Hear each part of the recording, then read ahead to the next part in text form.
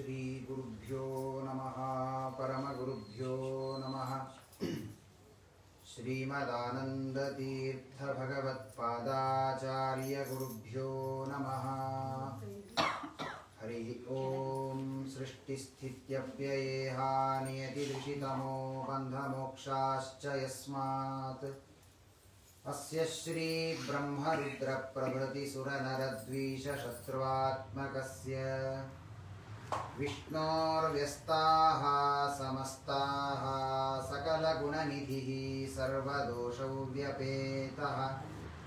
ಪೂರ್ಣಾನಂದಾವ್ಯಯೋ ಯೋ ಗುರುರಪಿ ಪರಮಃ ಚಿಂತಯೇತಂ ಮಹಾಂತಂ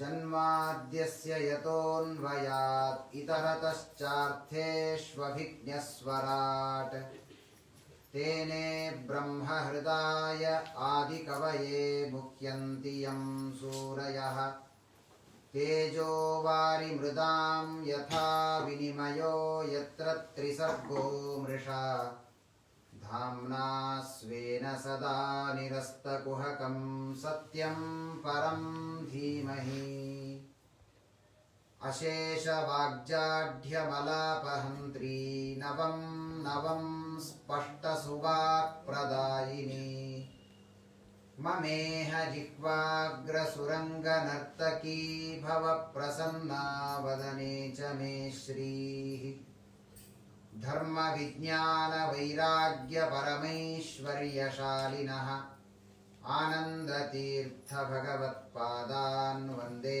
ನಿರಂತರಂ ಭವತಿ ಯದನುಭಾವಾತ್ ಏಡಮೂಕೋऽಪಿ ವಾಗ್ಮೀ ಜಡಮತಿರಪಿ ಜಂತುಃ ಜಾಯತೆ ಪ್ರಾಜ್ಞಮೌಲಿಃ सकलवचनचेतो देवता भारती सा मम वचसि निधत्तां सन्निधिं मानसे च यं प्रव्रजन्तमनुपेतमपेतकृत्यं द्वैपायनो विरहकातर आजुहाव पुत्रेति तन्मयतया तरवोऽपि नेदुः तं सर्वभूतहृदयं मुनिमानतोऽस्मि यस्य वाक्कामधेनुर्नः कामितार्थान् प्रयच्छति सेवेतं जययोगीन्द्रं कामबाणच्छिदं सदा अर्थिकल्पितकल्पोऽयं प्रत्यर्थिगजकेसरी व्यासतीर्थगुरुर्भूयात् अस्मदिष्टार्थसिद्धये पूज्याय राघवेन्द्राय सत्यधर्मरताय च भजतां कल्पवृक्षाय नमतां कामधेनवे सत्यधर्माब्धिसम्भूतः चिन्तामणिविजृम्भितः सत्यसङ्कल्पकल्पद्रुः कल्पयेत् कामधुं मम सत्याभिज्ञकराब्जोत्थान् पञ्चाशद्वर्षपूजकान् सत्यप्रमोदतीर्थार्यान् नौमि न्यायसुधारतान् आपादमौलिपर्यन्तं गुरूणाम् आकृतिं स्मरेत् तेन विघ्नाः प्रणश्यन्ति सिद्ध्यन्ति च मनोरथाः श्री सत्यात्मतीर्थ स्वामी श्रीपाद गुरुभ्यो नमः हरि ओम हरि ओम हरि ओम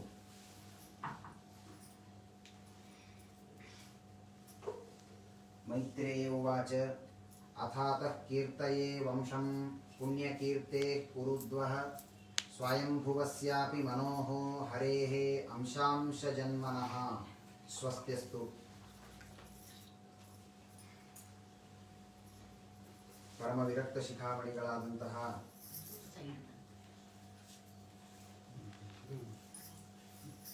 ಅನೇಕ ಟೀಕಾಕೃತ್ಪಾದರ ಗ್ರಂಥಗಳಿಗೆ ವ್ಯಾಖ್ಯಾನವನ್ನು ಮಾಡಿದಂತಹ ಮಹಾನುಭಾವರು ಯಾದವಾರ್ಯರು ಅಂತ.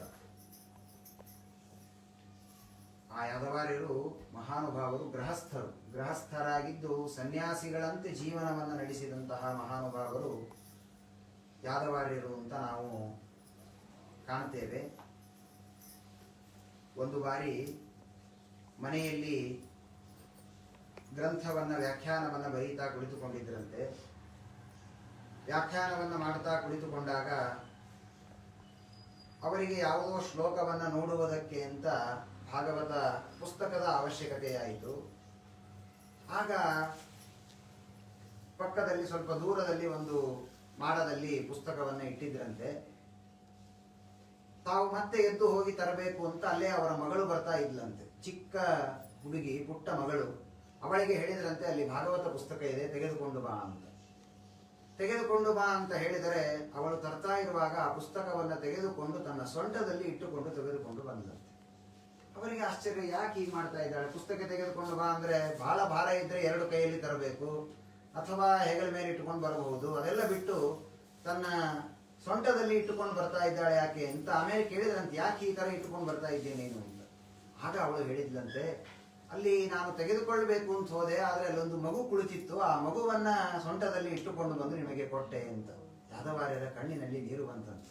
ಇಡೀ ಜೀವನವನ್ನ ಇದಕ್ಕಾಗಿ ಮುಡುಪಾಗಿಟ್ಟ ನನಗೆ ದೇವರು ದರ್ಶನ ನೀಡಲಿಲ್ಲ, ನನ್ನ ಮಗಳಿಗೆ ದೇವರು ದರ್ಶನವನ್ನು ಕೊಟ್ಟು ಬಿಟ್ಟ ಅಂತ ಅವಳಿಗೆ ಮಾಡಿದ ಅನುಗ್ರಹವನ್ನು ಸ್ಮರಿಸಿ ಮಹಾನುಭಾವರು ಆನಂದ ಬಾಷ್ಪವನ್ನು ಸುರಿಸಿದರಂತೆ. ಹಾಗೆ ಕೃಷ್ಣ ಪರಮಾತ್ಮನ ವಿಶೇಷವಾದ ಪ್ರತಿಮೆಯಂತೆ ಇರುವಂತಹ ಗ್ರಂಥ ಅದು ಶ್ರೀಮದ್ ಭಾಗವತ ಎನ್ನುವುದಾಗಿ ನಾವು ತಿಳಿಯುತ್ತೇವೆ.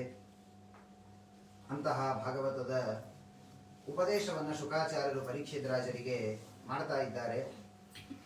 ವಿದುರರಿಗೆ ಮೈತ್ರೇಯರು ಉಪದೇಶವನ್ನು ಮಾಡ್ತಾ ಇದ್ದಾರೆ.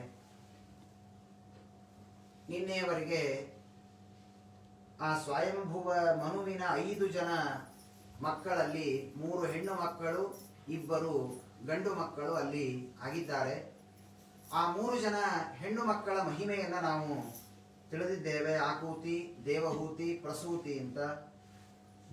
ಆಕೂತಿಯನ್ನ ರುಚಿ ಪ್ರಜಾಪತಿಗಳಿಗೆ, ದೇವಹೂತಿ ದೇವಿಯರನ್ನ ಕರ್ದಮರಿಗೆ, ಪ್ರಸೂತಿಯನ್ನ ದಕ್ಷ ಪ್ರಜಾಪತಿಗೆ ಕೊಟ್ಟು ವಿವಾಹವನ್ನು ಮಾಡಿದಾಗ ಅಲ್ಲಿ ಬರುವ ಅನೇಕ ಜನ ಅವರ ಮಕ್ಕಳ, ಅವರ ಸಂತತಿಯ ಮಹಿಮೆಯನ್ನೆಲ್ಲ ಕೇಳಿದ್ದೇವೆ. ಅದಾದ ಮೇಲೆ ಮತ್ತೆ ಮೈತ್ರೇಯರು ವಿದುರರಿಗೆ ಉಪದೇಶವನ್ನ ಮಾಡ್ತಾ ಗಂಡು ಮಕ್ಕಳ ಸಂತತಿಯನ್ನ ಉಪದೇಶ ಮಾಡ್ತೇನೆ. 2 ಗಂಡು ಮಕ್ಕಳು, ಪ್ರಿಯವ್ರತ ಹಾಗೂ ಉತ್ತಾನಪಾದ ಎನ್ನುವುದಾಗಿ 2 ಅಣ್ಣ ತಮ್ಮಂದಿರು, ಅವರ ಸಂತತಿಯನ್ನ ನಿನಗೆ ನಾನು ತಿಳಿಸಿಕೊಡ್ತೇನೆ ಅಂತ ಉಪದೇಶವನ್ನ ಮಾಡ್ತಾ, ಅದರಲ್ಲಿ ಪ್ರಾರಂಭದಲ್ಲಿ ಪ್ರಿಯವ್ರತ ರಾಜ ಹಿರಿಯ, ಉತ್ತಾನಪಾದ ರಾಜ ಇವನು ಕಿರಿಯನಾದಂತಹ ವ್ಯಕ್ತಿ. ಸಾಮಾನ್ಯವಾಗಿ ಅವರ ಮಕ್ಕಳ ವಂಶವನ್ನ ಹೇಳಿ ಅಂತ ಹೇಳಿದಾಗ ಅವರು ಯಾವ ಕ್ರಮದಲ್ಲಿ ಹುಟ್ಟಿ ಬಂದಿರ್ತಾರೆ ಆ ಕ್ರಮದಲ್ಲಿ ಹೇಳ್ತಾ ಹೋಗ್ತಾರೆ. ರಾಮ, ಲಕ್ಷ್ಮಣ, ಭರತ, ಶತ್ರುಘ್ನ ಅಂತ ಹೇಳ್ತಾರೆ. ಯಾಕೆ? ಅವರು ಹುಟ್ಟಿದ ಕ್ರಮ ಆಗಿದೆ. ಆದರೆ ಭಾಗವತ ಮೈತ್ರೇಯರು ಉಪದೇಶ ಮಾಡುವಾಗ ನಿಜವಾಗಿ ಪ್ರಿಯವ್ರತನ ಕಥೆಯನ್ನ ಮೊದಲು ಹೇಳಿ ಉತ್ತಾನಪಾದರಾಜನ ಕಥೆಯನ್ನ ಆಮೇಲೆ ಹೇಳಬೇಕಾಗಿತ್ತು. ಆದರೆ ಪ್ರಾರಂಭದಲ್ಲಿಯೇನೆ ಉತ್ತಾನಪಾದರಾಜನ ವಂಶವನ್ನ, ಧ್ರುವರಾಜನ ಮಹಿಮೆಯನ್ನ ಇಲ್ಲಿ ತಿಳಿಸಿಕೊಡ್ತಾರೆ. ಯಾಕೆ? ದೊಡ್ಡವನ ಕಥೆಯನ್ನ ಬಿಟ್ಟು ಕನಿಷ್ಠರಾದಂತಹ ಉತ್ತಾನಪಾದರಾಜನ ಕಥೆಯನ್ನ ಯಾಕೆ ಹೇಳಿದ್ದು? ಅದಕ್ಕೆ ಶ್ರೀಮದಾಚಾರ್ಯರು ಹೇಳ್ತಾರೆ, ಸೂಚೀಕಟಾಹ ನ್ಯಾಯ ಅಂತ. ನಮ್ಮ ಶಾಸ್ತ್ರದಲ್ಲಿ ಇದೊಂದು ನ್ಯಾಯ, ಸೂಚೀಕಟಾಹ ಅಂತ. ಅಂದರೆ ಒಬ್ಬ ವ್ಯಕ್ತಿ ಬಂದು ಕುಳಿತುಕೊಂಡಂತೆ ಕಬ್ಬಿಣದ ಕೆಲಸವನ್ನ ಮಾಡುವಂತಹ ವ್ಯಕ್ತಿಯ ಹತ್ತಿರ ಬಂದು, ನನಗೊಂದು ದೊಡ್ಡ ಕಬ್ಬಿಣದ ಪಾತ್ರೆಯನ್ನ ಮಾಡಿಕೊಡು, ಏನೋ ಕರಿಯುವುದಕ್ಕೋ ಹುರಿಯುವುದಕ್ಕೋ ಏನೋ ಮಾಡುವುದಕ್ಕೊಂದು ಕಬ್ಬಿಣದ ಬಾಂಡ್ಲಿ ಅಂತ ಹೇಳ್ತಾರಲ್ಲ, ಅದು ಬೇಕು ನನಗೆ, ಮಾಡಿಕೊಡು ಅಂತ ಕೇಳಿದ್ನಂತೆ. ಆಯ್ತು, ಕುಳಿತುಕೋ, ಮಾಡಿಕೊಡ್ತೇನೆ ಅಂತ ಅವನು ಕಬ್ಬಿಣಗಳನ್ನು ತೆಗೆದುಕೊಂಡ. ಇನ್ನೇನ್ ಮಾಡಬೇಕು? ಅಷ್ಟರಲ್ಲಿ ಮತ್ತೊಬ್ಬ ವ್ಯಕ್ತಿ ಬಂದ. ಅವನು ಕೇಳಿದ, ನನಗೊಂದು ಸೂಜಿ ಬೇಕು, ಮಾಡಿಕೊಡು ಅಂತ. ನನಗೊಂದು ಪಿನ್ನು ಸೂಜಿ ಬೇಕು, ಮಾಡಿಕೊಡು ಅಂತ. ಇವನು ಆ ಕಬ್ಬಿಣದ ಕೆಲಸವನ್ನ ಮಾಡುವುದನ್ನ ಪಕ್ಕಕ್ಕಿಟ್ಟು ಇವನ ಸೂಜಿಯನ್ನ ಮಾಡಿಕೊಟ್ಟ. ಅವನಿಗೆ ಸಿಟ್ಟು ಬಂತ, ನಾನು ಮೊದಲು ಬಂದಿದ್ದು, ಆದರೂ ಸೆಕೆಂಡ್ ಬಂದ ಅವನ ಕೆಲಸವನ್ನು ಯಾಕೆ ಮಾಡಿಕೊಟ್ಟ ಅಂದ್ರೆ ಅದು ಬೇಗ ಆಗತ್ತೆ. ಅವನು ಬಂದಿದ್ದು ಮೊದಲಾದರೂ ಕೂಡ ಅವನ ಕೆಲಸ ಬಹಳ ಹೊತ್ತು. ಇವನು ಪಾಪ ಅವನಿಗೋಸ್ಕರ ಒಂದು ಸಣ್ಣ ಸೂಜಿಗಾಗಿ 5-6 ಗಂಟೆ ಕಾಯ್ತಾ ಕೊಡ್ಲಿಕ್ಕೆ ಆಗೋದಿಲ್ಲ. ಅದಕ್ಕಾಗಿ ಏನ್ ಮಾಡ್ತಾನೆ, ಆಮೇಲೆ ಬಂದಿದ್ರು ಸೂಜಿಯ ಕೆಲಸವನ್ನ ಮೊದಲು ಮಾಡಿಕೊಟ್ಟು ಆಮೇಲೆ ಆ ಪಾತ್ರೆಯನ್ನ ಮಾಡಿಕೊಡ್ತಾನೆ. ಇದಕ್ಕೆ ಸೂಚಿ ಕಟಾಹ ಅಂದ್ರೆ, ಕಟಾಹ ಅಂದ್ರೆ ಪಾತ್ರೆ, ಸೂಚಿ ಅಂದ್ರೆ ಸಂಸ್ಕೃತದಲ್ಲಿ ಒಂದು ಸೂಜಿ. ಕಟಾಹವನ್ನ ಮಾಡಿಸಿಕೊಳ್ಳುವ ವ್ಯಕ್ತಿ ಮೊದಲು ಬಂದಿದ್ರೂ ಕೂಡ ಸೂಜಿಯನ್ನ ಮಾಡಲು ಕೇಳಲು ಬಂದ ಅನಂತರದಲ್ಲಿ ಬಂದ ವ್ಯಕ್ತಿಯ ಮಹಿಮೆಯನ್ನ ಹೇಗೆ, ಅವನ ಕೆಲಸವನ್ನು ಹೇಗೆ ಮೊದಲು ಮಾಡಿಕೊಡ್ತಾರೆ, ಹಾಗೆ ಪ್ರಿಯವ್ರತ ರಾಜ ಇವನು ಹಿರಿಯನಾಗಿದ್ದರೂ ಕೂಡ ಅವನ ವಂಶ ದೊಡ್ಡದಿದೆ ಬಹಳ, ಅದು ಬೇಗ ಮುಗಿಯೋದಿಲ್ಲ.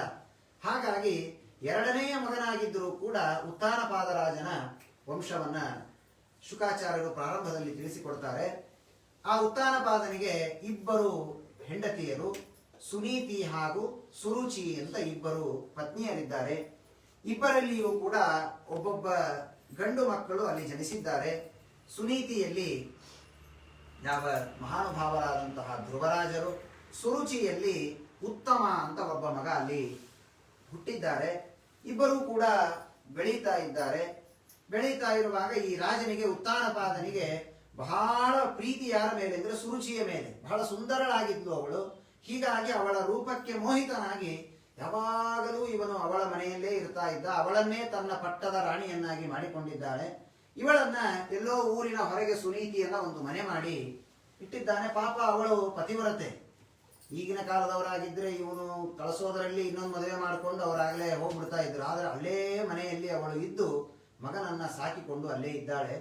ಈ ರೀತಿ ಇಬ್ಬರೂ ಕೂಡ ಜೀವನವನ್ನ ಮಾಡ್ತಾ ಇರುವಾಗ ಒಂದು ದಿವಸ ಇದು ದೊಡ್ಡವರಲ್ಲಿ ಇರುತ್ತೆ ಈ ತರಹದ ಭಾವನೆ. ಅವಳು ರಾಜನ ಹೆಂಡತಿ, ಅವಳು ರಾಜಮಹಿಷಿ, ನಾನು ಹೀಗೆ ಅಂತ. ಆದ್ರೆ ಚಿಕ್ಕ ಮಕ್ಕಳಿಗೆ ಎಲ್ಲರೂ ಸೇರಿ ಆಟ ಆಡ್ತಾ ಇದ್ದಾರೆ ಪಾಪ. ಒಂದು ದಿವಸ ಧ್ರುವರಾಜರು 5 ವರ್ಷದ ಪುಟ್ಟ ಬಾಲಕ ಆಟ ಆಡ್ತಾ ಆಡ್ತಾ ಏನೋ ತಂದೆ ಕಾಣಿಸಿದ್ದಾನೆ. ತಂದೆಯ ತೊಡೆಯ ಮೇಲೆ ಕೂಡಬೇಕು ಅಂತ ಓಡಿ ಹೋಗಿ ಉತ್ತಾನಪಾದನ ತೊಡೆಯ ಮೇಲೆ ಕೂಡಬೇಕು ಅಂತ ಹೋದಾಗ ಪಕ್ಕದಲ್ಲೇ ಕುಳಿತ ಸುರುಚಿ ಆ ಮಗುವನ್ನ ಜೋರಾಗಿ ತಳ್ಳಿ ಹಾಕಿದ್ದಾಳೆ, ಕೆಳಗೆ ಒಗೆದಿದ್ದಾಳೆ. ಅವನಿಗೆ ತುಂಬಾ ದುಃಖವಾಗಿದೆ. ಆಗ ಏನ್ ಮಾಡಬೇಕು, ಅಳತಾ ಇದ್ದಾನೆ. ಆಗ ಬೈದಿದ್ದಾಳೆ ಸುರುಚಿ, ನೀನೇನ್ ಅಂದುಕೊಂಡಿದ್ದಿ? ರಾಜನ ಮಹಾರಾಜನ ತೊಡೆಯ ಮೇಲೆ ಕೂಡಬೇಕಾದ್ರೆ ನೀನು ನನ್ನ ಹೊಟ್ಟೆಯಲ್ಲಿ ಹುಟ್ಟಿದವರಿಗೆ ಮಾತ್ರ ಈ ಸಿಂಹಾಸನದ ಮೇಲೆ ಕೂಡುವಂತಹ ಭಾಗ್ಯ ಇದೆ. ಹಾಗಾದ್ರೆ ನಾನು ಏನ್ ಮಾಡ್ಬೇಕು ಅಂತ ಅವನ ಆ ಪುಟ್ಟ ಮಗು ಕೇಳಿತು, ಏನ್ ಮಾಡ್ಬೇಕು ಅಂತ. ಅವಳು ಹೇಳ್ತಾಳೆ, ನೀನು ಹೋಗು, ಅರಣ್ಯಕ್ಕೆ ಹೋಗಿ ತಪಸ್ಸು ಮಾಡು, ದೇವರು ಪ್ರತ್ಯಕ್ಷ ಆಗ್ತಾನೆ, ಕೇಳು ಏನ್ ಬೇಕು ಅಂದ್ರೆ ನಾನು ಸುರುಚಿಯ ಹೊಟ್ಟೆಯಲ್ಲಿ ಹುಟ್ಟಬೇಕು ಅಂತ ಕೇಳು, ಹುಟ್ಟು, ಆಮೇಲೆ ನಿನಗೆ ಬೇಕಾದ್ರೆ ಯುವರಾಜನ ಪಟ್ಟ ಸಿಗ್ತದೆ ಅಂತ ಹೇಳಿದಾಗ ಆಗ ತಪಸಾ ಆರಾಧ್ಯ ಪುರುಷಂ ತಸ್ಸೇವಾನುಗ್ರಹೇಣ ಮೇ ಗರ್ಭೇತ್ವಂ ಸಾಧಯಾತ್ಮಾನಂ ಯದಿಚ್ಛಸಿ ನೃಪಾಸನಂ. ಒಂದು ವೇಳೆ ಈ ರಾಜನ ಸಿಂಹಾಸನ ನಿನಗೆ ಬೇಕಾದ್ರೆ ನೀನು ಹೋಗಿ ತಪಸ್ಸು ಮಾಡು ಅಂತ ಹೇಳಿದ್ದಾರೆ. ಆದರೆ ಅವಳೇನೋ ಬುದ್ಧಿ ಆ ರೀತಿ ಕೆಟ್ಟದ್ದಿತ್ತು, ಬೈದ್ಲು. ಇವನು ಬಯಸಿಕೊಂಡ. ಪಕ್ಕದಲ್ಲೇ ರಾಜ ಕುಳಿತಿದ್ದಾನೆ. ಬೈದು ಆ ಮಗುವನ್ನ ಎತ್ತಬಹುದಾಗಿತ್ತಲ್ಲ. ಆ ಹೆಂಡತಿಯ ರೂಪಕ್ಕೆ, ಅವಳ ಲಾವಣ್ಯಕ್ಕೆ ಮನಸೋತು ಬಿಟ್ಟಿದ್ದಾನೆ. ಬುದ್ಧಿ ಮನಸ್ಸು ಯಾವುದು ಕೆಲಸ ಮಾಡಲಿಲ್ಲ. ಹಾಗೆಯೇ ಸುಮ್ಮನೆ ಕುಳಿತಿದ್ದಾನೆ. ನಮ್ಮ ಗುರುಗಳು ಸ್ವಾಮಿಗಳು ಹೇಳಿದ್ದು, ಯಾಕೆ ಹಾಗಿದ್ದ ಅವನು ಅಂದ್ರೆ ಅವನ ಹೆಸರು ಉತ್ತಾನಪಾದ ಅಂತ. ಯಾವಾಗಲೂ ಮನುಷ್ಯನ ಜೀವನ ಚೆನ್ನಾಗಿ ನಡೀಬೇಕಾಗಿದ್ರೆ ಯಾವ್ಯಾವ್ದು ಎಲ್ಲಿರ್ಬೇಕೋ ಅಲ್ಲಿದ್ರೆ ಕರೆಕ್ಟಾಗಿ ನಡೀತಾ ಇರುತ್ತೆ. ಆದ್ರೆ ಇವನ ಕಾಲೆಲ್ಲಿರ್ಬೇಕು, ತೆಳಗಿರ್ಬೇಕು. ಇವನ ಪಾದ ಉತ್ತಾನ ಮೇಲಾಗಿತ್ತು, ತಲೆ ತೆಳಗೆ ಹೋಗಿದೆ, ಬುದ್ಧಿ ಕಾಲು ಮೇಲೆ ಬಂದಿದೆ. ಹೀಗಾಗಿ ಯಾವಾಗ ಏನ್ ಮಾಡ್ಬೇಕು ಅನ್ನೋ ವಿವೇಚನೆಯನ್ನ ಕಳೆದುಕೊಂಡ್ಬಿಟ್ಟಿದ್ದಾನೆ. ಸುಮ್ಮನೆ ಕುಳಿತಿದ್ದಾನೆ. ಆ ಮಗು ಏನು 5 ವರ್ಷದ ಬಾಲಕ, ಏನೋ 1-2 ನಿಮಿಷ ಯಾರಾದ್ರೂ ಹೊರಗಡೆ ಒಂದು ಚಾಕ್ಲೇಟ್ ಕೊಡಿಸಿದ್ರೆ ಮತ್ತೆ ಸರಿಯಾಗಿ ಹೋಗ್ಬಿಡ್ತಾರೆ, ಇದ್ದದ್ದನ್ನ ಮರೆತು ಹೋಗ್ಬಿಡ್ತಾರೆ. ಆದರೆ ಅವನ ಕ್ಷಾತ್ರ ರಕ್ತ 5 ವರ್ಷದ ಬಾಲಕ ಅಳ್ತಾ ಇದೆ, ಒಳಗೆ ದ್ವೇಷ. ಹಾಗಾದ್ರೆ ನನ್ನ ತಾಯಿ ಏನ್ ಹೇಳಿದ್ದಾನೆ ಅದನ್ನ ನಾನು ಸಾಧಿಸಬೇಕು ಅಂತ ದೀರ್ಘಂ ಶ್ವಸಂತಿ ರುಜಿನಸ್ಯ ಪಾರಂ, ಜೋರಾಗಿ ದುಃಖ ಪಡ್ತಾ ಇದೆ ಮಗು. ದುಃಖ ಪಡ್ತಾ ಓಡಿ ಬಂದಿದೆ. ಪಾಪ ತಾಯಿ ತಬ್ಬಿಕೊಂಡಿದ್ದಾಳೆ. ಏನಾಗ್ಬೇಕಪ್ಪ, ಯಾಕೆ ಅಳ್ತಾ ಇದ್ದಿ? ಹೀಗೆ ನನ್ನ ಮಲತಾಯಿ ನನಗೆ ಜೋರಾಗಿ ಹೊಡೆದ್ಲು, ಯಾಕೆ ನೀನೇನಾದ್ರೂ ತಪ್ಪು ಮಾಡಿದ್ಯಾ? ಅವನು ಹೇಳಿದ, ಏನೂ ಮಾಡಲಿಲ್ಲ, ನನ್ನ ತಂದೆ ತೊಡೆ ಮೇಲೆ ಕೂಡಬೇಕು ಅಂತ ಅದು ನನ್ನ ತಪ್ಪ. ನನ್ನನ್ನ ಜೋರಾಗಿ ನೂಕಿ ಬಿಟ್ಟಿದ್ದಾಳೆ, ಹೊಡೆದಿದ್ದಾಳೆ ಅಂತ ಹೇಳಿದಾಗ ಆ ಮಗುವಿಗೆ ಮತ್ತೊಬ್ಬರಾಗಿದ್ರೆ ಕೈಯಲ್ಲಿ ಒಂದು ಬಡಿಗೆ ಕೊಟ್ಟು ಕೋಲ್ ಕೊಟ್ಟು ಕಳಿಸ್ತಾ ಇದ್ರು, ಹೋಗಿ ಚೆನ್ನಾಗಿ ಹೊಡೆದು ಬಿಟ್ಟು ಬಾ, ಯಾರೇನ್ ಮಾಡ್ತಾರೆ ನಾನು ನೋಡ್ತೀನಿ ಅಂತ. ಹಾಗಲ್ಲ, ಉತ್ತಮವಾದ ಉಪದೇಶವನ್ನು ಮಾಡಿದ್ದಾಳೆ.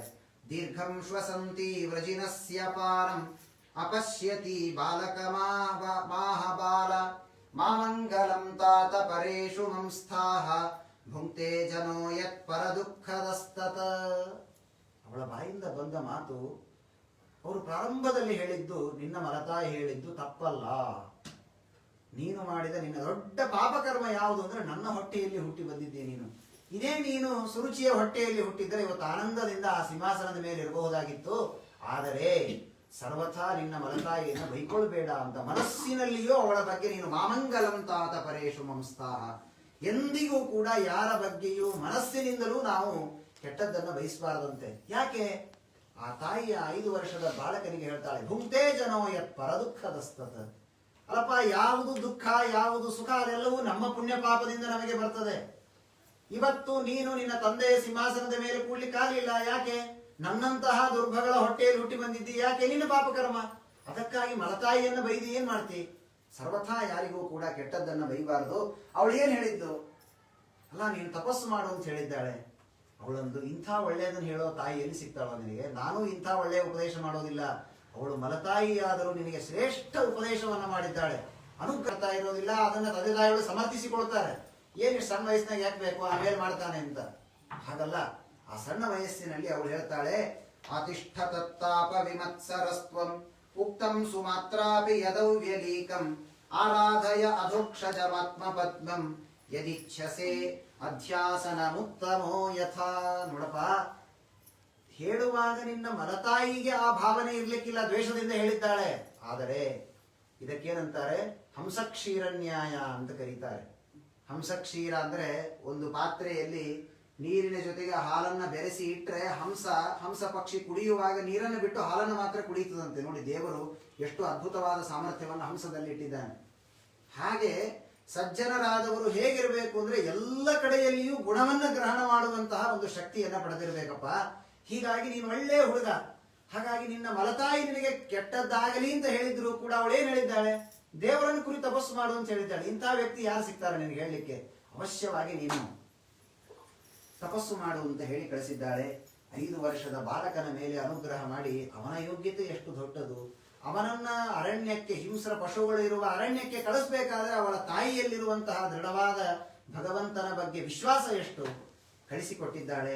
ಈ ವ್ಯಕ್ತಿ ಅಷ್ಟೇ ಧೈರ್ಯದಿಂದ ಮನಸ್ಸಿನಲ್ಲಿ ತಾನು ಆ ಸಿಟ್ಟನ್ನ ಇಟ್ಟುಕೊಂಡು ಹೋಗ್ತಾ ಇರುವಾಗ ಮಧ್ಯದಲ್ಲಿ ನಾರದರು ಬಂದಿದ್ದಾರೆ. ನಾರದರು ಕೇಳಿದ್ರು, ಎಲ್ಲಿ ಹೋಗ್ತಾ ಇದ್ದೀಯಪ್ಪ? ಯಾರೋ ನಿನ್ನ ಹಿಂದೆ ತಂದೆ ತಾಯಿ ಯಾರು ಇಲ್ವಲ್ಲ, ಎಲ್ಲಿ ಹೋಗ್ತಾ ಇದ್ದಿ? ಅವನು ಹೇಳಿದ, ನಾನು ತಪಸ್ಸು ಮಾಡಬೇಕು, ನನ್ನ ತಂದೆಯ ಸಿಂಹಾಸನವನ್ನ ನಾನು ಪಡೀಬೇಕು. ಹೀಗಾಗಿ ನೀವು ಅಡ್ಡ ಬರಬೇಡಿ, ಸರಿಡಿ ಅಂತ ನಾರದರಿಗೆ. ಅಲ್ಲೇ ಯಾರಿದು ಹುಡುಗ, ಭಾರಿ ಆಶ್ಚರ್ಯ ಇದೆಯಲ್ಲ ಅಂದ್ರೆ ಅವರು ಇಷ್ಟು ಚೆನ್ನಾಗಿ ಮಾತಾಡ್ತಾನಲ್ಲ ಈ ಹುಡುಗ. ಅವರು ಉಪದೇಶ ಮಾಡಿದ್ದಾರೆ. ಅಲ್ಲಪ್ಪ, ಏನಾಯ್ತು, ನೀ ಎದಕ್ಕೆ ಹೋಗ್ತಾ ಇದ್ದಿ? ನನಗೆ ಅವಮಾನವಾಗಿದೆ ಅಂದ ಅವನು. ನನ್ನ ಮಲತಾಯಿ ನನ್ನನ್ನು ನೂಕಿದ್ದಾಳೆ, ಅವಮಾನವಾಗಿದೆ, ಹೀಗಾಗಿ ನಾನು ತಪಸ್ಸಿಗೆ ಹೊರಟಿದ್ದೇನೆ. ನಕ್ಕರು ನಾರದರು, ಏನು ಅವಮಾನ ನಿನಗೆ? ಇಷ್ಟು ಸಣ್ಣ ವಯಸ್ಸಿನಲ್ಲಿ ಗೌರವ ಏನು, ಅವಮಾನ ಏನು ನಿನಗೆ? ಮನೆಯ ಮುಂದೆ ಆಟ ಆಡಿಕೊಂಡು ಇರುವಂತಹ ಈ ವಯಸ್ಸಿನಲ್ಲಿ ತಪಸ್ಸು ತಗೊಂಡು ಏನ್ ಮಾಡ್ತೀವಿ, ಹೋಗು ಮನೆಗೆ ಅಂತಂದ್ರು. ಒಂದು 5 ನಿಮಿಷ ಆಟ ಆಡಿ ಯಾರಾದ್ರೂ ಸ್ನೇಹಿತರ ಜೊತೆಗೆ ಎಲ್ಲ ಮರೆತು ಹೋಗುತ್ತೆ, ಆಮೇಲೆ ಆಟ ಆಡಿ ಹೋಗು ಅಂದ್ರು. ನಾನು ಕ್ಷತ್ರಿಯ, ನನ್ನ ಮನಸ್ಸಿನಲ್ಲಿ ಆ ಸಿಂಹಾಸನದ ಬಗ್ಗೆ ಹಂಬಲ ಇದೆ, ನನ್ನ ತಂದೆಯ ಸಿಂಹಾಸನ ನಾನು ಪಡೆದುಕೊಳ್ಳಬೇಕು, ನಾನು ಹೋಗೋದಿಲ್ಲ ಅಂತ ಹೇಳಿದಾಗ ಆಗ ಅವರಿಗೆ ಅನಿಸ್ತು, ಒಳ್ಳೆಯ ಯೋಗ್ಯ ಇವನು ತಪಸ್ಸು ಮಾಡುವುದಕ್ಕೆ ಇಂತಹ ಹಠ ಬೇಕು. ದೇವರು 1 ದಿವಸ 2 ದಿವಸ, ನಾವು ಒಂದು 2 ದಿವಸ ರಾಯರ ಮಠ ಕಾಂಟ್ರಾಕ್ಟ್ ತೆಗೆದುಕೊಂಡಿದ್ದೇವೆ, ಹಾಗಾದ್ರೆ ಅಷ್ಟರಲ್ಲಿ ರಾಯರು ನಮ್ಗೆ ಒಲಿಬೇಕು ಅಂದ್ರೂ ಒಲಿಯೋದಿಲ್ಲ. ನಾವು ರಾಯರು ಒಲಿಯುವವರೆಗೆ ತಪಸ್ಸು ಮಾಡಬೇಕು, ದೇವರು ಒಲಿಯುವವರೆಗೆ ನಾವು ಹಾಗೇ ನಮ್ಮ ಸಾಧನೆ ಮುಂದುವರಿಬೇಕು. ಅದಕ್ಕೆ ಬೇಕಾದದ್ದು ದೃಢವಾದಂತಹ ವಿಶ್ವಾಸ, ನಮ್ಮ ಮನಸ್ಸಿನ ಸ್ಥೈರ್ಯ ಬೇಕು. ಹಾಗೆ ಇವನ ಆ ಸ್ಥೈರ್ಯವನ್ನು ನೋಡಿ ನಾರದರಿಗೆ ಸಂತೋಷವಾಗಿದೆ. ಅವರು ಕೂಡ ಅನುಗ್ರಹ ಮಾಡಿ ಅವನಿಗೆ ವಾಸುದೇವ ಮಂತ್ರದ ಉಪದೇಶವನ್ನ ಮಾಡಿದ್ದಾರೆ. ವಾಸುದೇವ ಮಂತ್ರದ ಉಪದೇಶವನ್ನ ಮಾಡಿ ಹೇಳಿದರು, ನೋಡಪ್ಪ, ಇಲ್ಲೇ ಸ್ವಲ್ಪ ದೂರದಲ್ಲಿ ಮಧುವನ ಅಂತ ಒಂದು ಪರಿಸರ ಇದೆ, ಬಹಳ ಶ್ರೇಷ್ಠವಾದ ತಪೋಭೂಮಿ ಅದು, ಅಲ್ಲಿ ಹೋಗಿ ತಪಸ್ಸು ಮಾಡು, ನಿನಗೆ ಬೇಗನೆ ಸಿದ್ಧಿಯಾಗತ್ತೆ ಅಂತ ವಾಸುದೇವ ದ್ವಾದಶಾಕ್ಷರ ಮಂತ್ರದ ಉಪದೇಶವನ್ನ ಮಾಡಿದರೆ ಮತ್ತೆ ಧ್ರುವರಾಜರು ಬಂದಿದ್ದಾರೆ. ಮಧುವನಕ್ಕೆ ಬಂದು ಅಲ್ಲಿಯೇ ಇರುವ ನದಿಯಲ್ಲಿ ಸ್ನಾನವನ್ನು ಮಾಡಿದ್ದಾರೆ. ಸ್ನಾನ ಮಾಡಿ ತಪಸ್ಸನ್ನ ಮಾಡುವುದಕ್ಕೆ ಪ್ರಾರಂಭ ಮಾಡಿದರೆ ಎಂತಹ ಘೋರ ಅಂದರೆ ಸಾತ್ವಿಕವಾದ ತಪಸ್ಸು, ಆದರೆ ನಿಶ್ಚಲವಾಗಿ ಧ್ರುವರಾಜರು ನಿಂತಿದ್ದಾರೆ. ಹೇಗೆ? ತ್ರಿರಾತ್ರಾಂತೆ ಕಪಿತ್ಥ ಬದರಾಶನ. 1 ತಿಂಗಳು ಮೊದಲು 3 ದಿವಸ ಉಪವಾಸ. ಏನಿರಬೇಕು ಅವನ ನಿಷ್ಠೆ? 5 ವರ್ಷದ ಮಕ್ಕಳಿಗೆ ಉಪವಾಸ ಅಂದ್ರೆ ಏನು ಗೊತ್ತಿರುತ್ತೆ? ಏನೋ ಹಸಿವೆ ಆಯಿತು ಅಂದ್ರೆ ಮನೆಗೆ ಬರುತ್ತೆ, ಯಾವ್ದು ಕಾಣಿಸ್ತದೆ ಬಾಯಲ್ಲಿ ಹಾಕೊಂಡು ಮತ್ತೆ ಆಟ ಆಡ್ಲಿಕ್ಕೆ ಹೋಗ್ಬಿಡ್ತದೆ ಮಕ್ಕಳು. ಆದರೆ 5 ವರ್ಷದಲ್ಲಿ 3 ದಿವಸ ಸಂಪೂರ್ಣವಾಗಿ ಉಪವಾಸ. 4ನೇ ದಿವಸ ಇವನು ಸ್ವಲ್ಪ ಎದ್ದು ಏನಾದರೂ ತಿನ್ನಬೇಕು. ಕಪಿತ್ಥ ಬದರಾಶನ, ಅಲ್ಲಿಯೇ ಯಾವ ಗಿಡದ ಬದಿಯಲ್ಲಿ ನಿಂತಿದ್ದಾರೆ ಆ ಗಿಡದ ಹಣ್ಣುಗಳು ಬಿದ್ದದ್ದನ್ನು ತಿನ್ನಬೇಕು, ನೀರು ಕುಡಿಬೇಕು, ಮತ್ತೆ ಕಣ್ಮುಚ್ಚಿ ಕುಳಿತುಕೊಂಡ್ರೆ 3 ದಿವಸ ಏನೂ ಇಲ್ಲ. ಹೀಗೆ 1 ತಿಂಗಳು ಕಳೆದಿದ್ದಾರೆ. ನಮ್ಮ ಸಾಧನೆಯಲ್ಲಿ ಯಾವಾಗಲೂ ಕೂಡ ಉನ್ನತಿ ಆಗ್ತಾ ಹೋಗಬೇಕು. ಇದು ಧ್ರುವರಾಜರ ತಪಸ್ಸಿನಿಂದ ನಾವೇನು ಉಪವಾಸ ಇರೋದು ಬೇಕಾಗಿಲ್ಲ 3 ದಿವಸ. ಯಾವತ್ತು ಉಪನಯನದ ದಿವಸ ನಮಗೆ ಆಚಾರ ಕೂಡಿಸಿಕೊಂಡು ಸಂಧ್ಯಾ ವಂದನೆ 10 ಜಪ ಮಾಡಿಸಿದ್ರು, ಅದು ಕೊನೆಗೆ ನಮ್ಮ ಶ್ರಾದ್ದ ಆಗುವವರೆಗೂ ಅದೇ 10 ಜಪನೇ ಕಂಟಿನ್ಯೂ ಆಗ್ತಾ ಇರುತ್ತೆ. ಯಾಕೆಂದ್ರೆ ನಮ್ಮ ಗುರುಗಳು ಅವತ್ತು ಇಷ್ಟೇ ಹೇಳ್ಕೊಟ್ಟಾರ್ರಿ ಅಂತ. ಹಾಗಲ್ಲ, ಸಾಧಕನಾದ ವ್ಯಕ್ತಿ ಅವತ್ತೇನೋ ಆಚಾರ್ಯ ಪಾಪ ಅರ್ಜೆಂಟ್ ಇರುತ್ತೆ ಅಂತ ಅವ್ರು 10 ಜಪ ಮಾಡಿಸಿ ಹೋಗಿರ್ತಾರೆ. ಆದರೆ ಅದಕ್ಕಾಗಿಯೇ ಹೇಳೋದು, ಸಾಧನೆಯಲ್ಲಿ ಯಾವಾಗಲೂ ಕೂಡ ನಮಗಿಂತ ಮುಂದಿನವರನ್ನು ನೋಡ್ಬೇಕಂತೆ. ಸಾಧನೆಯಲ್ಲಿ ಹಾಗೆ ನೋಡಿದಾಗ ನಾವೆಷ್ಟು ತೆಳಗಿದ್ದೇವೆ ಅನ್ನೋದು ನಮ್ಗೆ ಗೊತ್ತಾಗುತ್ತೆ. ನಾವು ಮಾಡೋದು 10 ಜಪ, ಸಂಧ್ಯಾ ವಂದನೆಯೇ ಮಾಡದೇ ಇರುವ ವ್ಯಕ್ತಿಗಳನ್ನು ಆದರ್ಶ ಇಟ್ಟುಕೊಂಡ್ರೆ ಹಾಗಾದ್ರೆ ನಾನೇ ಬೆಟರ್ ಅಲ್ವಾ ಅಂತ ಹಾಗೇ ಅನಿಸ್ತಾ ಇರುತ್ತೆ ನಮಗೆ. ಅಲ್ಲ, ಸಾಧನೆಯಲ್ಲಿ ನಮಗಿಂತ ಉತ್ತಮರಾದ ವ್ಯಕ್ತಿಗಳನ್ನು ನೋಡಿದಾಗ ನಾವಿನ್ನೂ ಎಷ್ಟು ಕೆಳಗಿದ್ದೇವೆ, ಹಾಗಾದ್ರೆ ನಾವು ಸ್ವಲ್ಪ ಒಂದೊಂದು ಮೆಟ್ಟಿಲು ಮೇಲೆ ಹೋಗಬೇಕು ಅಂತ ಮನುಷ್ಯನಿಗೆ ಬುದ್ಧಿ ಬರುವುದಕ್ಕೆ ಸಾಧ್ಯ ಇದೆ. ಹಾಗೆ ಧ್ರುವರಾಜರು ಪ್ರಾರಂಭದಲ್ಲಿ 1 ತಿಂಗಳು ಕೇವಲ ಹಣ್ಣನ್ನು ತಿಂದು 3 ದಿವಸ ಉಪವಾಸವಾಗಿದ್ದಾರೆ. 2ನೇ ತಿಂಗಳು ಹೋದರೆ ಅವರ ಸಾಧನೆ ಇನ್ನೂ ಹೆಚ್ಚಾಯಿತು ದೇವರ ದರ್ಶನವಾಗುವುದಕ್ಕೆ. ದ್ವಿತೀಯಂಚ ತಥಾಮಾಸಂ ಷಷ್ಠೇ ಷಷ್ಠವ ಅರ್ಭಕೋದಿನೇ. ಹೀಗೆ ಹೋದರೆ 2ನೇ ತಿಂಗಳಿಗೆ 6 ದಿವಸದ ಉಪವಾಸ. 6 ದಿವಸದ ಉಪವಾಸ ಏನಿದು, ಎಲ್ಲ ಮೀರಿ ಹೋಯ್ತು. ವಿಷ್ಣು ಪಂಚಕ, ಭೀಷ್ಮ ಪಂಚಕ 5 ದಿವಸ ಇರ್ತದೆ ರೀ, 6 ದಿವಸ ಉಪವಾಸ. 6 ದಿವಸದ ಉಪವಾಸ. 7ನೇ ದಿವಸ ಒಂದು ಸ್ವಲ್ಪ ಹಣ್ಣಲ್ಲ, ಒಣಗಿದ ಎಲೆಗಳು. ಏನು ಸಾರ ಇರಬೇಕು ಅದರಲ್ಲಿ, ಎಲೆಗಳನ್ನು ತಿನ್ಲಿಕ್ಕೆ ಆಗೋದಿಲ್ಲ, ಒಗರು. ಅದರಲ್ಲಿಯೂ ಒಣಗಿದ ಎಲೆಗಳನ್ನು ತಿನ್ನಬೇಕು, ನೀರು ಕುಡಿಬೇಕು. ಹಾಗೆಯೇ ಮತ್ತೆ ತಪಸ್ಸನ್ನ ಮಾಡ್ತಾ ಇದ್ದಾರೆ. ಹೀಗೆ 2ನೇ ತಿಂಗಳು. 3ನೇ ತಿಂಗಳಲ್ಲಿ 9 ದಿನದ ಉಪವಾಸ. 10ನೇ ದಿವಸ ಕೇವಲ ನೀರನ್ನು ಮಾತ್ರ ಕುಡಿಬೇಕು, ಎಲೆಯೂ ಮುಗಿದು ಹೋಯ್ತು. ಕೇವಲ ಒಂದು ಗುಟುಕು ನೀರನ್ನು ಕುಡಿದು ಮತ್ತೆ ತಪಸ್ಸನ್ನ ಮಾಡಿದ್ದಾರೆ. 4ನೇ ಒಂದು ತಿಂಗಳಿನಲ್ಲಿ 12 ದಿನದ ಉಪವಾಸ. 12 ದಿನ ಉಪವಾಸವನ್ನ ಮಾಡಿ ನೀರೂ ಇಲ್ಲ. ಏನ್ ಕುಡಿತಾ ಇದ್ರು? ಗಾಳಿಯನ್ನು ಕುಡಿತಾ ಇದ್ರು. ಹೇಗೆ ಕುಡಿಯೋದ್ರಿ ಗಾಳಿ?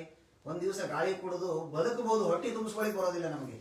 ಹಾಗೆ ಕೇವಲ ಅಭಕ್ಷಾಹ ವಾಯುಭಕ್ಷಾಹ ಅಂತಂತಾರೆ, ವಾಯುಭಕ್ಷ ಅಂತ. ಹಾಗೆ ಕೇವಲ ಹಾವುಗಳನ್ನ ವಾಯುಭಕ್ಷ ಅಂತಾರೆ. ಕೇವಲ ಗಾಳಿಯನ್ನ ಕುಡಿದು ಬದುಕ್ತದೆ ಹಾವುಗಳು. ಏನು ಹಾವುಗಳು ಎಲ್ಲೂ ಅನ್ನವನ್ನು ತಿಂದು ಅಥವಾ ನಾವು ಊಟ ಇಟ್ಟಿದ್ವಿ ತಿಂದು ಹೋಯ್ತು ಅಂತ ಯಾರು ಕತೆ ಹೇಳೋದು ಇನ್ನುವರೆಗೂ. ಕೇವಲ ಗಾಳಿಯನ್ನು ಕುಡಿದು ಬದುಕಿ ಇರುತ್ತದೆ. ಹಾಗೆ ಗಾಳಿಯನ್ನು ಕುಡಿದು ಇವನು 12 ದಿವಸ ಉಪವಾಸವಾಗಿದ್ದಾನೆ. 5ನೇ ತಿಂಗಳಲ್ಲಿ ಜಿತಶ್ವಾಸ ಜಿತೇಂದ್ರಿಯ, ಎಲ್ಲವನ್ನ ಬಿಟ್ಟು ಬಿಟ್ಟಿದ್ದಾನೆ. ನೀರು ಇಲ್ಲ, ಹಣ್ಣು ಇಲ್ಲ, ಗಾಳಿ ಇಲ್ಲ, ಯಾವುದೂ ಇಲ್ಲ. ಪ್ರಾಣವನ್ನು ನಿರೋಧ ಮಾಡಿ ಕೇವಲ ಬ್ರಹ್ಮಾಕ್ಷರಂ, ಕೇವಲ ವಾಸುದೇವ ಮಂತ್ರದ ಜಪವನ್ನ ಮಾಡ್ತಾ ತಾನು ತಪಸ್ಸನ್ನ ಮಾಡ್ತಾ ಇದ್ರೆ ಲೋಕಗಳೆಲ್ಲ ಅಲ್ಲೋಲ ಕಲ್ಲೋಲವಾಗಿ ಹೋಗಿದೆ. ಏನು ಮಂತ್ರದ ಶಕ್ತಿ ನೋಡ್ರಿ, ಅವನಲ್ಲಿರುವ ವಿಶ್ವಾಸ, ಪೂರ್ವಜನ್ಮದ ಪುಣ್ಯ. ಇವನು ಜಪವನ್ನ ಮಾಡ್ತಾ ಇದ್ರೆ ಇಂದ್ರಾದಿ ದೇವತೆಗಳು ಭಗವಂತನನ್ನು ಕೇಳಿಕೊಂಡಿದ್ದಾರೆ. ಮೊದಲು ಹೋಗಿ ಪ್ರತ್ಯಕ್ಷ ಆಗ ಮಾರಾಯ, ಅವನ ತಪಸ್ಸನ್ನು ನೀನು ನಿಲ್ಲಿಸು, ನಮ್ಮ ಲೋಕಗಳೆಲ್ಲವೂ ಕೂಡ ಅಸ್ತವ್ಯಸ್ತವಾಗಿ ಹೋಗ್ತಾ ಇದೆ ಅಂತ. ನೈವಂ ವಿಧಾಮೋ ಭಗವನ್ ಪ್ರಾಣರೋಧಂ.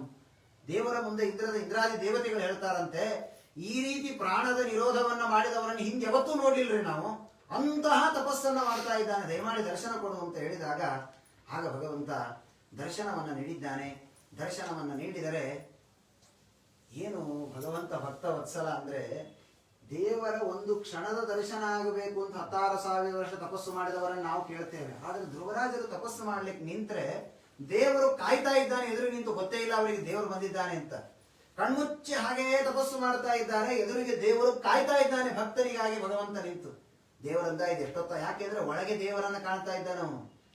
ತನ್ನ ಮನಸ್ಸಿನಲ್ಲಿ ಭಗವಂತನನ್ನ ಕಾಣ್ತಾ ಇರುವ ವ್ಯಕ್ತಿಗೆ ಎದುರಿಗಿರುವ ದೇವರ ದರ್ಶನ ಆಗಲಿಲ್ಲ.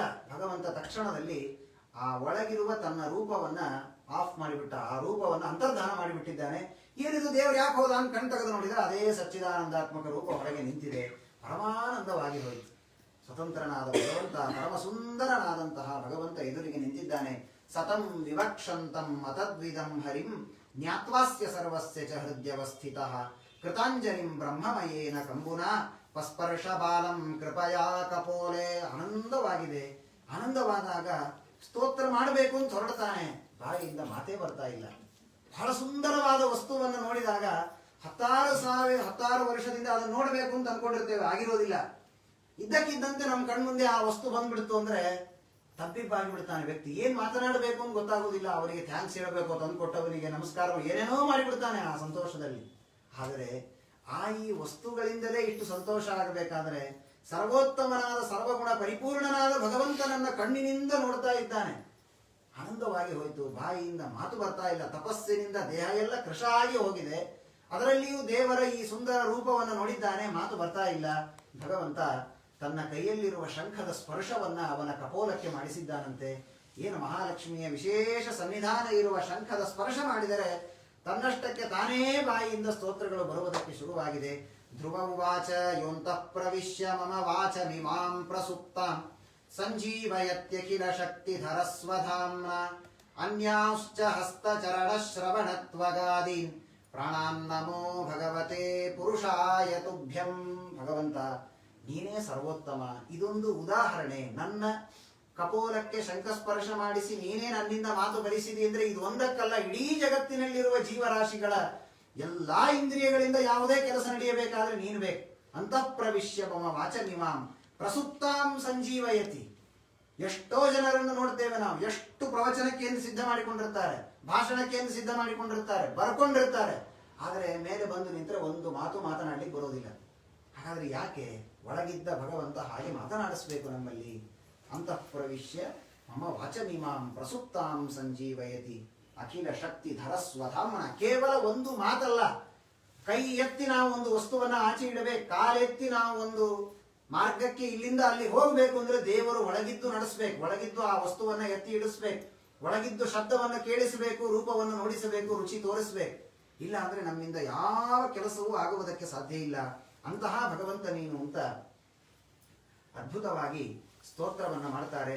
ಯಾನಿರ್ವೃತಿಸ್ತನುಭೃತಾಂ ತವ ಪಾದ ಪದ್ಮಧ್ಯಾನಾತ್ ಭವಜ್ಜನ ಕಥಾ ಶ್ರವಣೇನ ವಾಸ್ಯ ಸಾ ಬ್ರಹ್ಮಣಿ ಸ್ವಮಹಿಮನ್ಯಪಿ ನಾಥ ಮಾಭೂ ಹಿಂವಂತ ಕಾಸಿ ಲುಲಿತಾತ್ ಪತತಾಂ ವಿಮಾನ.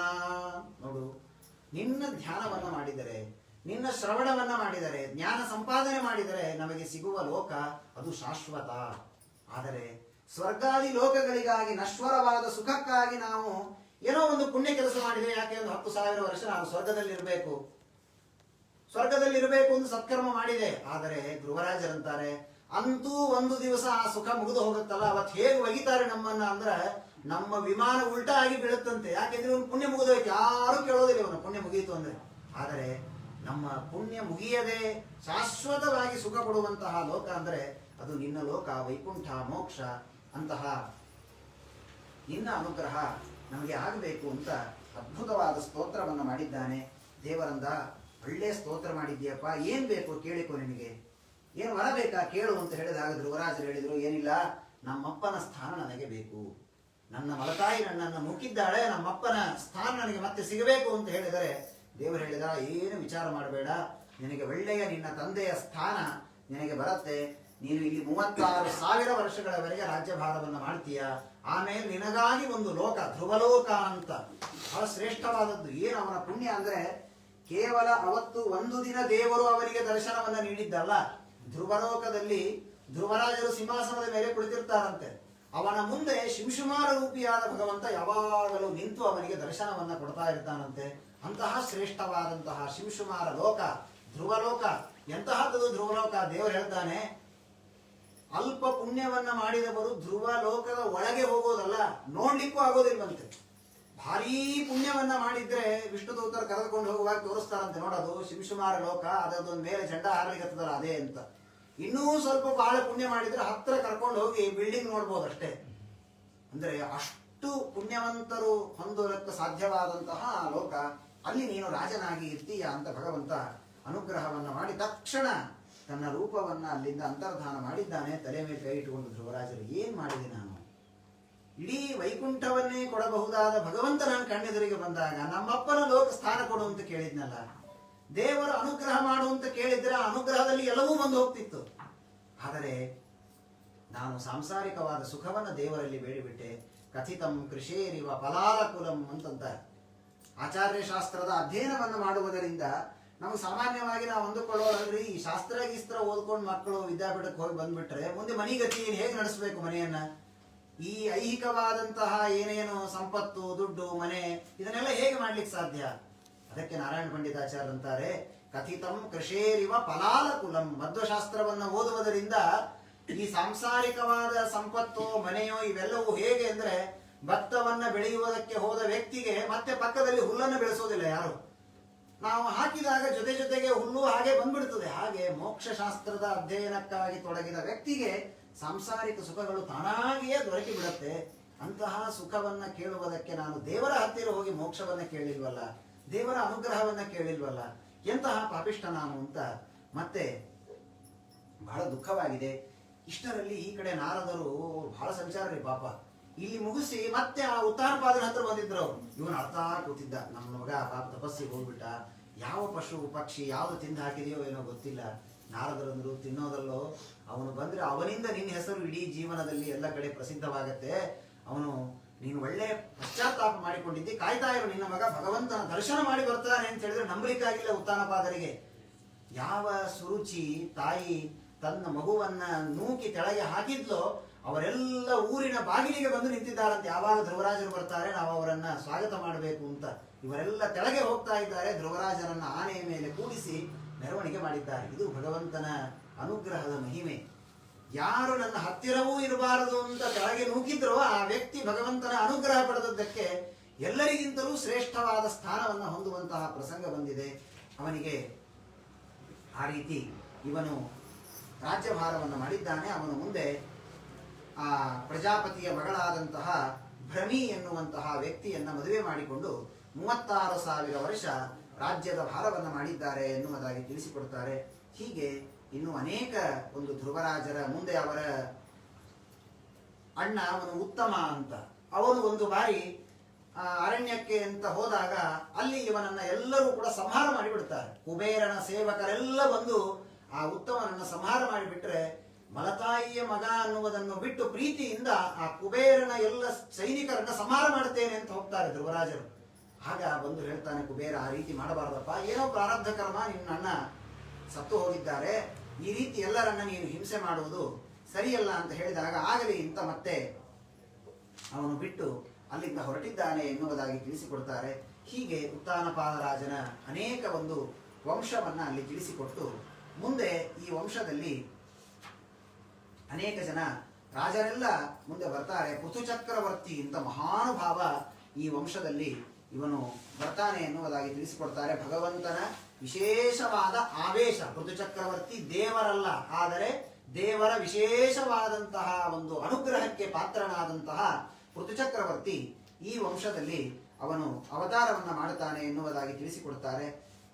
ನಾಭಿ ಅಂತ ಒಬ್ಬ ರಾಜ, ಅವನಿಗೆ ಮಕ್ಕಳಾಗಲಿಲ್ಲ ಪಾಪ.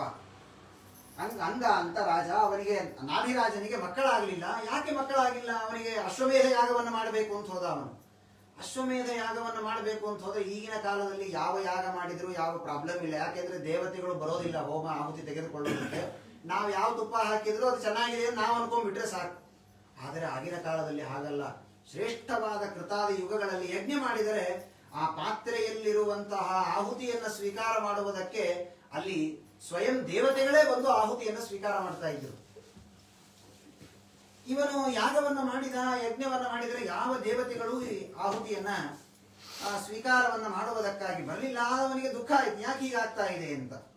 ದುಃಖವಾದಾಗ ಆ ಪ್ರಸಂಗದಲ್ಲಿ ಇವನು ಎಲ್ಲರನ್ನ ಬ್ರಾಹ್ಮಣರನ್ನ ಕೇಳಿದ್ದಾನೆ, ಯಾಕೆ ಹೀಗಾಗ್ತಾ ಇದೆ, ಯಾಕೆ ನನ್ನ ಆಹುತಿಯನ್ನು ಸ್ವೀಕಾರ ಮಾಡ್ತಾ ಇಲ್ಲ ಅಂತ ಕೇಳಿದಾಗ ಆಗ ಅವ್ರು ಹೇಳಿದ್ರು, ನೋಡಪ್ಪ, ನೀನೊಂದು ತಪ್ಪನ್ನ ಮಾಡಿದ್ದಿ, ಹಿಂದೆ ಯಾವುದೋ ಒಂದು ದೊಡ್ಡ ಪಾಪ ಇದೆ, ಹೀಗಾಗಿ ನಿನಗೆ ಮಕ್ಕಳಾಗಿಲ್ಲ. ಮಕ್ಕಳಾಗದೆ ಇದ್ದರೆ ಆ ಆಹುತಿಯನ್ನ ದೇವತೆಗಳು ಸ್ವೀಕಾರ ಮಾಡೋದಿಲ್ಲ. ಹಾಗಾದ್ರೆ ಏನ್ ಮಾಡಬೇಕು ಅಂದ್ರು. ಏನ್ ಮಾಡಬೇಕು ಅಂದ್ರೆ ಪುತ್ರಕಾಮೇಷ್ಟಿ ಯಾಗ ಮಾಡು. ಪುತ್ರಕಾಮೇಷ್ಟಿ ಯಾಗ ಮಾಡಿ ಮಕ್ಕಳಾದ್ರೆ ಆ ಮಕ್ಕಳಾದಾಗ ನಿನ್ನ ಆಹುತಿಯನ್ನ ದೇವತೆಗಳು ಸ್ವೀಕಾರ ಮಾಡ್ತಾರೆ, ಆಗ ನಿನಗೆಲ್ಲ ಉದ್ಧಾರವಾಗತ್ತೆ ಅಂತ ಹೇಳಿದರೆ ಆಗಲಿ ಅಂತ ಪುತ್ರಕಾಮೇಷ್ಟಿ ಯಾಗವನ್ನು ಮಾಡಿದ್ದಾನೆ. ಮಾಡಿದ, ಆದರೂ ಕೂಡ ಇವನಿಗೆ ಸಂತಾನವಾಗಿದೆ, ಆದರೆ ಅಲ್ಲಿ ಹುಟ್ಟಿದಂತಹ ಮಗ ಪರಮ ದುಷ್ಟನಾಗಿ ಹುಟ್ಟಿದ್ದಾನೆ. ಯಾಕೆ ಅಂದರೆ ಆ ರಾಜನ ಹೆಂಡತಿ ಏನಿದ್ದಾಳೆ ಅವಳು ದೈತ್ಯರ ಮಗಳು. ಹೀಗಾಗಿ ಸ್ವಲ್ಪ ದೈತ್ಯರ ಮನೆಯ ಸಂಬಂಧವೂ ಇತ್ತು. ಹೀಗಾಗಿ ಮೊದಲು ಹುಟ್ಟಿದ ಮಗ ಇವನು ಪರಮ ಅಧಾರ್ಮಿಕನಾಗಿ ವೇನ ಅಂತ ಅಲ್ಲಿ ಅವನು ಹುಟ್ಟಿದ್ದಾನೆ. ವೇನ ಇವನು ಹುಟ್ಟಿದ, ಅನೇಕ ಪಾಪದ ಕೃತ್ಯಗಳನ್ನೆಲ್ಲ ಮಾಡ್ತಾ ಇದ್ದಾನೆ. ಮಾಡಬಾರದ ಕೃತ್ಯಗಳನ್ನ ಎಲ್ಲವನ್ನ ಮಾಡಿದ್ದ. ಆ ಪ್ರಸಂಗದಲ್ಲಿ ಒಂದು ದಿವಸ ಇವನು ಮಾಡುವ ಅಧರ್ಮಗಳನ್ನೆಲ್ಲ ನೋಡಿ ರಾಜನಿಗೆ ತುಂಬಾ ಬೇಜಾರಾಯ್ತು. ನಾ ಇಲ್ಲಿ ಇರೋದೇ ಬೇಡ ಅಂತ ವಿಚಾರ ಮಾಡಿ ರಾಜ ಮತ್ತು ರಾಣಿ ಇಬ್ಬರು ಕೂಡ ವನವಾಸಕ್ಕೆ ಅಂತ ಹೋಗಿಬಿಟ್ಟಿದ್ದಾರೆ. ಇವನು ತಾನೇ ರಾಜನಾಗಿಬಿಟ್ಟ. ಇವನು ಮಾಡುವ ಎಲ್ಲ ಅಧರ್ಮಕ್ಕೆ ಇನ್ಯಾರು ಕೇಳುವವರಿಲ್ಲ ಅಂತ ವೇನ ಮಾಡಬಾರದ ಎಲ್ಲ ಕೆಟ್ಟ ಕೆಲಸಗಳನ್ನ ಮಾಡುವುದಕ್ಕೆ ಅಂತ ಇವನು ಪ್ರಾರಂಭವನ್ನ ಮಾಡಿದರೆ ಆಗ ಅವನಿಗೆ ಒಂದು ದಿವಸ ಋಷಿಗಳೆಲ್ಲ ಆಲೋಚನೆ ಮಾಡಿದರು, ಏನಿದು, ಹೀಗಾದರೆ ಗತಿ ಏನು? ರಾಜ ಇವನು ಧಾರ್ಮಿಕನಾಗಿರಬೇಕು, ರಾಜನೇ ಇಷ್ಟು ಅಧಾರ್ಮಿಕನಾಗಿ ಹೋದರೆ ನಮ್ಮ ರಾಜ್ಯವೇ ಹಾಳಾಗಿ ಹೋಗುತ್ತೆ ಅಂತ ಅವನನ್ನ ಕೂಡಿಸಿಕೊಂಡು ಉಪದೇಶ ಮಾಡಿದ್ದಾರೆ. ಒಂದು ದಿವಸ ನೀ ಹೀಗೆಲ್ಲ ಮಾಡಬಾರ್ದಪ್ಪ, ನೀನು ಮಾಡ್ತಾ ಇರೋದು ಇದು ತಪ್ಪು ಅಂತ ಅವನಿಗೆ ಎಲ್ಲರೂ ಕೂಡ ಉಪದೇಶವನ್ನ ಮಾಡಿದರೆ ಅವನಿಂದ ನಾನು ಸ್ವಲ್ಪ ನಿಮಗೆ ಉಪದೇಶ ಮಾಡಬೇಕು, ಬಂದು ಕೂಡ್ರಿ ಅಂತ ಅವರಿಗೆಲ್ಲ ಉಪದೇಶ ಕರೆದ ಇವನು ವೇನ ಯಾಕೆ ಏನ್ ಹೇಳ್ತಾನೆ ಅಂತ ಬಂದು ಕೂಡೋಣ ಅಂತ ಅವರೆಲ್ಲ ಬಂದು ಕುಳಿತುಕೊಂಡರೆ ಇವನು ಹೇಳಿದ, ನೋಡಿ ಯಾವಾಗಲೂ ಒಬ್ಬ ಪತಿವ್ರತ ಸ್ತ್ರೀ, ಒಬ್ಬ ಹೆಣ್ಣು ತನ್ನ ಗಂಡನನ್ನ ಬಿಟ್ಟು ಬೇರೆಯವರ ಸಂಘವನ್ನ ಮಾಡಿದ್ರೆ ಅದು ಧರ್ಮವೋ ಅಧರ್ಮವೋ ಅಂತ ಕೇಳಿದರು. ಅವರೆಲ್ಲ ಅಯ್ಯೋ ಹಾಗೇಗಾಗತ್ತಪ್ಪ, ಪರಪುರುಷನನ್ನ ಸಂಘ ಮಾಡಿದ್ರೆ ಅಧರ್ಮ, ಹಾಗಾದ್ರೆ ನೀವು ಮಾಡ್ತಾ ಇದ್ದದ್ದು ಅಧರ್ಮವೇ ಎಂದ ಅವನು. ಯಾಕೆ ನಾವೇನು ಧರ್ಮ ಮಾಡ್ತಾ ಇದ್ದೀವಿ? ಏ ವೃತ್ತಿ ದಂಪತಿಂ ಹಿತ್ವಾ ಜಾರಂ ಪತಿಮುಪಾಸತೆ. ಅವನಂದ, ನಮ್ಮನ್ನ ಕಾಯುವ ರಾಜ ಅಂದ್ರೆ ಅವನು ನಮಗೆ ದೇವರಿದ್ದಂತೆ, ಹಾಗಾದ್ರೆ ನೀವು ನನ್ನನ್ನು ದೇವರು ಅಂತ ಅನ್ಕೊಳ್ಳದೆ ಆ ದೇವರನ್ನು ಪೂಜಾ ಮಾಡಿದ್ರೆ ಒಬ್ಬ ಸ್ತ್ರೀ ಪರಪುರುಷನ ಸಂಘ ಮಾಡಿದಂತೆ, ನನ್ನನ್ನೇ ದೇವರು ಅಂತ ಪೂಜೆ ಮಾಡಿ ಶ್ರಾದ್ದ ಮಾಡ್ಬೇಕಾ? ನನ್ನದೇ ಮಾಡಿ ಶ್ರಾದ್ದ. ಅವನಂದ ಒಟ್ಟಿ ಅವನು ಹೇಳಿದ್ದ ರಾಜ್ಯದಲ್ಲಿ ಏನೇ ಆಗ್ಬೇಕಾದ್ರೂ ನನ್ನ ಹೆಸರಲ್ಲಿ ಆಗಬೇಕು ಅಂತ ಹೇಳ್ತಾ ಇರ್ತಾರಲ್ಲ. ಒಬ್ಬ ವ್ಯಕ್ತಿಗೆ ಪಾಪ ಏನೂ ಗೊತ್ತಿಲ್ಲ, ಮಠಕ್ಕೆ ಕಳಿಸಿದ್ರಂತೆ, ಪಾಪ ಏನಾದ್ರೂ ಒಂದು ಸೇವೆ ಮಾಡಿಕೊಂಡು ಬಾ ಅಂತ ಮಗನಿಗೆ. ಇವನು ದುಡ್ಡು ತೆಗೆದುಕೊಂಡು ಹೋಗಿ ಏನೋ ಬರಿಸಿ ಬಂದ್ಬಿಟ್ಟಿದ್ದ, ಆ ಡೇಟಿಗೆ ಬರಿಸಿ ಬಂದ್ಬಿಟ್ಟಿದ್ದಂತೆ. ಆ ದಿವಸ ಇವನು ಹೋದ್ರೆ ಪಾಪ ಆಚಾರ ಕೂಡಿಸಿಕೊಂಡ್ರು, ಹೇಳು ಅಂದ್ರೆ ಹೆಸರು ನಕ್ಷತ್ರ ಹೇಳ್ಬಿಟ್ಟ. ಇವನು ನೋಡಿದರೆ ಅವ್ರ ಅಪ್ಪರ ಹೆಸರಲ್ಲಿ ಶ್ರಾದ್ದ ಬರೆಸಿ ಬಂದ್ಬಿಟ್ಟಿದ್ದಾನೆ. ಯಾವ್ದಾದ್ರು ರಾಯನ ಮಠದಲ್ಲಿ ಸೇವೆ ಬರೆಸು ಅಂತ ಹೇಳಿ ಪಾಪ ಲಿಸ್ಟ್ ನೋಡಿದ್ದಾನೆ, ಸಂಕಲ್ಪ ಶ್ರಾದ್ದ ಪಿಂಡ ಅವರು ಹಾಕಿದ್ದಾರೆ. ಇವನು ಯಾವುದೋ ಸರ್ ಕನಕಾಭಿಷೇಕ ಮಾಡಿಸಿದ ಹಾಗೆ ಅವರಪ್ಪನ ಶ್ರಾದ್ದಕ್ಕೆ ಬರೆಸಿ ಬಂದ್ಬಿಟ್ಟಿದ್ದ. ಹಾಗೆ ಈ ಪ್ರಸಂಗದಲ್ಲಿ ಅವರೆಲ್ಲರೂ ಕೂಡ ಅಂಗರಾಜನ ಈ ಮಗ ಅವನು ಮಾಡುವಂತಹ ಅಧರ್ಮವನ್ನು ನೋಡಿ ಹೇಳಿದರು, ಈ ರೀತಿ ಮಾಡಬಾರ್ದಪ್ಪ ನೀನು, ಸಾಮ ದಾನ ಭೇದ ಅಂತ ಹೇಳ್ತಾರಲ್ಲ, ಹಾಗೆ ಒಳ್ಳೆಯ ಮಾತಿನಿಂದ ಹೇಳಬೇಕು ಅಂತ ಹೇಳಿದ್ದಾರೆ. ಯಾವಾಗ ಇವನು ಹೇಳಿದ ಯಾವ ಮಾತುಗಳನ್ನು ಕೇಳಿಲ್ಲ. ಋಷಿಗಳ ಕರ್ತವ್ಯ ನೋಡಿ ಹೇಗಿದೆ. ರಾಜ್ಯದಲ್ಲಿರುವ ಋಷಿಗಳ ಕರ್ತವ್ಯ ಕೇವಲ ಎಲ್ಲೋ ಒಂದು ಮೂಲೆಯಲ್ಲಿ ಕುಳಿತುಕೊಂಡು ತಪಸ್ಸು ಮಾಡಿದರೆ ಮುಗಿದೋಯ್ತು ಅಂತ ಮುಗಿಯಿಲ್ಲ. ಅವರ ಕರ್ತವ್ಯ ಏನು ಅಂದ್ರೆ ರಾಜ ಚೆನ್ನಾಗಿ ರಾಜ್ಯಭಾರ ಮಾಡ್ತಾ ಇದ್ದಾನೋ ಇಲ್ವೋ ಅಂತ ನೋಡ್ಬೇಕು. ಸಾಕಷ್ಟು ಜನರ ಮಹಿಮೆಯನ್ನ ನಾವು ಕೇಳ್ತೇವಲ್ಲ, ವ್ಯಾಸರಾಜರು ಮಹಾನುಭಾವರು ವಿಜಯನಗರದ ರಾಜ್ಯವನ್ನು ಆಳಿದರು. ಯಾಕೆಂದ್ರೆ ಆ ಪ್ರಸಂಗದಲ್ಲಿ ಸನ್ಯಾಸಿಯಾಗಿದ್ದರೂ ಕೂಡ ಇವರು ರಾಜ್ಯದಲ್ಲಿರುವ ಜನರ ರಕ್ಷಣೆಯನ್ನ ಮಾಡೋದು ಬ್ರಾಹ್ಮಣರ ಕರ್ತವ್ಯ ಅನ್ನುವ ಕಾರಣಕ್ಕೆ ಸಾಕಷ್ಟು ಜನರ ಇತಿಹಾಸವನ್ನ ಕೇಳ್ತೇವೆ. ನರಹರಿ ತೀರ್ಥರು ಮಹಾನುಭಾವರು ರಾಮದೇವರ ಪ್ರತಿಮೆಯನ್ನು ತರಬೇಕು ಅಂತ ಹೋದಾಗ ಕಳಿಂಗ ರಾಜ್ಯಕ್ಕೆ, ಅಲ್ಲಿಯ ರಾಜ ಸತ್ತು ಹೋಗಿದ್ದಾರೆ. ಆ ಮಗುವಿಗೆ ಪಾಪ 6 ವರ್ಷ ಪುಟ್ಟ ಬಾಲಕ, ಅವನಿಗಿನ್ನೂ ಪ್ರಾಪ್ತ ವಯಸ್ಸು ಬಂದಿಲ್ಲ. ಯಾರು ರಾಜ್ಯಭಾರ ಮಾಡಬೇಕು ಅಂತ ಆನೆಯ ಕೈಯಲ್ಲಿ ಹಾರವನ್ನ ಕೊಟ್ಟರೆ ಅದು ಊರು ಹೊರಗೆ ತಪಸ್ಸು ಮಾಡ್ತಾ ಕುಳಿತ ನರಹರಿ ತೀರ್ಥರ ಕೊರಳಿಗೆ ತಂದು ಹಾಕಿತು ನೇರವಾಗಿ. ಆಗ ಅವರು ಅಲ್ಲಿ ಅನೇಕ ದಿನಗಳವರೆಗೆ ರಾಜ್ಯಭಾರವನ್ನ ಮಾಡಿ ಮತ್ತೆ ಆ ಮಗ ಪ್ರಾಪ್ತ ವಯಸ್ಸಿಗೆ ರಾಜಕುಮಾರ ಬಂದ ಮೇಲೆ ಅವನಿಗೆ ರಾಜ್ಯವನ್ನ ಒಪ್ಪಿಸಿ ಬರ್ತಾ ಇರುವಾಗ ಅಲ್ಲಿರುವ ಮೂಲರಾಮದೇವರು ಮೂಲ ಸೀತೆಯ ಪ್ರತಿಮೆಯನ್ನು ತೆಗೆದುಕೊಂಡು ಬಂದು ಆಚಾರ್ಯರಿಗೆ ನೀಡುತ್ತಾರೆ ಅಂತ ನಾವು ಸಸೀತಾ ಮೂಲರಾಮಾರ್ಚ ಕೋಶೇ ಗಜಪತೆ ಸ್ಥಿತ ಏನಾನೀತಾ ನಮಸ್ತಸ್ಮೈ ಶ್ರೀಮನ್ ರಹರಿ ಭಿಕ್ಷವೇ ಅಂತ ನರಹರಿ ತೀರ್ಥರ ಮಹಿಮೆಯಲ್ಲಿ ಕೇಳುತ್ತೇವೆ. ಹಾಗೆ ಋಷಿಗಳ ಕರ್ತವ್ಯ, ಒಬ್ಬ ರಾಜ ಅಧಾರ್ಮಿಕನಾಗಿದ್ದಾಗ ಮತ್ತೆ ಅವರನ್ನ ಧರ್ಮದ ಮಾರ್ಗಕ್ಕೆ ತೆಗೆದುಕೊಂಡು ಹೋಗಬೇಕು. ಎಷ್ಟು ಹೇಳಿದರೂ ಕೇಳಿಲ್ಲ. ಅವನನ್ನ ಎದುರಿಗೆ ಕೂಡಿಸಿದ್ದಾರೆ, ಸಭೆಯಲ್ಲಿ ವಾಕ್ಯಾರ್ಥ ನಡೆದಿದೆ. ಇವನು ದೇವರಿಗೆ ಧರ್ಮಕ್ಕೆ ಇದ್ದಕ್ಕಿದ್ದಂತೆ ಬೈಯುವುದಕ್ಕೆ ಪ್ರಾರಂಭ ಮಾಡಿದರೆ ಸಿಟ್ಟು ಬಂದಿದೆ. ಏನು ಮಾಡಲಿಲ್ಲ ಋಷಿಗಳು. ಒಂದು ಬಾರಿ ಜೋರಾಗಿ ಹುಂಕಾರ ಮಾಡಿದ್ದಾರೆ, ಸತ್ತು ಬಿದ್ಬಿಟ್ಟ ಅಲ್ಲೇ. ನಿಜಜ್ಞರು ಹುಂಕೃತೈವೈನಂ ಹತಂ ಅಚ್ಯುತ ನಿಂದಯ. ಹುಂಕಾರ ಮಾಡಿದ್ದಾರಂತೆ ಸತ್ತು ಹೋದ. ಭಾಗವತ ಹೇಳುತ್ತೆ ಅಷ್ಟಕ್ಕೆ ಸತ್ತು ಹೋದ್ನ ಅಲ್ಲ, ಭಾಗವತ ಹೇಳುತ್ತೆ ಅವನು ಯಾವತ್ತೂ ಸತ್ತು ಹೋಗಿದ್ದಂತೆ. ಅವನು ಯಾವತ್ತೂ ಅವನು ಭಗವಂತನ ದ್ವೇಷ ಮಾಡಿದ, ಆಗಲೇ ಅವನು ಸತ್ತಾಗಿತ್ತು. ಸುಮ್ಮನೆ ನಾಮಕಾವಸ್ಥೆಗೆ ಇವರು ಜೋರಾಗಿ ಧ್ವನಿ ಮಾಡಿದರೆ ಅಲ್ಲೇ ಸತ್ತು ಬಿದ್ದು ಬಿಟ್ಟಿದ್ದಾನೆ. ಭಗವಂತನ ದ್ವೇಷ ಎಂದಿಗೂ ಕೂಡ ಅದು ಯಾರಿಗೂ ತಾರಕವಲ್ಲ ಅನ್ನುವುದಾಗಿ ತಿಳಿಸಿದ್ದಾರೆ. ಆಗ ಏನ್ ಮಾಡಬೇಕು ಅಂತ ಗೊತ್ತಾಗಲಿಲ್ಲ ಮತ್ತೆ. ಹಾಗಾದ್ರೆ ಮೊದಲು ರಾಜ ಅಧಾರ್ಮಿಕ ಅಂತ ಅವನನ್ನ ಸಂಹಾರ ಮಾಡಿದೀವಿ. ಅಂಗರಾಜ ಅವನು ಅರಣ್ಯಕ್ಕೆ ಹೋಗ್ಬಿಟ್ಟ, ಮಗ ವೇನ ಅಧಾರ್ಮಿಕನಾದ, ಸತ್ತು ಹೋದ, ರಾಜ್ಯ ಎಲ್ಲ ಅರಾಜಕವಾಯಿತು. ಏನ್ ಮಾಡಬೇಕು ಅಂತ ಆ ಅಂಗರಾಜನ ತೊಡೆಗಳನ್ನ ಮಥನ ಮಾಡಿದ್ದಾರೆ. ಏನ್ರಿ ಮಜ್ಜಿಗೆ ಕಡಿಯೋದೇ ಇಲ್ಲ ಇವತ್ತು, ಹೋಗ್ಬಿಟ್ಟಿದೆ. ಆ ಅಂಗರಾಜನ ತೊಡೆಗಳನ್ನ ಮಥನ ಮಾಡಿದರೆ ಅದರಿಂದ ಒಬ್ಬ ಪುಟ್ಟದಾದ ಗಿಡ್ಡಾದಂತಹ ಒಬ್ಬ ವ್ಯಕ್ತಿ ಬಂದ ಹೊರಗೆ. ಅವನು ಹೀಗೆ ನೋಡಿದ, ಅವನು ಹೀಗೆ ಕುಳ್ಳಗಿದ್ದ ಕಪ್ಪು ವ್ಯಕ್ತಿ, ಕೆಂಪ ಕಣ್ಣುಗಳು. ಬಂದ ನೋಡಿದ, ಏನ್ ಮಾಡ್ಬೇಕು ಋಷಿಗಳಂದ್ರೆ, ಇಂಥವ ರಾಜ್ಯಭಾರ ಮಾಡಿದರೆ ಏನಾಗೋದಿಲ್ಲ, ಕೂಡು ಒಂದು ಕಡೆ ಅಂತ ಹೇಳಿದ್ದಾರೆ. ಅವನು ನಿಷಾದ ಅಂತ ಬೇಡರ ಕುಲಕ್ಕೆ ಮುಖ್ಯಸ್ಥನಾಗಿ ಅವನು ಹೋಗಿಬಿಟ್ಟ ಅರಣ್ಯಕ್ಕೆ. ಮತ್ತೆ ಆ ಯಾವ ಋತುಚಕ್ರವರ್ತಿಯ ಆ ವೇನನ ಬಾಹುಗಳನ್ನ ಮಥನ ಮಾಡಿದಾಗ ಅಲ್ಲಿಂದ ಮಹಾನುಭಾವನಾದಂತಹ ಭಗವಂತನ ವಿಶೇಷ ಸನ್ನಿಧಾನಯುಕ್ತನಾದಂತಹ ವ್ಯಕ್ತಿ ಪೃಥುಚಕ್ರವರ್ತಿ ಇವನು ಅವತಾರವನ್ನ ಮಾಡಿದ್ದಾನೆ. ಆ ಪೃಥುಚಕ್ರವರ್ತಿ ಅವತಾರ ಮಾಡಿದರೆ ದೇವತೆಗಳೆಲ್ಲ ಬಂದು ಅವನಿಗೆ ಪುಷ್ಪವೃಷ್ಟಿಯನ್ನ ಮಾಡಿ ಅನುಗ್ರಹವನ್ನ ಮಾಡಿದ್ದಾರೆ. ಬ್ರಹ್ಮದೇವರು ಬಂದರಂತೆ. ಅವನು ಹುಟ್ಟಿದಾಗ ಬ್ರಹ್ಮದೇವರು ಬಂದು ಅವನ ಕೈಯಲ್ಲಿ ನೋಡಿದರೆ ಬ್ರಹ್ಮ ಜಗೃಹು ದೇವ ಸಾಹಾಗತ್ಯ ಸುರೇಶ್ವರೈ ವೈನ್ಯಸ್ಯ ದಕ್ಷಿಣೇ ಹಸ್ತೆ ದೃಷ್ಟ್ವಾ ಚಿಹ್ನಂ ಗದಾವೃತಃ. ಅವನ ಕೈಯಲ್ಲಿ ಗದೆಯ ಚಿಹ್ನೆ ಇತ್ತಂತೆ, ಆ ಪೃಥುಚಕ್ರವರ್ತಿಯ ಕೈಯಲ್ಲಿ. ಯಾಕೆ ಅಂದ್ರೆ ಭಗವಂತನ ವಿಶೇಷವಾದ ಸನ್ನಿಧಾನ. ನಮಗೆ ಹಿಂದೆ ಪ್ರಥಮ ಸ್ಕಂದದಲ್ಲಿ ಹೇಳ್ತಾ ಇರುವಾಗ ಭಗವಂತನ ಅನೇಕ ಅವತಾರಗಳನ್ನು ಹೇಳುವ ಲಿಸ್ಟಿನಲ್ಲಿ ಪೃಥುಚಕ್ರವರ್ತಿಯ ಹೆಸರು ಬಂದಿದೆ. ಹಾಗಾದ್ರೆ ಮತ್ಸ್ಯ, ಕೂರ್ಮ, ವರಾಹ, ನಾರಸಿಂಹ ಇದ್ದಂತೆ ಇದೂ ಒಂದು ದೇವರ ರೂಪ ಅಂತ ನಮಗೆ ಅನಿಸ್ತದೆ. ಇದು ದೇವರ ರೂಪ ಅಲ್ಲ, ಆದರೆ ಭಗವಂತನ ವಿಶೇಷವಾದ ಸನ್ನಿಧಾನ ಅವನಲ್ಲಿ ಇತ್ತು ಅಂತ ಮಾತ್ರ ನಾವು ತಿಳಿಯಬೇಕು ಅಂತ ಹೇಳ್ತಾರೆ. ಅಂತಹ ಪೃಥುಚಕ್ರವರ್ತಿ ಅದ್ಭುತವಾದ ರಾಜ್ಯಭಾರವನ್ನ ಅವನು ಮಾಡಿದ್ದಾನೆ. ಭಗವದ್ಭಕ್ತ. ಇದು ತಪಸ್ಸಿನ ಸಾಮರ್ಥ್ಯ. ಅಂಗರಾಜ ಯಜ್ಞ ಮಾಡಿದಾಗ ಪಾಯಸವನ್ನ ಕೊಟ್ಟರು. ಭಗವಂತ ಬಂದು ಆ ಪಾಯಸವನ್ನ ಹೆಂಡತಿ ತಿಂದಿದ್ದಾಳೆ. ಆದ್ರೆ ಅಲ್ಲಿ ಹುಟ್ಟಿದ ಮಗ ಮಾತ್ರ ಅಸುರನಾಗಿ ಹುಟ್ಟಿದ. ಹಾಗಾದ್ರೆ ತಪಸ್ಸು ವೇಸ್ಟ್ ಆಯ್ತಲ್ವಾ? ಯಜ್ಞ ವ್ಯರ್ಥವಾಗಲಿಲ್ಲ. ಒಂದು ಸ್ವಲ್ಪ ಲೇಟ್ ಆಯ್ತಷ್ಟೇ. ಹುಟ್ಟಿದ ಒಬ್ಬ ವೇನ ಅಸುರನಾದರೂ ಮುಂದೆ ಪೃಥುಚಕ್ರವರ್ತಿ ಭಗವಂತನ ವಿಶೇಷವಾದ ಸನ್ನಿಧಾನದಿಂದ ಅವತಾರವನ್ನ ಮಾಡಿದ್ದಾನೆ ಎನ್ನುವುದಾಗಿ ತಿಳಿಸಿಕೊಡ್ತಾರೆ. ಹೀಗೆ ಪೃಥುಚಕ್ರವರ್ತಿ ಅದ್ಭುತವಾದಂತಹ ರಾಜ್ಯಭಾರವನ್ನ ಭಗವಂತನ ವಿಶೇಷವಾದ ಸನ್ನಿಧಾನದಿಂದ ರಾಜ್ಯಭಾರವನ್ನ ಮಾಡಿದ್ದಾನೆ ಎನ್ನುವುದಾಗಿ ತಿಳಿಸಿಕೊಡ್ತಾರೆ. ಆ ಪೃಥುಚಕ್ರವರ್ತಿ ರಾಜ್ಯಭಾರವನ್ನು ಮಾಡುವಾಗ ಒಂದು ಬಾರಿ ಅವನ ರಾಜ್ಯಕ್ಕೆ ಎಲ್ಲ ಪ್ರಜೆಗಳನ್ನು ಕೂಡಿಸಿಕೊಂಡು ಉಪದೇಶ ಮಾಡಿದ್ದಾನಂತೆ. ಪ್ರಜೆಗಳು ಹೇಗಿರಬೇಕು ರಾಜ್ಯದಲ್ಲಿ ಎನ್ನುವುದನ್ನ ಉಪದೇಶ ಮಾಡ್ತಾನಂತೆ. ಯಾವಾಗಲೂ ಸಾಮಾನ್ಯವಾಗಿ ನಮಗೆ ಗೊತ್ತಿದೆ, ನಮಗೆ ನಮ್ಮ ರಾಜರೆಲ್ಲ ನಮಗೆ ಬರೋದು ಯಾಕೆ ಅಂದ್ರೆ ನಮ್ಮ ಟ್ಯಾಕ್ಸಸ್ ಒಳಗೆ ಬರ್ತಾರಷ್ಟೇ. ಅವರು ನಮಗೂ ಭೇಟಿ ಯಾವಾಗ ಅಂದ್ರೆ ಎಲೆಕ್ಷನ್ ಇದ್ದಾಗ ಒಂದು ಬಾರಿ ಬರ್ತಾರೆ. ತಿಂಗಳು ಸರಿಯಾಗಿ ನಾವೇನೇನು ಕಟ್ಟಬೇಕೋ ಅದನ್ನೆಲ್ಲ ತೆಗೆದುಕೊಳ್ತಾ ಇರ್ತಾರೆ. ರಾಜರು ಪ್ರಜೆಗಳಿಂದ ತೆಗೆದುಕೊಳ್ಳಬೇಕಾದ ನಿಜವಾದ ಕರ ಯಾವುದು? ಏನನ್ನು ಟ್ಯಾಕ್ಸ್ ತೆಗೆದುಕೊಳ್ಬೇಕು? ದುಡ್ಡು ತೆಗೆದುಕೊಳ್ಬೇಕೋ, ಅವರ ಬಂಗಾರ ಬೆಳ್ಳಿಯನ್ನ ತೆಗೆದುಕೊಳ್ಬೇಕೋ, ಭೂಮಿಯನ್ನ? ಯಾವುದು ನಿಜವಾದ ಕರ ಅಂದ್ರೆ ಬಹಳ ಅದ್ಭುತವಾದ ಪ್ರಾರ್ಥನೆ ಇದೆ. ಅವನು ಎಲ್ಲರನ್ನೂ ಕೂಡ ಕೇಳಿಕೊಳ್ಳುತ್ತಾನೆ. ನೋಡಿ, ನಾನು ರಾಜ, ನೀವೆಲ್ಲ ಪ್ರಜೆಗಳು. ಹಾಗಾದ್ರೆ ನನಗೆ ನೀವು ಕರ ಕೊಡಬೇಕಲ್ಲ. ಏನ್ ಕರ ಕೊಡಬೇಕು? ಆಗ ಅವನು ಹೇಳಿದ, ಏನು ಬೇಡ, ಕುರುತ ಅಧೋಕ್ಷಜದಿಯಂ ತರ್ಹಿಮೇ ಅನುಗ್ರಹ ಕೃತಃ. ನೋಡಿ, ನೀವಿಷ್ಟು ದುಡ್ಡು ಕೊಡಬೇಕು. ಕೊಡದೇ ಇದ್ರೆ ನಿಮ್ಮ ಮನೆ ಕರೆಂಟು, ನೀರು ಎಲ್ಲ ನಾನು ತೆಗಿತೇನೆ ಅಂತ ಅಲ್ಲಿಲ್ಲ. ಅವನು ಕೈ ಮುಗಿದು ಪ್ರಾರ್ಥನೆ ಮಾಡಿಕೊಂಡಿದ್ದಾನೆ ಪ್ರಜೆಗಳಿಗೆ. ಏನು ಅಂದ್ರೆ ಭಗವಂತನಲ್ಲಿ ಭಕ್ತಿ ಮಾಡ್ರಪ್ಪ. ನೀವು ಭಗವಂತನಲ್ಲಿ ಭಕ್ತಿ ಮಾಡಿದರೆ ಅದೇ ನನಗೆ ಕೊಡುವ ಕರ ನೀವೆಲ್ಲರೂ ಕೂಡ. ಯಾಕೆ? ಪ್ರಜಾನಾಂ ಶಮಲಂ ಭುಂಕ್ತೆ. ರಾಜ ಅಂದ್ರೆ ಸುಮ್ಮನೆ ಅಲ್ಲಿ ಇಲ್ಲಿ ಕುಳಿತುಕೊಂಡು ಸುಖ ಪಡುವುದಕ್ಕಲ್ಲ. ಪ್ರಜೆಗಳ ಪಾಪ ಪುಣ್ಯಗಳಲ್ಲಿ ಅವರಿಗೆ ಸೇರಿರ್ತದೆ. ಯಾಕೆಂದ್ರೆ ಇವನು ಅವರೆಲ್ಲರ ದುಡ್ಡನ್ನು ತಿಂದಿರ್ತಾನೆ. ಹೀಗಾಗಿ ಅವರೇನಾದರೂ ಅಧರ್ಮವನ್ನು ಮಾಡಿದರೆ ಆ ಪಾಪದಲ್ಲಿ ಭಾಗ ಅವರಿಗೂ ಇದೆ.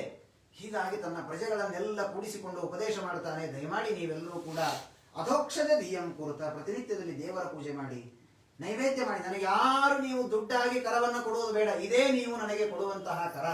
ದಯಮಾಡಿ ಭಗವಂತನಲ್ಲಿ ಭಕ್ತಿ ಮಾಡಿ ಅಂತ ಅದ್ಭುತವಾದ ರಾಜ್ಯಭಾರವನ್ನ ಹೇಗೆ ಮಾಡಬೇಕು ಎನ್ನುವುದನ್ನ ತಿಳಿಸಿಕೊಟ್ಟಿದ್ದಾನೆ. ಮುಂದೆ ಒಂದು ಬಾರಿ ಪೃಥುಚಕ್ರವರ್ತಿ ರಾಜ್ಯಭಾರ ಮಾಡುವಾಗ ಸನತ್ ಕುಮಾರರು ಬಂದಿದ್ದಾರೆ ಅವನ ಪಟ್ಟಣಕ್ಕೆ. ಸನತ್ ಕುಮಾರರಿಗೆ ತತ್ವಗಳ ಉಪದೇಶವನ್ನ ಮಾಡಿ ಅಂತ ಕೇಳಿದಾಗ ಅನೇಕ ತತ್ವಗಳ ಉಪದೇಶವನ್ನ ಸನತ್ ಕುಮಾರರು ಮಾಡಿದ್ರು. ಅವನು ಪರಮ ಆನಂದ ಪಟ್ಟುಬಿಟ್ಟ. ಭಗವಂತನ ಅಷ್ಟು ಸನ್ನಿಧಾನ ಇರುವಂತಹ ವ್ಯಕ್ತಿ. ಆ ಸನತ್ ಕುಮಾರರ ಉಪದೇಶದಿಂದ ಅವ್ರು ಕೇಳಿದ್ರು, ನಮ್ಗೇನ್ ಕೊಡ್ತೀಪ, ಮತ್ತೆ ನಮ್ಗೇನಾದ್ರೂ ಗುರುದಕ್ಷಿಣೆ ಕೊಡ್ಬೇಕಲ್ಲ. ಅವ್ರು ಕೇಳಿಲ್ಲ, ಇವನೇನಾದ್ರೂ ಗುರುದಕ್ಷಿಣೆ ಕೊಡ್ಬೇಕಲ್ಲ. ಮೋಕ್ಷ ಶಾಸ್ತ್ರವನ್ನ ಉಪದೇಶ ಮಾಡಿದ, ತತ್ವಜ್ಞಾನದ ಉಪದೇಶವನ್ನ ಮಾಡಿದೆ, ನಿಮಗೇನಾದ್ರೂ ನಾನು ಒಂದು ಗುರು ದಕ್ಷಿಣೆಯನ್ನ ಏನಾದ್ರೂ ಒಂದು ಕೊಡಬೇಕಲ್ವ ನಿಮಗೆ ಅಂತ ಹೇಳಿ ಅವನು ಹೇಳ್ತಾನೆ. ಸಾಮಾನ್ಯವಾಗಿ ನಾವು ತಿಳಿಯಬೇಕಾದದ್ದು, ನನ್ನ ಗುರುಗಳು ಅಂತ ಯಾರಿರ್ತಾರೆ, ಬ್ರಾಹ್ಮಣರು ಅಂತ ಯಾರಿರ್ತಾರೆ, ನಾವು ಅಂದುಕೊಳ್ತೇವೆ. ನಾನೇನೋ ಅವನಿಗೆ ಒಂದು 100 ರೂಪಾಯಿ ದಕ್ಷಿಣೆ ಕೊಟ್ಟಾಗ ಎಷ್ಟು ದೊಡ್ಡ ಉಪಕಾರ ಮಾಡಿಬಿಟ್ಟ, ನಾನಿವತ್ತು ಅವನಿಗೆ ಇಷ್ಟು ದಕ್ಷಿಣೆ ಕೊಟ್ಟಿದ್ದಿಲ್ಲ ಅಂದ್ರೆ ಅವನ ಜೀವನ ಎಲ್ಲಿರ್ತಿತ್ತೋ ಏನೋ ಪಾಪ ಅಂತ. ಅವನಿಗೆ ನಾವು ಕೊಟ್ಟ ದುಡ್ಡಿನಿಂದ ಅನುಕೂಲ ಆಗಿರಬಹುದು, ಆದ್ರೆ ನಮ್ಮಲ್ಲಿರುವ ಅನುಸಂಧಾನ ಏನು? ಬಹಳ ಸುಂದರವಾಗಿ ವೇದವ್ಯಾಸ ದೇವರು ಒಂದು ಕಡೆಯಲ್ಲಿ ಹೇಳ್ತಾರೆ, ಬ್ರಾಹ್ಮಣನಿಗೆ ನಾವು ಕೊಡುವ ದಕ್ಷಿಣೆ ಅಂದ್ರೆ ಅದು ಹೇಗೆ ಅಂದ್ರೆ ಆಕಳಿನ ಹಾಲು ಕರೆದುಕೊಂಡ ಹಾಗೆ ಅಂತ. ಆಕಳಿಗೆ ಹಾಲು ಕರೆದುಕೊಳ್ಳಿಕ್ಕೆ ಹೋದಾಗ ಒಲಿಯೋದಕ್ಕೆ ಅಂತ ಬರುತ್ತೆ. ಆಗ ಇವನು ಏನ್ ಮಾಡ್ತಾನೆ, ಒದಿಬಾರದು ಅಂತ ಒಂದು ತಟ್ಟೆಯಲ್ಲಿ ಒಂದು ಮುಷ್ಟಿ ಅಕ್ಕಿ, ಒಂದು ಅಚ್ಚು ಬೆಲ್ಲವನ್ನ ಮುಂದೆ ಇಟ್ಟಿರ್ತಾನೆ. ಅದು ತಿಂತಾ ಇರುತ್ತೆ ಪಾಪ. ಇವನು ಹಿಂದಿನಿಂದ ಹಾಲು ಕರೀತಾನೆ. ಹಾಗಾದ್ರೆ ಇಟ್ಟ ಅಕ್ಕಿ ಬೆಲ್ಲ ಎಷ್ಟು? 1 ಮುಷ್ಟಿ. ಕರೆದುಕೊಂಡ ಹಾಲು ಎಷ್ಟು? 4 ಲೀಟರ್. ಹಾಗಿದೆ ನಾವು ಬ್ರಾಹ್ಮಣನಿಗೆ ಕೊಡುವುದು. ಕೊಟ್ಟಿದ್ದು 10 ರೂಪಾಯಿ, ಅವನಿಂದ ನಾನು ತೆಗೆದುಕೊಂಡ ಪುಣ್ಯ 1000ದಷ್ಟು ತೆಗೆದುಕೊಂಡಿರ್ತೇನೆ. ಹೀಗಾಗಿ ಬ್ರಾಹ್ಮಣರಿಗೆ ನಾವು ಎಷ್ಟು ದಾನ ಮಾಡಿದರೂ ಕೂಡ, ಶ್ರೀಮದಾಚಾರ್ಯ ಹೇಳ್ತಾರೆ, ಎಷ್ಟು ಬ್ರಾಹ್ಮಣನ ಸಂಪತ್ತೇನು ಅಂದ್ರೆ ಇಡೀ ಜಗತ್ತಿನಲ್ಲಿರೋದು ಎಲ್ಲವೂ ಬ್ರಾಹ್ಮಣನದೇ ಅಂತೆ, ಎಲ್ಲವೂ ಅವನದೇ. ನಾವೆಲ್ಲರೂ ಮತ್ತೆ ಯಾಕೆ ನಮ್ಮ ಮನೆಯಲ್ಲಿ ಸಂಪತ್ತು ಇಟ್ಕೊಂಡಿದ್ದೇವೆ ಅಂದ್ರೆ ಅವನ ಸಂಪತ್ತನ್ನ ಕಾಯುವುದಕ್ಕೆ ನಮ್ಮ ಕಡೆ ಕೊಟ್ಟಿರ್ತಾನಂತೆ ಒಬ್ಬ ಬ್ರಾಹ್ಮಣ. ಹಾಗಾಗಿ ಬಹಳ ಸುಂದರವಾಗಿ ಹೇಳ್ತಾನೆ ಸ್ವಾಮಿ, ಇಷ್ಟೆಲ್ಲ ನನಗೆ ಉಪಕಾರ ಮಾಡಿ ತತ್ವದ ಉಪದೇಶ ಮಾಡಿದ್ದೀರಲ್ಲ, ನಿಮಗೇನು ಕೊಡಬೇಕು? ಅವನು ಹೇಳಿದ, ನಾನು, ನನ್ನ ರಾಜ್ಯ, ನನ್ನ ಇಡೀ ಸೈನ್ಯ, ನನ್ನ ಹೆಂಡತಿ, ನನ್ನ ಮಕ್ಕಳು ಎಲ್ಲರೂ ನಿಮಗೆ ಸಮರ್ಪಣೆ ಮಾಡ್ತೇವೆ. ದಾರಾನ್ ಸುತಾನ್ ಪ್ರಿಯಾನ್ ಪ್ರಾಣಾನ್ ಪರಸ್ಮೈ ಸನ್ಯವೇದೆ ಪ್ರಾಣಾಹ ದಾರಾಹ ಸುತಾ ಬ್ರಹ್ಮನ್ ಗ್ರಹಶ್ಚ ಸಪರಿಗ್ರಹ ರಾಯೋಮಹಿ ಬಲಂ ಕೋಶಃ ಇತಿ ಸರ್ವಂ ನಿವೇದಿತಂ. ಎಲ್ಲವೂ ನಿಮ್ಮದೇ. ಇವತ್ತಿನಿಂದ ನಾವು ನಿಮ್ಮ ಸೇವಕರು. ನೀನು ನಮ್ಮ ಮನೆ ಸ್ವಚ್ಛ ಮಾಡು ಅಂದ್ರೆ ನಾನು ಮಾಡ್ತೇನೆ, ನನ್ನ ಹೆಂಡತಿ ಇಂತಹ ಕೆಲಸ ಮಾಡು ಅಂದ್ರೆ ಮಾಡ್ತಾಳೆ. ಇದೇ ನಾನು ನಿಮಗೆ ಕೊಡುವಂತಹ ಗುರುದಕ್ಷಿಣೆ ಅಂತ ಹೇಳ್ತಾನೆ. ಅವನೊಂದು ಮಾತು ಹೇಳ್ತಾನೆ, ಸರ್ವಲೋಕಾಧಿಪತ್ಯಂಚ ವೇದಶಾಸ್ತ್ರ ವಿದರ್ಹತಿ. ಅವನಿಗಾಗಿ ಒಂದು ಮನೆ ರಿಜಿಸ್ಟ್ರೇಷನ್ ಆಗಬೇಕಾಗಿಲ್ಲ. ಅವನು ಎಲ್ಲಿ ಹೋಗ್ತಾನೆ ಅದು ಅವನದೇ ಮನೆ. ಹಾಗಾದ್ರೆ ನಾವ್ಯಾಕಿರ್ಬೇಕು ಆ ಮನೆಯಲ್ಲಿ? ಅವನು ಮುಂದಿನ ಬಾರಿ ಬರುವವರೆಗೆ ಅದು ಗಲೀಜಾಗದೇ ಇರೋ ನೋಡ್ಕೊಳ್ಳಿಕ್ಕೆ ಒಬ್ರು ಯಾರಾದ್ರೂ ಬೇಕಲ್ಲ. ಈಗ 10 ಕಡೆ ರಾಜಕಾರಣಿಗಳು ಮನೆ ಕಟ್ಟಿರ್ತಾರೆ, ಅದರಲ್ಲಿ ಭೋಗಿಸುವ ಸೌಭಾಗ್ಯ ಯಾರಿಗೆ ಅಂದ್ರೆ ಮನೆ ಕೆಲಸದವರಿಗೆ. ಇವನು ಎಲ್ಲೋ ಇರ್ತಾನೆ, ಅವರ ಮನೆಯಲ್ಲಿ ಒಂದು ದೊಡ್ಡ ಬಂಗಲೆ ಕಟ್ಟಿರ್ತಾನೆ, ಅವನು ಸ್ವಚ್ಛ ಮಾಡಿಕೊಂಡು ಇರಬೇಕು ಪ್ರತಿನಿತ್ಯ. ಯಾಕೆ? ನಾನು ಬಂದಾಗ ಕ್ಲೀನ್ ಆಗಿರ್ಬೇಕು ಅಂತ. ಹಾಗೆ ಬ್ರಾಹ್ಮಣನ ಸಂಪತ್ತು ಇಡೀ ಜಗತ್ತಿನಲ್ಲಿರುವ ಎಲ್ಲ ಬಂಗಾರ, ಬೆಳ್ಳಿ, ಭೂಮಿ, ದುಡ್ಡು ಎಲ್ಲವೂ ನಿಮ್ಮದೇ ಸ್ವಾಮಿ, ಆದರೆ ನಾವೆಲ್ಲರೂ ನಿಮ್ಮ ಸೇವಕರು ಅಂತ ಹೇಳಿ ಅದ್ಭುತವಾದ ಸ್ತೋತ್ರವನ್ನ ಋತು ಚಕ್ರವರ್ತಿ ತಾನು ಮಾಡಿದ್ದಾನೆ. ಹೀಗೆ ಅಲ್ಲಿ ಅನೇಕ ಜನ ರಾಜರು ಅವನ ಒಂದು ವಂಶದಲ್ಲಿ ಬರ್ತಾರೆ. ಮುಂದೆ ಇದೇ ವಂಶದಲ್ಲಿ ಪ್ರಾಚೀನ ಬರ್ಹಿ ಅಂತ ಒಬ್ಬ ರಾಜ ಬರ್ತಾನೆ. ಪ್ರಾಚೀನ ಬರ್ಹಿ ಅಂತ ಅವನ ಕೆಲಸ ಏನು ಅಂದ್ರೆ, ಅವನ ಹೆಸರು ಯಾಕಾಗಿ ಬಂತು ಅಂದ್ರೆ, ಅವನು ಯಾವಾಗಲೂ ಕರ್ಮಗಳ ಆಚರಣೆಯನ್ನು ಮಾಡ್ತಾ ಇದ್ದ. ಜ್ಞಾನಕ್ಕೆ ಬಹಳ ಪ್ರಾಶಸ್ತ್ಯವನ್ನ ಕೊಡ್ತಾ ಇರಲಿಲ್ಲ. ಅವನ ಆಸೆ ಏನು ಅಂದ್ರೆ, ಜಗತ್ತಿನಲ್ಲಿ ಎಷ್ಟೆಷ್ಟು ಹೋಮಗಳು ಅಂತಿದೆ ಎಲ್ಲ ಮಾಡಿ ಮುಗಿಸ್ಬೇಕು ನಾನು ಅಂತ. ಯಾರಾದ್ರೂ ಆಚಾರ ಬರಬೇಕು, ಆಚಾರ ಚೆನ್ನಾಗಿದ್ದೀರಾ, ನಿಮ್ಗೆ ಯಾವ್ದಾದ್ರು ಹೊಸ ಹೋಮ ಗೊತ್ತಿದೆಯಾ, ಗೊತ್ತಾ, ಹಾಗಾದ್ರೆ ಬನ್ನಿ ಅಂತ ಎಲ್ಲಿ ನಿಂತಿರ್ತಾನೆ ಅಲ್ಲಿಯೇ ಪೂರ್ವ ದಿಕ್ಕಿಗೆ ದರ್ಭಗಳನ್ನ ಹಾಕೋದು, ಯಜ್ಞಗಳನ್ನ ಮಾಡೋದು. ಪ್ರಾಚೀನ ಬರ್ಹಿ ಅಂದ್ರೆ ಯಜ್ಞಗಳು, ದರ್ಭೆಗಳು, ಅದನ್ನ ಪೂರ್ವ ದಿಕ್ಕಿಗೆ ಹಾಕಿ ಮತ್ತೆ ಮತ್ತೆ ಯಜ್ಞವನ್ನ ಮಾಡ್ತಾ ಇದ್ದ. ಹೀಗಾಗಿ ಅವನ ಹೆಸರು ಪ್ರಾಚೀನ ಬರ್ಹಿ ಅಂತ ನಾಮಕರಣವನ್ನ ಅವನಿಗೆ ಮಾಡಿದ್ದಾರೆ. ಯಜ್ಞವನ್ನ, ಸತ್ಕರ್ಮಗಳನ್ನ ಮಾಡ್ತಾ ಇದ್ದ. ಸತ್ಕರ್ಮಗಳನ್ನೇನೋ ಮಾಡ್ತಾ ಇದ್ದ, ಆದರೆ ಸಕಾಮವಾಗಿ ಮಾಡ್ತಾ ಇದ್ದ. ಸಕಾಮ ಕರ್ಮಗಳನ್ನ ಎಂದಿಗೂ ಮಾಡಬಾರದು. ಭಗವಂತನ ಪ್ರೀತಿಗಾಗಿ ನಿಷ್ಕಾಮವಾದ ಕರ್ಮಗಳನ್ನೇ ಆಚರಣೆಯನ್ನು ಮಾಡಬೇಕು. ಹೀಗಾಗಿ ಒಂದು ದಿನ ಇವನು ಹೀಗೆ ಕರ್ಮಗಳನ್ನು ಮಾಡ್ತಾ ಇರುವಾಗ ನಾರದರು ಇವನ ಮನೆಗೆ ಬಂದಿದ್ದಾರೆ. ಪಾಪ ಒಳ್ಳೆಯ ಸತ್ಪ್ರಜೆ, ಇವನು ಒಳ್ಳೆಯ ಪೃಥುಚಕ್ರವರ್ತಿಯ ವಂಶದಲ್ಲಿ ಬಂದಿದ್ದಾನೆ, ಇವನ ಉದ್ಧಾರ ಮಾಡಬೇಕು ಅಂತ ಚಿಂತೆ ಮಾಡಿ ನಾರದರು ಇವನ ಮನೆಗೆ ಬಂದಿದ್ದಾರೆ. ನಮಸ್ಕಾರ ಮಾಡಿದ. ಬರಬೇಕು ನಾರದರು ಅಂದ. ನಾನು ಬರೋದಿರಲಿ, ನೀನೇನ್ ಮಾಡ್ತಾ ಇದ್ದಿ ಅಂತ ಕೇಳಿದರು. ಏನ್ ಮಾಡ್ತಾ ಇದ್ದೀನಿ? ನಾನು ಯಜ್ಞ ಮಾಡ್ತಾ ಇದ್ದೀನಿ. ಒಳ್ಳೆಯ ಸತ್ಕರ್ಮ ಅಲ್ವಾ? ಸತ್ಕರ್ಮ, ಆದ್ರೆ ಅದು ಸಕಾಮವೋ ನಿಷ್ಕಾಮವೋ ಅಂತ ಕೇಳಿದ ಅವನು. ಅಲ್ಲ, ನಾನು ಒಳ್ಳೆಯ ಸ್ವರ್ಗಾದಿ ಲೋಕಗಳಾಗಬೇಕು, ಹೀಗಾಗಿ ನಾನು ಪಶುಯಾಗ, ಅನೇಕ ಪಶುಗಳನ್ನ ಹಿಂಸೆ ಮಾಡಿ ಅದಕ್ಕೆ ಆಹುತಿಯನ್ನ ಕೊಡೋದು, ಹೀಗೆಲ್ಲ ಮಾಡ್ತಾ ಇದ್ದ ಅವನು. ನಾರದರಂದ್ರು, ಸರ್ವತಾ ಹಾಗೆ ಮಾಡಬೇಡಪ್ಪ, ಎಂದಿಗೂ ಯಜ್ಞದಲ್ಲಿ ಬಲಿ ಪಶುವನ್ನ ಕೊಡಬೇಕು ಅಂತ ಹೇಳಿದ್ದಾರೆ ಶಾಸ್ತ್ರದಲ್ಲಿ, ಆದರೆ ಅದು ನಿಷ್ಕಾಮವಾಗಿ ಭಗವತ್ ಪ್ರೀತಿಗಾಗಿ ಮಾಡಿದರೆ ಅದು ಪಾಪ ಅಲ್ಲ. ಕಲಿಯುಗದಲ್ಲಿ ಅದೂ ಇಲ್ಲ. ಕೇವಲ ಪಿಷ್ಟದಿಂದ, ಹಿಟ್ಟಿನಿಂದ ಪಶುಗಳನ್ನ ಮಾಡಿ ಆಹುತಿ ಕೊಡಬೇಕು ಅಂತ ಹೇಳಿದ್ದಾರೆ. ಆದರೆ ಕೃತಯುಗ ತ್ರೇತಾಯುಗಗಳಲ್ಲಿ ಪಶುಗಳನ್ನೇ ಬಲಿಯಾಗಿ ಕೊಟ್ಟು ಯಜ್ಞವನ್ನ ಮಾಡ್ತಾ ಇದ್ರು. ನಾರದರು ಹೇಳಿದ್ರು, ಅದೆಲ್ಲ ಮಾಡೋದು ಸರಿಯಲ್ಲ, ನಿನಗೊಂದು ಪಿಕ್ಚರ್ ತೋರಿಸ್ತೇನೆ ಅಂದರು. ಏನ್ ಪಿಕ್ಚರ್ ತೋರಿಸ್ತಾರೆ? ಒಂದು ಬಾರಿ ಇವನ ದೃಷ್ಟಿಯಲ್ಲಿ ತೋರಿಸಿದ್ರು, ನೋಡು ಅಲ್ಲೆಲ್ಲ ಪಶುಗಳು ಕಾಣಿಸ್ತಾ ಇದೆಯಲ್ಲ, ಅದೆಲ್ಲ ಏನ್ ಗೊತ್ತಾ? ಅದು ನರಕ. ಆ ನರಕದಲ್ಲಿ ಅವೆಲ್ಲ ಯಾವ ಪಶುಗಳು ಗೊತ್ತಾ? ನೀನು ಯಾವ್ಯಾವುದನ್ನ ಇಲ್ಲಿ ಹಿಂಸೆ ಮಾಡಿ ಬಲಿ ಕೊಟ್ಟಿದ್ದಿ, ಆ ಎಲ್ಲ ಪಶುಗಳು ಕಾಯ್ತಾ ಇದೆ. ಯಾರಿಗಾಗಿ? ನಿನಗಾಗಿ ಕಾಯ್ತಾ ಇವೆ. ನಿನ್ನ ಸುಖಕ್ಕಾಗಿ ನಮ್ಮನ್ನ ಬಲಿ ಕೊಟ್ಟಿದೆಯಲ್ಲ, ಬಾ ಮಗನೇ, ನಾನು ನಿಮ್ಮನ್ನ ಕಚ್ಚಿ ತಿಂತೇವೆ ಅಂತ ನಿನ್ನನ್ನು ಹಿಂಸೆ ಮಾಡುತ್ತದೆ. ಹೀಗಾಗಿ ಎಂದಿಗೂ ಸತ್ಕರ್ಮವನ್ನು ಮಾಡಬಾರದು. ಏತೇ ತ್ವಾಂ ಸಂಪರೀಕ್ಷಂತೆ ಸ್ಮರಂತೋ ವೈಶಸಂತವ ಸಂಪರೇತ ಮಯಕ್ಕೂಟೈಹಿ ಛಿಂದಂತಿ ಉತ್ಥಿತವನ್ಯವಃ. ನಿನ್ನನ್ನ ಕಚ್ಚಿ ತಿಂದು ನಿನ್ನ ಮಾಂಸವನ್ನೆಲ್ಲ ತಿಂದು ಹಾಕಿಬಿಡುತ್ತದೆ. ಯಾಕೆ? ನೀನು ಮಾಡಿದ್ದು ಶಾಸ್ತ್ರ ವಿಹಿತ, ಆದರೆ ಸಕಾಮವಾಗಿ ಮಾಡಿದ್ದಿ.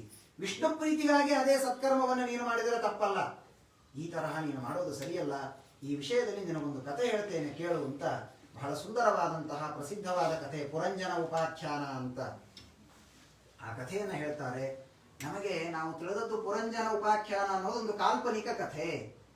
ಆ ಪ್ರಾಚೀನ ಬರ್ಹಿಯ ಮನಸ್ಸನ್ನ ಪರಿವರ್ತಿಸುವುದಕ್ಕಾಗಿ ನಾರದರು ಉಪದೇಶ ಮಾಡಿದ ಒಂದು ಸುಮ್ಮನೆ ಚಿಕ್ಕ ಮಕ್ಕಳಿಗೆ ಕಥೆ ಹೇಳ್ತಿರ್ತಾರಲ್ಲ, ಒಂದು ಊರಿನಲ್ಲಿ ಒಬ್ಬ ಅಜ್ಜಿ ಇದ್ದರು ಒಂದು ಕಥೆ ಹೇಳ್ತಿರ್ತಾರಲ್ಲ, ಹಾಗೆ ಇದೇನೋ ಕಥೆ ಅಂತ ಅನಿಸ್ತದೆ. ಅಲ್ಲ, ಇದು ನಿಜವಾದ ಕಥೆ ಎಂದಂತಾರೆ. ಇವನು ಪುರಂಜನ ಎನ್ನುವಂತಹ ವ್ಯಕ್ತಿ ಯಾರು ಅಂದ್ರೆ ನಮ್ಮ ಜೀವಸ್ವರೂಪಕ್ಕೆ ಅಭಿಮಾನಿಯಾದ ವ್ಯಕ್ತಿ ಇವನು ಪುರಂಜನ. ಬಹಳ ಅದ್ಭುತವಾದ ಒಂದು ಕಥೆಯನ್ನು ಹೇಳ್ತಾ ನೋಡಪ್ಪ. ಹಿಂದೆ ಪುರಂಜನ ಅಂತ ಒಬ್ಬ ರಾಜ, ಅವನಿಗೆ ಯಾವುದಾದ್ರೂ ಒಂದು ಒಳ್ಳೆಯ ಊರಿನಲ್ಲಿ ನಾನು ವಾಸವಾಗಿರಬೇಕು ಅಂತ ತನ್ನೂರು ಬೇಜಾರಾಯ್ತು. ಅವನಿಗೆ ಯಾವುದಾದ್ರೂ ಒಂದು ಪಟ್ಟಣಕ್ಕೆ ಹೋಗಬೇಕು ಅಂತ ಹುಡುಕಿಕೊಂಡು ಹೋಗಿದ್ದಾನೆ. ಯಾವ ಊರು ಚೆನ್ನಾಗಿ ಅನಿಸ್ಲಿಲ್ಲ ಅವನಿಗೆ ಸೆಟ್ಲ್ ಆಗೋದಕ್ಕೆ. ಎಲ್ಲ ಕಡೆ ಹೋಗಿದ್ದಾನೆ, ಎಲ್ಲಿಯೂ ಕೂಡ ಯಾವ ಊರುಗಳು ಸಿಗ್ತಾ ಇಲ್ಲ. ಆಗ ಹಿಮಾಲಯ ಪರ್ವತದ ಒಂದು ದಕ್ಷಿಣ ಭಾಗದಲ್ಲಿ ಒಂದು ಶ್ರೇಷ್ಠವಾದ ಪಟ್ಟಣವನ್ನು ನೋಡಿದ್ದಾನೆ. ಅದು ಹೇಗಿತ್ತು ಅಂದ್ರೆ 9 ಬಾಗಿಲಿನಿಂದ ಕೂಡಿದಂತಹ ಒಂದು ಪಟ್ಟಣ, ಬಹಳ ಶ್ರೇಷ್ಠವಾದ. ದದರ್ಶ ನವಭಿರ್ದ್ವಾರೈಹಿ, 9 ಬಾಗಿಲುಗಳು ಆ ಪಟ್ಟಣಕ್ಕೆ. ಆ ಪಟ್ಟಣವನ್ನು ನೋಡಿದ, ಬಹಳ ಚೆನ್ನಾಗಿ ಅನಿಸ್ತು, ಇಲ್ಲಿರ್ಬೋದು ನಾನು ಅಂತ ಒಳಗೆ ಪ್ರವೇಶ ಮಾಡಿದ. ಅಲ್ಲೊಬ್ಬ ಸುಂದರಳಾದಂತಹ ಸ್ತ್ರೀ, ಆ ಸುಂದರಳಾದಂತಹ ಸ್ತ್ರೀ ಇದ್ದಾಳೆ. ಆ ಸ್ತ್ರೀಯ ರಕ್ಷಣೆಗಾಗಿ ಒಂದು ಘಟಸರ್ಪ ಅವಳ ರಕ್ಷಣೆಗಾಗಿ ಇದೆ. ಅವಳ ರಕ್ಷಣೆಗಾಗಿ ಅನೇಕ ಜನ ಸ್ತ್ರೀ ಪುರುಷರೆಲ್ಲ ಅಲ್ಲಿ ಸೇರಿಕೊಂಡಿದ್ದಾರೆ. ಅವಳನ್ನು ನೋಡಿದ, ಎಷ್ಟು ಚೆನ್ನಾಗಿದ್ದಾಳೆ ಇವಳು, ಹಾಗಾದ್ರೆ ಇವಳ ಜೊತೆಗೆ ಮದುವೆ ಮಾಡಿಕೊಂಡು ಅತ್ತೆ ಮನೆಯಲ್ಲೇ ಇರ್ತಾರಲ್ಲ ಹಾಗೆ ನಾನು ಇವಳ ಜೊತೆಗೆ ಇವಳ ಮನೆಯಲ್ಲೇ ಆರಾಮಾಗಿ ಇದ್ದು ಬಿಡೋಣ ಅಂತ ಆಲೋಚನೆ ಮಾಡಿದ್ದಾನೆ. ಅವಳಿಗೆ ಹೋಗಿ ಕೇಳಿದ, ನೀನು ಯಾರು ಅಂತ. ಅವಳು ಹೇಳಿದ್ದು, ನಾನು ಯಾರು ಗೀರು ಗೊತ್ತಿಲ್ಲ, ನಾನು ಹುಟ್ಟಿದಾಗಿನಿಂದ ಹೀಗೆ ಇದ್ದೇನೆ, ನನ್ನ ಸೇವೆಗೆ ಇದೊಂದು ಸರ್ಪ ಇದೆ, ನನ್ನ ರಕ್ಷಣೆಗಾಗಿ ಇವರೆಲ್ಲ ಇದ್ದಾರೆ, ಅಷ್ಟು ಮಾತ್ರ ನನಗೆ ಗೊತ್ತಿದೆ ಅಂತ ಹೇಳಿ ಇವನು ಅವಳ ಜೊತೆಗೆ ಹೋಗಿದ್ದಾನೆ. ಅದು ಹೇಗಿತ್ತು ಪಟ್ಟಣ? ಬಹಳ ಸುಂದರವಾದ ಪಟ್ಟಣ ಅಂತಾರೆ. 9 ದ್ವಾರಗಳು. ಆ 9 ದ್ವಾರಗಳು ಎಲ್ಲೆಲ್ಲಿ ಯಾವ್ಯಾವ ದ್ವಾರಗಳಿತ್ತು ಭಾಗವತ ಬಹಳ ವಿಸ್ತಾರವಾಗಿ ಹೇಳುತ್ತೆ. ಆ 9 ದ್ವಾರಗಳಲ್ಲಿ ಪೂರ್ವ ದಿಕ್ಕಿಗೆ 5 ದ್ವಾರಗಳಂತೆ, ಉತ್ತರ ಪಶ್ಚಿಮ ದಿಕ್ಕುಗಳಿಗೆ ಉತ್ತರ ಹಾಗೂ ದಕ್ಷಿಣ ದಿಕ್ಕುಗಳಿಗೆ 1 ದ್ವಾರಗಳು, ಇನ್ನು 7 ಆಯಿತು. ಇನ್ನು 2 ದ್ವಾರಗಳು ಕೆಳಗಿನ ಪಶ್ಚಿಮ ದಿಕ್ಕಿಗೆ ಇದೆ ಎನ್ನುವುದಾಗಿ ತಿಳಿದುಕೊಳ್ಳಿ. ಅದು ಯಾವುದು? ಭಾಗವತ ಬಹಳ ವಿಸ್ತಾರವಾಗಿ ಹೇಳುತ್ತೆ. ನಮಗೆ ನಮ್ಮ ಪುಣ್ಯವೂ ಕಡಿಮೆ ಇರ್ತದೆ, ಸಮಯವೂ ಕಡಿಮೆ ಇರ್ತದೆ. ಹೀಗಾಗಿ ಹೀಗೊಂದು ಪುರಂಜನ ಉಪಾಖ್ಯಾನ ನಾರದರು ಉಪದೇಶ ಮಾಡಿದರು ಅಂತ ಹೇಳಿ ಮುಂದೆ ಹೋಗಿಬಿಡ್ತೇವೆ. ಆ 9 ಬಾಗಿಲುಗಳು ಯಾವುದು? ಆ 9 ಬಾಗಿಲುಗಳಿಂದ ಇವನು ಪಟ್ಟಣಕ್ಕೆ ಯಾವ್ಯಾವ ಊರಿಗೆ ಸೇರಿಕೊಳ್ತಾನೆ, ಅಲ್ಲಿ ಇವನಿಗೆ ಯಾರ್ಯಾರು ಸಹಾಯಕ್ಕೆ ಬರ್ತಾರೆ ಎಲ್ಲವನ್ನ ಹೇಳ್ತಾರೆ. ಆ ಪುರಂಜನ ಮೊದಲು 5 ದ್ವಾರಗಳು ಮೇಲೆ ಇರ್ತದಂತೆ, ಪೂರ್ವ ದಿಕ್ಕಿನ 5 ದ್ವಾರಗಳು. ಯಾವುದಪ್ಪ ಅದು? ಖದ್ಯೋತ ಆವಿರ್ಮುಖ ಅಂತ 2 ದ್ವಾರಗಳು, ಇನ್ನು 2 ನಳಿನಿ ನಾಳಿನಿ ಅಂತ, ಇನ್ನೊಂದು ಮುಖ್ಯ ಅಂತ. ಹೀಗೆ 5 ದ್ವಾರಗಳು ಪೂರ್ವ ದಿಕ್ಕಿನ ದ್ವಾರಗಳು ಎನ್ನುವುದಾಗಿ ತಿಳಿಸಿಕೊಡ್ತಾರೆ. ಇನ್ನ ಪಿತೃಭೂ ಅಂತ ಮತ್ತೊಂದು ದಕ್ಷಿಣ ದಿಕ್ಕಿನ ದ್ವಾರ, ದೇವಭೂ ಅಂತ ಒಂದು ಉತ್ತರ ದಿಕ್ಕಿನ ಒಂದು ದ್ವಾರ, ಪಶ್ಚಿಮ ದಿಕ್ಕಿಗೆ 2 ದ್ವಾರಗಳು ಅಲ್ಲಿ ಇದೆ ಎನ್ನುವುದಾಗಿ ತಿಳಿಸಿಕೊಡ್ತಾರೆ. ಆಸುರಿ ಅಂತ ಒಂದು ದ್ವಾರ, ನಿವೃತ್ತಿ ಅಂತ ಇನ್ನೊಂದು ದ್ವಾರ. ಹೀಗೆ 9 ದ್ವಾರಗಳು ಅಲ್ಲಿ ಇದೆ, ಈ ಹೆಸರಿನ 9 ದ್ವಾರಗಳು. ಅಲ್ಲಿಂದ ಹೋದರೆ ಇವನು ಒಂದೊಂದು ಲೋಕಗಳಿಗೆ ಹೋಗ್ತಾನೆ. ಅಂತಹ ಸುಂದರವಾದ ಪಟ್ಟಣ. ಅದನ್ನೆಲ್ಲ ನೋಡಿದ ಇವನು, ಹಾಗಾದ್ರೆ ನಾನು ಇಲ್ಲೇ ಠಿಕಾಣಿ ಹೋಗೋದು ಒಳ್ಳೆ. ಇಷ್ಟು ಚಲೋ ಮನೆ ಎಲ್ಲಿ ಸಿಗತ್ತೆ? ಒಂದು ಮನೆ, ಅದು ಎಲ್ಲೋ ಬಾಗಿಲು ನಿಧಾನಕ್ಕೆಲ್ಲೋ ಸ್ಟೇರ್ ಕೇಸ್ ಕೆಳಗೆ ಸಿಕ್ಕಾಕೊಂಡಿರ್ತದೆ, ಬಗ್ಗಿ ಹೋಗಬೇಕು. 9 ದ್ವಾರಗಳು. ಇಷ್ಟು ಚೆನ್ನಾಗಿದೆ, ಹಾಗಾದ್ರೆ ಇಲ್ಲೇ ಇದ್ದು ಬಿಡೋಣ ಅಂತ ಆನಂದದಿಂದ ಅವಳ ಜೊತೆಗೆ ವಿವಾಹ ಮಾಡಿಕೊಂಡ, ಸಂತೋಷದಿಂದ ಇದ್ದಾನೆ. ಅನೇಕ ದಿನಗಳವರೆಗೆ ಅವಳ ಜೊತೆಗೆ ಭೋಗವನ್ನು ಮಾಡುತ್ತಾ ಅನೇಕ ಮಕ್ಕಳನ್ನು ಅಲ್ಲಿ ಪಡೆದಿದ್ದಾನೆ. ಒಂದು ದಿವಸ ಅವನ ರಾಜ್ಯಕ್ಕೆ ಅನೇಕ ಜನ ಮುತ್ತಿಗೆ ಹಾಕಿದ್ದಾರೆ. ಯುದ್ಧ ಮಾಡಿದ, ತನ್ನ ಶಕ್ತಿ ಇರುವವರೆಗೆ ಯುದ್ಧವನ್ನು ಮಾಡಿದ್ದಾನೆ. ಯುದ್ಧ ಮಾಡಿದರೆ ಕೊನೆಗೂ ಇವನನ್ನ ಸೋಲಿಸಿ ಇವನ ರಾಜ್ಯದ ಒಳಗೆ ಮುತ್ತಿಗೆ ಹಾಕಿದ್ದಾರೆ. ಅವಳ ರಕ್ಷಣೆಗಿರುವ ಘಟಸರ್ಪ ಅದೂ ಯುದ್ಧ ಮಾಡಿದೆ, ಅದೂ ಸೋತು ಹೋಯಿತು ಒಂದು ದಿವಸ.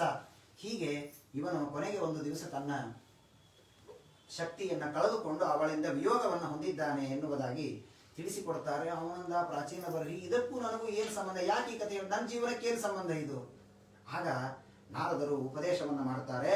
ನೋಡಪ್ಪ, ಇದು ಯಾರೂ ಅಲ್ಲ, ಈ ಪುರಂಜನ ಅನ್ನುವನು ಜೀವ ಇದ್ದಂತೆ. ಇವನೇ ಜೀವಾಭಿಮಾನಿ, ನಮ್ಮೆಲ್ಲ ಜೀವರಿಗೆ ಒಬ್ಬ ಪ್ರತಿನಿಧಿ ಇವನು. ಹಾಗಾದ್ರೆ ಆ ಸುಂದರಳಾದ ಸ್ತ್ರೀ ಇದ್ಲಲ್ಲ, ಅವಳು ಯಾರು ಅಂದ್ರೆ ಬುದ್ಧಿ. ನಮ್ಮ ಬುದ್ಧಿಯೇ ಅದು ಸುಂದರಳಾದಂತಹ ಸ್ತ್ರೀ ಅವಳು.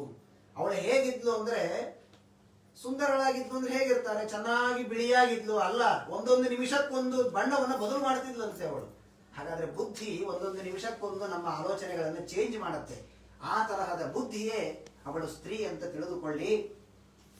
ಹೀಗಾಗಿ ಇವನು ಒಂದು 9 ದ್ವಾರದ ಪಟ್ಟಣಗಳನ್ನು ಪ್ರವೇಶ ಮಾಡ್ತಾನಲ್ಲ, ಅದು ಯಾವುದಪ್ಪ ಅಂತಂದ್ರೆ ಅದು ಯಾವುದೂ ಅಲ್ಲ, ನಮ್ಮ ಶರೀರ 9 ನವದ್ವಾರಗಳಿಂದ ಕೂಡಿದಂತಹ ಪಟ್ಟಣಕ್ಕೆ ಹೋಗ್ತಾನೆ. ಮೇಲಿನ 5 ದ್ವಾರಗಳು ಅಂದ್ರೆ ಯಾವುದು? 2 ಕಿವಿಗಳು, 2 ಕಣ್ಣು, 1 ಬಾಯಿ, ಇದು 5. ಇನ್ನ ಕೆಳಗಿನ 2 ಅವಯವಗಳು ಹೀಗಿರತ್ತೆ.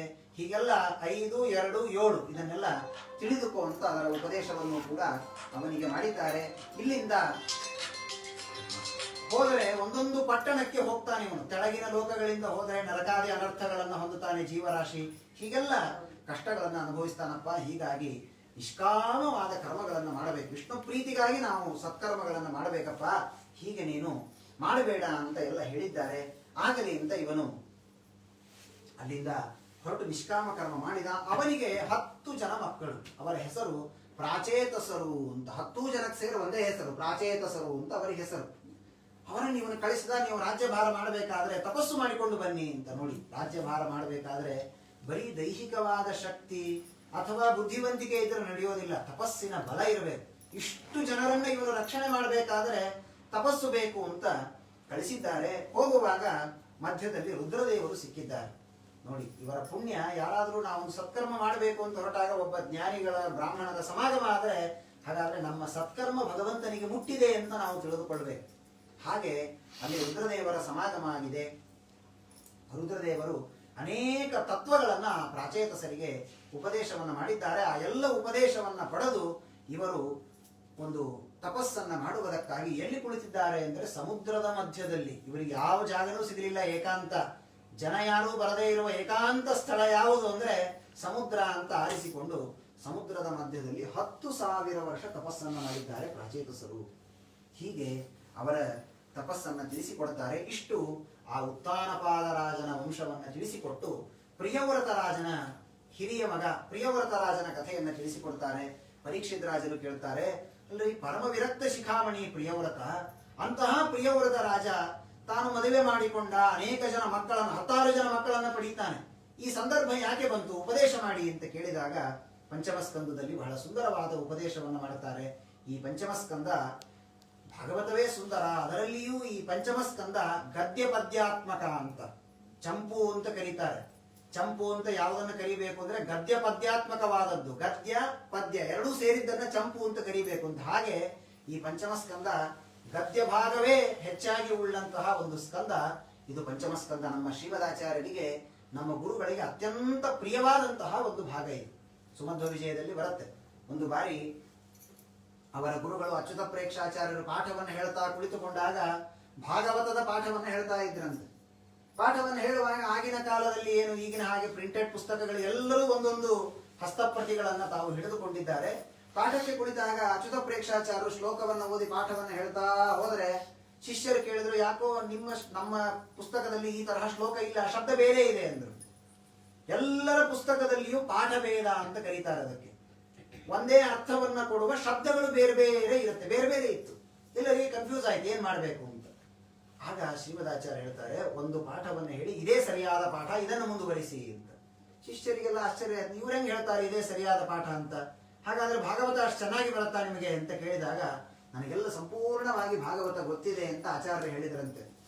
ಆಗ ಅಚ್ಯುತ ಪ್ರೇಕ್ಷಾಚಾರ್ಯರು ನಿಗದ್ಯತಾಂ ಗದ್ಯಮಿಹೈವ ಪಂಚಮೇ, ಅವರು ಕೇಳಿದ್ರು, ಯಾವುದಾದ್ರೂ ಒಂದು ಭಾಗವನ್ನ ನೀವು ಅನುವಾದ ಮಾಡಿ ನೋಡೋಣ, ಹಾಗಾದ್ರೆ ಎಲ್ಲ ಬರುತ್ತೆ ಅಂದ್ರೆ ಅಂತ ಕೇಳಿದಾಗ, ಆಗ ಮಧ್ವಾಚಾರ್ಯರು ಈ ಪಂಚಮಸ್ಕಂದದ ಗದ್ಯ ಭಾಗವನ್ನ ತಾವು ಅನುವಾದ ಮಾಡಿ ಅದ್ಭುತವಾಗಿ ಪ್ರವಚನ ಮಾಡಿದರು ಅಂತ ನಾರಾಯಣ ಪಂಡಿತಾಚಾರ್ಯರು ಸುಮಧ್ವ ವಿಜಯದಲ್ಲಿ ತಿಳಿಸಿಕೊಡ್ತಾರೆ. ಅಂತಹ ಆಚಾರ್ಯರಿಗೆ ಅತ್ಯಂತ ಪ್ರಿಯವಾದಂತಹ ಒಂದು ಸ್ಕಂದ.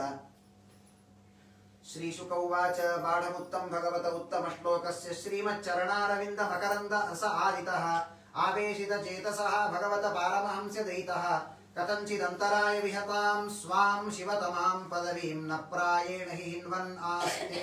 ಶುಕಾಚಾರ್ಯರು ನಿಜ ಪರೀಕ್ಷಿತ ಪರಮ ವಿರಕ್ತ ಶಿಖಾಮಣಿ ಯಾವ ಪ್ರಿಯವ್ರತ, ಏನು ಬೇಡ, ನಾನು ರಾಜ್ಯಭಾರವೇ ಬೇಡ, ತಪಸ್ಸು ಮಾಡ್ತೇನೆ ಅಂತ ಅರಣ್ಯಕ್ಕೆ ಹೊರಟು ನಿಂತ. ಆಗ ಎಷ್ಟು ತಂದೆ ಹೇಳಿದರು ಮಾತು ಕೇಳಿದೆ, ಅವನು ಹೊರಟು ಬಿಟ್ಟ, ನಾನು ತಪಸ್ಸಿಗೆ ಹೋಗ್ತೇನೆ ಅಂತ. ಆಗ ಬ್ರಹ್ಮದೇವರು ಬಂದಿದ್ದಾರೆ ಮನೆಗೆ. ಬ್ರಹ್ಮದೇವರು ಬಂದ್ರೆ ಸಾಷ್ಟಾಂಗ ನಮಸ್ಕಾರ ಮಾಡಿದ. ಅವರ ತಾತ ಜೀವೋತ್ತಮರು ಹೌದು ಬಂದಿದ್ದಾರೆ. ನಮಸ್ಕಾರ ಮಾಡಿ ಕೇಳಿದ, ಯಾಕೆ ಸ್ವಾಮಿ ಯಾಕೆ ಬಂದಿದ್ದೀರಿ? ನಾನು ಬಂದಿರೋದ್ರಲ್ಲಿ ನೀ ಏನ್ ಮಾಡ್ತಾ ಇದ್ದಿ ಅಂತ ಕೇಳಿದ್ರು. ಇಲ್ಲ, ನನಗೆ ವೈರಾಗ್ಯ ಬಂದಿದೆ, ನಾನು ಸನ್ಯಾಸಿ ಆಗ್ತೇನೆ. ಅವರಂದ್ರು, ನಿನಗೆ ಸನ್ಯಾಸ ವೈರಾಗ್ಯ ಬಂದಿದೆ ಅಂತ ಸನ್ಯಾಸ ಸ್ವೀಕರಿಸೋದಕ್ಕೆ ನಾವೇನು ಸ್ವತಂತ್ರರ?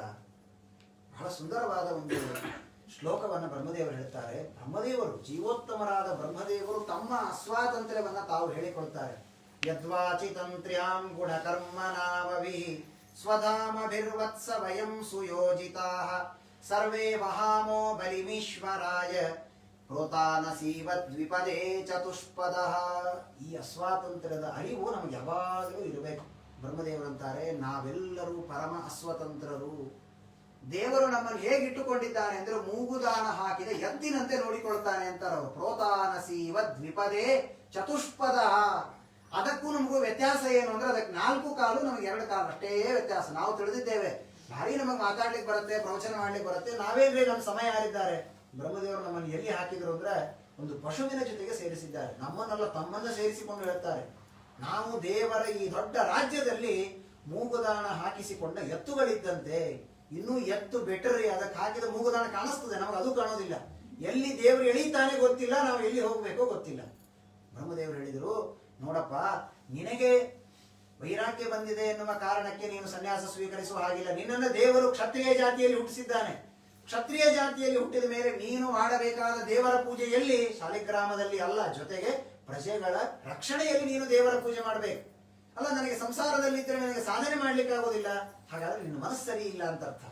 ಭಯಂ ಪ್ರಮತ್ತಸ್ಯ ವನೇಶ್ವಪಿ ಸ್ಯಾತ್ ಯತೋ ವಸಂತೆ ಸಹ ಷಟ್ ಸಪತ್ನಾಃ ಜಿತೇಂದ್ರಿಯಸ್ಯ ಆತ್ಮರತಿರ್ಬುಧಸ್ಯ ಗ್ರಹಾಶ್ರಮ ಕಿನ್ನು ಕರೋತ್ಯವಧ್ಯಂ. ಬ್ರಹ್ಮದೇವರಂದ್ರು, ನಿಜವಾಗಿ ಯಾರು ಸಾಧಕ ಜಪ ಮಾಡಬೇಕು, ಸಾಧನೆ ಮಾಡಬೇಕಂತ ಯಾರಿಗೆ ಒಂದು ಮನಸ್ಸಿನಲ್ಲಿ ತುಡಿತ ಇರ್ತದೆ, ಅಂಥವರಿಗೆ ಮನೆಯಾದರೂ ಅಷ್ಟೇ, ಅರಮನೆಯಾದರೂ ಅಷ್ಟೇ, ಅರಣ್ಯವಾದರೂ ಅಷ್ಟೇ ಸಾಧನೆ ಮಾಡಿಕೊಳ್ತಾರೆ ಮಹಾನುಭಾವರು. ಆದರೆ ಯಾರಿಗೆ ಮಾಡುವ ಅಪೇಕ್ಷೆ ಇರೋದಿಲ್ಲ, ಅವನನ್ನು ನೀನು ಅರಣ್ಯಕ್ಕೆ ಕರ್ಕೊಂಡು ಹೋಗಿ ಬಿಟ್ಟರು ಅಲ್ಲಿಯೇ ಯಾರನ್ನೋ ಫ್ರೆಂಡ್ ಮಾಡ್ಕೊಂಡು ಅವರ ಜೊತೆಗೆ ಮಜಾ ಮಾಡ್ತಾ ನೋಡ್ತಾರೆ, ಅವನೇನು ಸಾಧನೆ ಮಾಡೋದಿಲ್ಲ. ನಾವೆಲ್ಲ ಇದ್ದೀವಲ್ಲ, ಇಷ್ಟು ದಿವಸ ನಾವು ಅಂತ ಇದ್ವಿ, ಅಯ್ಯೋ ನಾನು ಎಷ್ಟು ಮಾಡಬೇಕು ಅಂತ ಅಂತೀನಿ ಆಚಾರ್ಯ, ನಮಗೆ ಸಮಯ ಸಿಕ್ಕಿಲ್ಲ. 8 ತಿಂಗಳು ಸಮಯ ಸಿಕ್ಕಿತ್ತು, ನಮಗೆ ಯಾರು ಏನ್ ಮಾಡಿದ್ದೇವೆ? ಏನೂ ಇಲ್ಲ. ಹಾಗಾದ್ರೆ ಮನಸ್ಸು ನಾವು ಮಾಡುವಂತಹ ಸಾಧನೆಗೆ ಮುಖ್ಯ. ಪ್ರಿಯವ್ರತ, ನೀನು ಹೋಗು, ಸರ್ವಥಾ ಈ ರೀತಿ ತಪಸ್ಸು ಮಾಡುವುದು ಸರಿಯಲ್ಲ, ಮದುವೆ ಮಾಡಿಕೋ, ಪ್ರಜಾಸಂತತಿಯನ್ನ ಪಡಿ. ನೀನು ಮಾಡುವ, ಅಲ್ಲಿ ಮಾಡುವ ಒಬ್ಬೊಬ್ಬ ಪ್ರಜೆಗಳ ಒಂದು ರಕ್ಷಣೆಯೂ ಕೂಡ ಅದೊಂದು ದೇವರ ಪೂಜೆ ಅನ್ನುವ ಅನುಸಂಧಾನದಿಂದ ಮಾಡು ಅಂತ ಹೇಳಿದಾಗ ಕೈ ಮುಗಿದ ಅವನು. ಇದೊಂದು ಪಾಠ. ಅವನು ವಿರಕ್ತನಾಗಿ ಹೊರಟಿದ್ದು ತಪ್ಪಲ್ಲ, ಆದರೆ ದೊಡ್ಡವರು ಉಪದೇಶ ಮಾಡಿದಾಗ ಅದನ್ನು ಸರಿ ಎಂದು ಒಪ್ಪಿಕೊಳ್ಳಬೇಕು, ಹಠ ಮಾಡಲಿಲ್ಲ ಅವನು. ಆಗಲಿ ಅಂತ ತಾನು ಮದುವೆ ಮಾಡಿಕೊಂಡಿದ್ದಾನೆ. ಒಬ್ಬಳು ಬಹಿಷ್ಮತಿ ಅಂತ ಒಂದು ಕನ್ಯೆಯನ್ನ ಮದುವೆ ಮಾಡಿಕೊಂಡ. ಅನೇಕ ಜನ ಮಕ್ಕಳನ್ನ ತಾನು ಅಲ್ಲಿ ಪಡೆದಿದ್ದಾನೆ. ಆಗ್ನೇತ್ರ, ಇಗ್ಮಜಿಹ್ವ, ಯಜ್ವಿಬಾಹು, ಮಹಾವೀರ, ಹಿರಣ್ಯರೇತ, ಘೃತಪೃಷ್ಠ, ಸವನ, ಮೇಧಾತಿಥಿ, ವೀತಿಹೋತ್ರ, ಕವಯ ಎನ್ನುವುದಾಗಿ ಮಕ್ಕಳನ್ನ ತಾನು ಅಗ್ನಿಯ ಹೆಸರುಗಳನ್ನಿಟ್ಟು ಅನೇಕ ಜನ ಮಕ್ಕಳನ್ನು ಪಡೆದಿದ್ದಾನೆ. ಇವನು ಹೀಗೆ ಮಕ್ಕಳನ್ನ ಪಡೆದು ಪ್ರಿಯವ್ರತ ಅದ್ಭುತವಾದಂತಹ ರಾಜ್ಯಭಾರವನ್ನು ಮಾಡಿದ್ದಾನೆ. ಭಾಗವತ ಹೇಳುತ್ತೆ, ಪ್ರಿಯವ್ರತ ಕೃತಂ ಕರ್ಮ ಕೋನು ಕುರಿಯಾದ್ವೇನ್. ಏನ್ ಬ್ರಹ್ಮದೇವರು ಉಪದೇಶ ಮಾಡಿರ್ಬೇಕು, ಯಾವುದೂ ಬೇಡ ಅಂತ ಆಶ್ರಮ ತೆಗೆದುಕೊಳ್ಳಿಕ್ಕೆ ಹೊಂಟಂತಹ ಮಹಾನುಭಾವ ಹೇಗೆ ರಾಜ್ಯಭಾರ ಮಾಡಿದ ಅಂದ್ರೆ, ಯೋ ನೇಮಿ ನಿಮ್ನೇ ನಕರೋಚ್ಛಾಯಾಜ್ಞನ್ ಸಪ್ತವಾರಿದಿನ್. ಇಡೀ 7 ಸಾಗರಗಳಲ್ಲಿ ತನ್ನ ರಥವನ್ನು ಓಡಿಸಿದ್ದಾನಂತೆ. ಎಲ್ಲ ಕಡೆ ಸಂಚಾರ ಮಾಡಿದ. ಅಲ್ಲಲ್ಲಿದ್ದ ಭೂಮಿಗಳನ್ನೆಲ್ಲ ಸಮತಟ್ಟಾಗಿ ಮಾಡಿದ್ದಾನೆ. ಎಲ್ಲವನ್ನ ಚೆನ್ನಾಗಿ ರಾಜ್ಯಭಾರವನ್ನ ಮಾಡಿದ. ಸಾಕು ಅಂತ ಅನಿಸ್ತವನಿಗೆ, ರಾಜ್ಯಭಾರ ಮಾಡಿದ. ಏನು ಬ್ರಹ್ಮದೇವರು ಹೇಳಿದ್ದಾರಲ್ಲ, ಇನ್ಯಾಕ್ ಜಪ, ಪಾರಾಯಣ, ಸಂಧ್ಯಾ ಎಲ್ಲ ಬಿಟ್ಕೊಳ್ಳೋಣ, ಸಾಕು ಅಂತ ಮಾಡಲಿಲ್ಲ. ಒಂದು ವಯಸ್ಸು ಬರುವವರೆಗೆ, ಮಕ್ಕಳಿಗೆ ರಾಜ್ಯ ಒಪ್ಪಿಸುವವರೆಗೆ ಮಾಡಿದ್ದಾನೆ. ಆಯ್ತು, ತಕ್ಷಣ ಬಿಟ್ಟ, ಮತ್ತೆ ಅರಣ್ಯಕ್ಕೆ ಹೋಗಿದ್ದಾನೆ ಸಾಧನೆ ಮಾಡುವುದಕ್ಕೆ. ಮುಂದೆ ಅಗ್ನಿದ್ರ ಇವನು ರಾಜ್ಯಭಾರವನ್ನು ಮಾಡಿದ್ದಾನೆ. ಅನೇಕ ಜನ ಮಕ್ಕಳು ಅವನಿಗೆ ಹುಟ್ಟಿದ್ದಾರೆ. ಅಲ್ಲೆಲ್ಲ ಒಂದೊಂದು ನವದ್ವೀಪಗಳು, 7 ಸಾಗರಗಳಲ್ಲಿ ಒಬ್ಬೊಬ್ಬರನ್ನ ಅವರನ್ನ ರಾಜರನ್ನಾಗಿ ಮಾಡಿ ಅದ್ಭುತವಾದ ರಾಜ್ಯಭಾರವನ್ನ ಇವನು ಮಾಡಿದ್ದಾನೆ ಎನ್ನುವುದಾಗಿ ತಿಳಿಸಿಕೊಡ್ತಾರೆ. ಮುಂದೆ ಈ ಒಂದು ವಂಶದಲ್ಲಿ ಇವನು ನಾಭಿ ಅಂತ ಒಬ್ಬ ರಾಜ ಬರ್ತಾನೆ. ಅಲ್ಲಿ ಭಗವಂತ ತಾನು ಭರತ ಎನ್ನುವಂತಹ ಭಗವಂತ ಅಲ್ಲಿ ಅವತಾರವನ್ನು ಮಾಡಿದ್ದಾನೆ. ಅನೇಕ ತನ್ನ ಹೆಸರು ಋಷಭ ಎನ್ನುವಂತಹ ಹೆಸರಿನಿಂದ ದೇವರು ಅಲ್ಲಿ ತಾನು ಅವತಾರವನ್ನು ಮಾಡಿದ್ದಾನೆ ನಾಭಿರಾಜನಲ್ಲಿ. ನಾಭಿಗೆ ಮಕ್ಕಳಿರಲಿಲ್ಲ ಪಾಪ. ಇವನು ದೇವರನ್ನು ಕುರಿತು ಯಜ್ಞ ಮಾಡಿದ. ಪುರೋಹಿತರ ಕರ್ತವ್ಯ ನೋಡ್ರಿ ಎಷ್ಟು ಇರ್ತದೆ. ಇವನು ಯಜ್ಞ ಮಾಡಿದರೆ ಸ್ವಯಂ ಭಗವಂತನೇ ಯಜ್ಞಕುಂಡದಿಂದ ಪಾಯಸದ ಪಾತ್ರೆಯನ್ನು ಹಿಡಿದುಕೊಂಡು ಬಂದಿದ್ದಾನೆ. ಏನು ಅವನ ಪುಣ್ಯ, ಅವನ ಯಜ್ಞ ಎಷ್ಟು ಉತ್ತಮ ರೀತಿಯಲ್ಲಿ ಇರಬೇಕು ನೋಡ್ರಿ. ದೇವರು ಬಂದ, ಆದ್ರೆ ಇವನು ಮಾತನಾಡುವಾಗಿಲ್ಲ, ಇವನ ಪರವಾಗಿ ಪುರೋಹಿತರು ಮಾತನಾಡ್ತಾರೆ. ಪ್ರಾರ್ಥನೆ ಮಾಡಿದ್ರೆ ಏನೋ ರಾಜ್ಯಭಾರ ಮಾಡಬೇಕು ಅಂತಾನೆ, ಅವನಿಗೆ ಮಕ್ಕಳು ಬೇಕಂತೆ, ಕೊಡು ಅನ್ಲಿಲ್ಲ. ನಿನ್ನಂತಹ ಮಗ ಬೇಕು ಕೊಡು ಅಂದ್ರು. ದೇವರು ನಕ್ಕು ಬಿಟ್ಟ, ನನ್ನಂತಹ ಮಗ ಎಲ್ಲಿಂದ ಕೊಡ್ಲಿ, ನಾನೊಬ್ಬನೇ ಜಗತ್ತಿನಲ್ಲಿ ಸ್ವತಂತ್ರ. ಹಾಗಾದ್ರೆ ವರ ಅಂತೂ ಬೇಡಿದ್ದೀರಿ, ನಾನೇ ಮಗನಾಗಿ ಹುಟ್ಟಿ ಬರ್ತೇನೆ ಅಂತ ಭಗವಂತ ಅಲ್ಲಿ ಋಷಭ ಎನ್ನುವಂತಹ ಹೆಸರಿನಿಂದ ಅವತಾರ ಮಾಡಿ ಬಂದ. ಇದೊಂದು ಸ್ಪೆಷಲ್ ರೂಪ.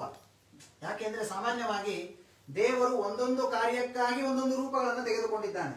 ಮತ್ಸ್ಯನಾಗಿ ವೇದದ ಉದ್ಧಾರವನ್ನು ಮಾಡಿದ, ಕೂರ್ಮನಾಗಿ ಪರ್ವತದ ಉದ್ಧಾರವನ್ನು ಮಾಡಿದ, ನರಸಿಂಹನಾಗಿ ಪ್ರಹ್ಲಾದರಾಜರ ಉದ್ಧಾರ ಮಾಡಿದ. ಆದರೆ ಈ ಋಷಭ ಎನ್ನುವ ರೂಪ 4 ವರ್ಣಗಳನ್ನು ತೋರಿಸಿಕೊಟ್ಟಿದೆ. ಬ್ರಹ್ಮಚಾರಿ ಹೇಗಿರಬೇಕು, ಗೃಹಸ್ಥ ಹೇಗಿರಬೇಕು, ವನಪ್ರಸ್ಥ ಹೇಗಿರಬೇಕು, ಸನ್ಯಾಸಿ ಹೇಗೆ. ದೇವರಿಗೆ 4 ಮಾಡಿಬಿಟ್ಟ. ಬ್ರಹ್ಮಚಾರಿಯಾದ, ಜಯಂತಿ ಎನ್ನುವ ಪತ್ನಿಯ ಜೊತೆಗೆ ಮದುವೆ ಮಾಡಿಕೊಂಡು ಗೃಹಸ್ಥಾಶ್ರಮನಾದ ಭಗವಂತ ಬ್ರಹ್ಮಚಾರಿಯಾಗಿ ಅಲ್ಲಿ 100 ಜನ ಮಕ್ಕಳನ್ನ ಪಡೆದ. ಕೆಲವು ದಿನಗಳಾದ ಮೇಲೆ ಭರತನಿಗೆ ರಾಜ್ಯವನ್ನ ಒಪ್ಪಿಸಿ ತಾನು ಅರಣ್ಯಕ್ಕೆ ಹೋಗಿ ಸಾಧನೆ ಮಾಡಿಕೊಂಡ ವಾನಪ್ರಸ್ಥಾಶ್ರಮವನ್ನ, ಕೊನೆಗೆ ಸನ್ಯಾಸಿಯಾಗಿ ತನ್ನ ಜೀವನವನ್ನ ಕೊನೆ ಮಾಡಿದ್ದಾನೆ. ಎಲ್ಲಾ ವರ್ಣದವರು ಹೇಗಿರಬೇಕು ಅಂತ ತಿಳಿಸಿಕೊಟ್ಟ ಒಂದೇ ಅವತಾರ ಅದು ಋಷಭ ಎನ್ನುವಂತಹ ಅವತಾರವನ್ನು ಭಗವಂತ ತಾನು ಮಾಡಿದ್ದಾನೆ. 100 ಜನ ಮಕ್ಕಳು ಹುಟ್ಟಿದ್ದಾರೆ. ಅದರಲ್ಲಿ ಹಿರಿಯ ಮಗ ಭರತ ಅಂತ, ಭರತ ಚಕ್ರವರ್ತಿ ಪರಮ ಭಗವದ್ಭಕ್ತನಾದಂತಹ ವ್ಯಕ್ತಿ. ಮಕ್ಕಳನ್ನ ತಂದೆ ತಾಯಿಗಳು ಹೇಗೆ ಬೆಳೆಸಬೇಕು ಅನ್ನುವುದನ್ನ ಭರತ ತಿಳಿಸಿಕೊಡ, ಋಷಭನಾಮಕ ಭಗವಂತ ತಿಳಿಸಿಕೊಡ್ತಾನೆ. ಮಕ್ಕಳನ್ನ ಕೂಡಿಸಿಕೊಂಡ ಒಂದು ಬಾರಿ ದೇವರು ಏನನ್ನ ಉಪದೇಶ ಮಾಡಬೇಕು, ಯಾವ ರೀತಿ ತಂದೆ ತಾಯಿಗಳು ಮಕ್ಕಳಿಗೆ ತತ್ವದ ಧರ್ಮದ ಉಪದೇಶ ಮಾಡಬೇಕು ಅಂತ ಭಗವಂತ ತಿಳಿಸಿಕೊಡ್ತಾನೆ. ನಾಯಂ ದೇಹೋ ದೇಹ ಭಾಜಾಮ್ರಲೋಕೆ ಕಸ್ತತ್ ಕಾಮಾನರ್ಹತಿ ವಿಭುಜಾಮ್ಯೆ ತಪೋ ದಿವ್ಯಂ ಹ್ಯರ್ಹತ ಏನ ಸತ್ವಂ ಶುದ್ಧೇದ್ಯಸ್ಮಾತ್ ಬ್ರಹ್ಮ ಸುಖಂ ಹ್ಯನಂತಂ. ನೋಡಿ, ಹೆಚ್ಚು ದೇಹದ ಮೇಲೆ ಅಭಿಮಾನವನ್ನು ಮಾಡಬೇಡಿ. ಈ ದೇಹ ನಶ್ವರ. ಹಾಗಾದ್ರೆ ಸಾಧನೆ ಮಾಡಿ ಇದ್ದ ಸ್ವಲ್ಪ ದಿನದಲ್ಲಿ ಸಾಧನೆ ಮಾಡಿಕೊಳ್ಳಬೇಕಾದ್ರೆ ಸಜ್ಜನರ ಸಮಾಗಮವನ್ನು ಮಾಡಿ, ಸಜ್ಜನರ ಜೊತೆಗಿರಿ. ಅವರ ಜೊತೆಗಿದ್ರೆ ಸಾಕು. ಅವರ ಮಾಡುವಂತಹ ಅನೇಕ ಕರ್ಮಗಳೇ ನಮ್ಮ ಜೀವನಕ್ಕೆ ದಾರಿಯಾಗ್ತದೆ. ಅವರ ಅನೇಕ ಸತ್ಕರ್ಮಗಳು ನಮಗೆ ಪುಣ್ಯವನ್ನು ತಂದುಕೊಡುತ್ತದೆ. ಮಹತ್ಸೇವಾಂ ದ್ವಾರಮಾಹೋ ವಿಮುಕ್ತೇ ತಮೋದ್ವಾರಂ ಯೋಷಿತಾಂ ಸಂಗಿ ಸಂಗಂ. ದುರ್ಜನರ ಸಮಾಗಮ ಅದು ನಮಗೆ ತಮಸ್ಸಿಗೆ ಬಾಗಿಲು, ಅದು ದಾರಿ. ಅದು ಸಜ್ಜನರ ಸಮಾಗಮ ಅದು ಮೋಕ್ಷಕ್ಕೆ ದಾರಿ ಆಗತ್ತಪ್ಪ. ಹೀಗಾಗಿ ನೀವೆಲ್ಲರೂ ಕೂಡ ಸಾಧನೆ ಮಾಡಿ. ಯಾರನ್ನೂ ನಂಬಬೇಡಿ. ಯಾರನ್ನೂ ಅಂದರೆ ಪಕ್ಕದ ಮನೆಯವರನ್ನೆಲ್ಲ, ನಿನ್ನ ಮನೆಯಲ್ಲಿದ್ದ ಹೆಂಡತಿ ಮಕ್ಕಳು ಗಂಡಂದಿರನ್ನೇ ನಂಬಬೇಡಿ. ಯಾರು ನಮ್ಮ ಜೊತೆಗೆ ಬರುವುದಿಲ್ಲ. ನಮ್ಮ ಪುಣ್ಯ ಪಾಪಗಳು ಮಾತ್ರ ನಮ್ಮನ್ನ ಉದ್ಧಾರ ಮಾಡುವುದಕ್ಕೆ ಕಾರಣ. ಗುರುರ್ನ ಸಸ್ಯಾತ್ ಸ್ವಜನೋ ನ ಸಸ್ಯಾತ್ ಪಿತಾ ನ ಸಸ್ಯಾತ್ ಜನನೀ ನ ಸಸ್ಯಾತ್ ದೈವಂ ನ ಸಸ್ಯಾನ್ ನೃಪತಿಶ್ಚ ಸಸ್ಯಾತ್ ನಮೋ ಚ ಹೇದ್ಯಃ ಸಮುಪೇತ ಮೃತ್ಯುಂ. ನೋಡಿ, ಮುಂದೆ ಕಥೆ ಕೇಳ್ತೇವೆ ನಾವು. ನಾನು ಕಷ್ಟದಲ್ಲಿದ್ದಾಗ, ನಾನು ನರಕಕ್ಕೆ ಹೋಗುವ ಪ್ರಸಂಗದಲ್ಲಿ ಯಾವ ಹೆಂಡತಿ ಯಾವ ಮಕ್ಕಳು ಬಂದು ನಮ್ಮನ್ನ ರೆಕಮೆಂಡ್ ಮಾಡ್ಲಿಕ್ಕೆ ಸಾಧ್ಯ ಇಲ್ಲ. ನನ್ನ ಪುಣ್ಯ ಪಾಪಗಳೇ ನನ್ನನ್ನು ಉದ್ಧಾರ ಮಾಡುವುದಕ್ಕೆ ಸಾಧ್ಯ. ಹೀಗಾಗಿ ಎಲ್ಲರೂ ಸಾಧನೆ ಮಾಡಿಕೊಳ್ಳಿ ಅಂತ ಆ ಎಲ್ಲ ಮಕ್ಕಳನ್ನ ಕೂಡಿಸಿಕೊಂಡು ಇವನು ಉಪದೇಶವನ್ನು ಮಾಡಿ ಭಗವಂತ ತನ್ನ ಒಂದು ಆ ಗೃಹಸ್ಥಾಶ್ರಮಿಯಾಗಿ ರಾಜ್ಯಭಾರ ಮಾಡಿ ಭರತನಿಗೆ ರಾಜ್ಯವನ್ನ ಒಪ್ಪಿಸಿದ. ಮತ್ತೆ ವನಪ್ರಸ್ಥನಾಗಿ ತಾನು ಮುಂದೆ ಹೋಗಿದ್ದಾನೆ.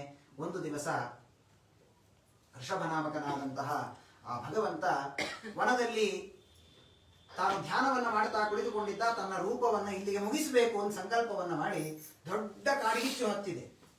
ಕಾಡಿಗಿಚ್ಚು ಧಗಧಗ ಅಂತ ಉರಿತಾ ಇತ್ತು. ಆ ಕಾಡಿಗಿಚ್ಚಿನ ಒಳಗೆ ಪ್ರವೇಶ ಮಾಡಿಬಿಟ್ಟ ಭಗವಂತ. ಪ್ರವೇಶವನ್ನ ಮಾಡಿದರೆ ಜೋರಾಗಿ ಅಲ್ಲಿಂದ ಒದರಿದ್ದಾನೆ. ಯಾರೋ ಇದ್ದಾರೆ ಪಾಪ ಅಂತ ಹೊರಗೆ ಒಬ್ಬ ರಾಜ ನಿಂತಿದ್ದ, ಅರ್ಹತ ಅಂತ ಅವನ ಹೆಸರು.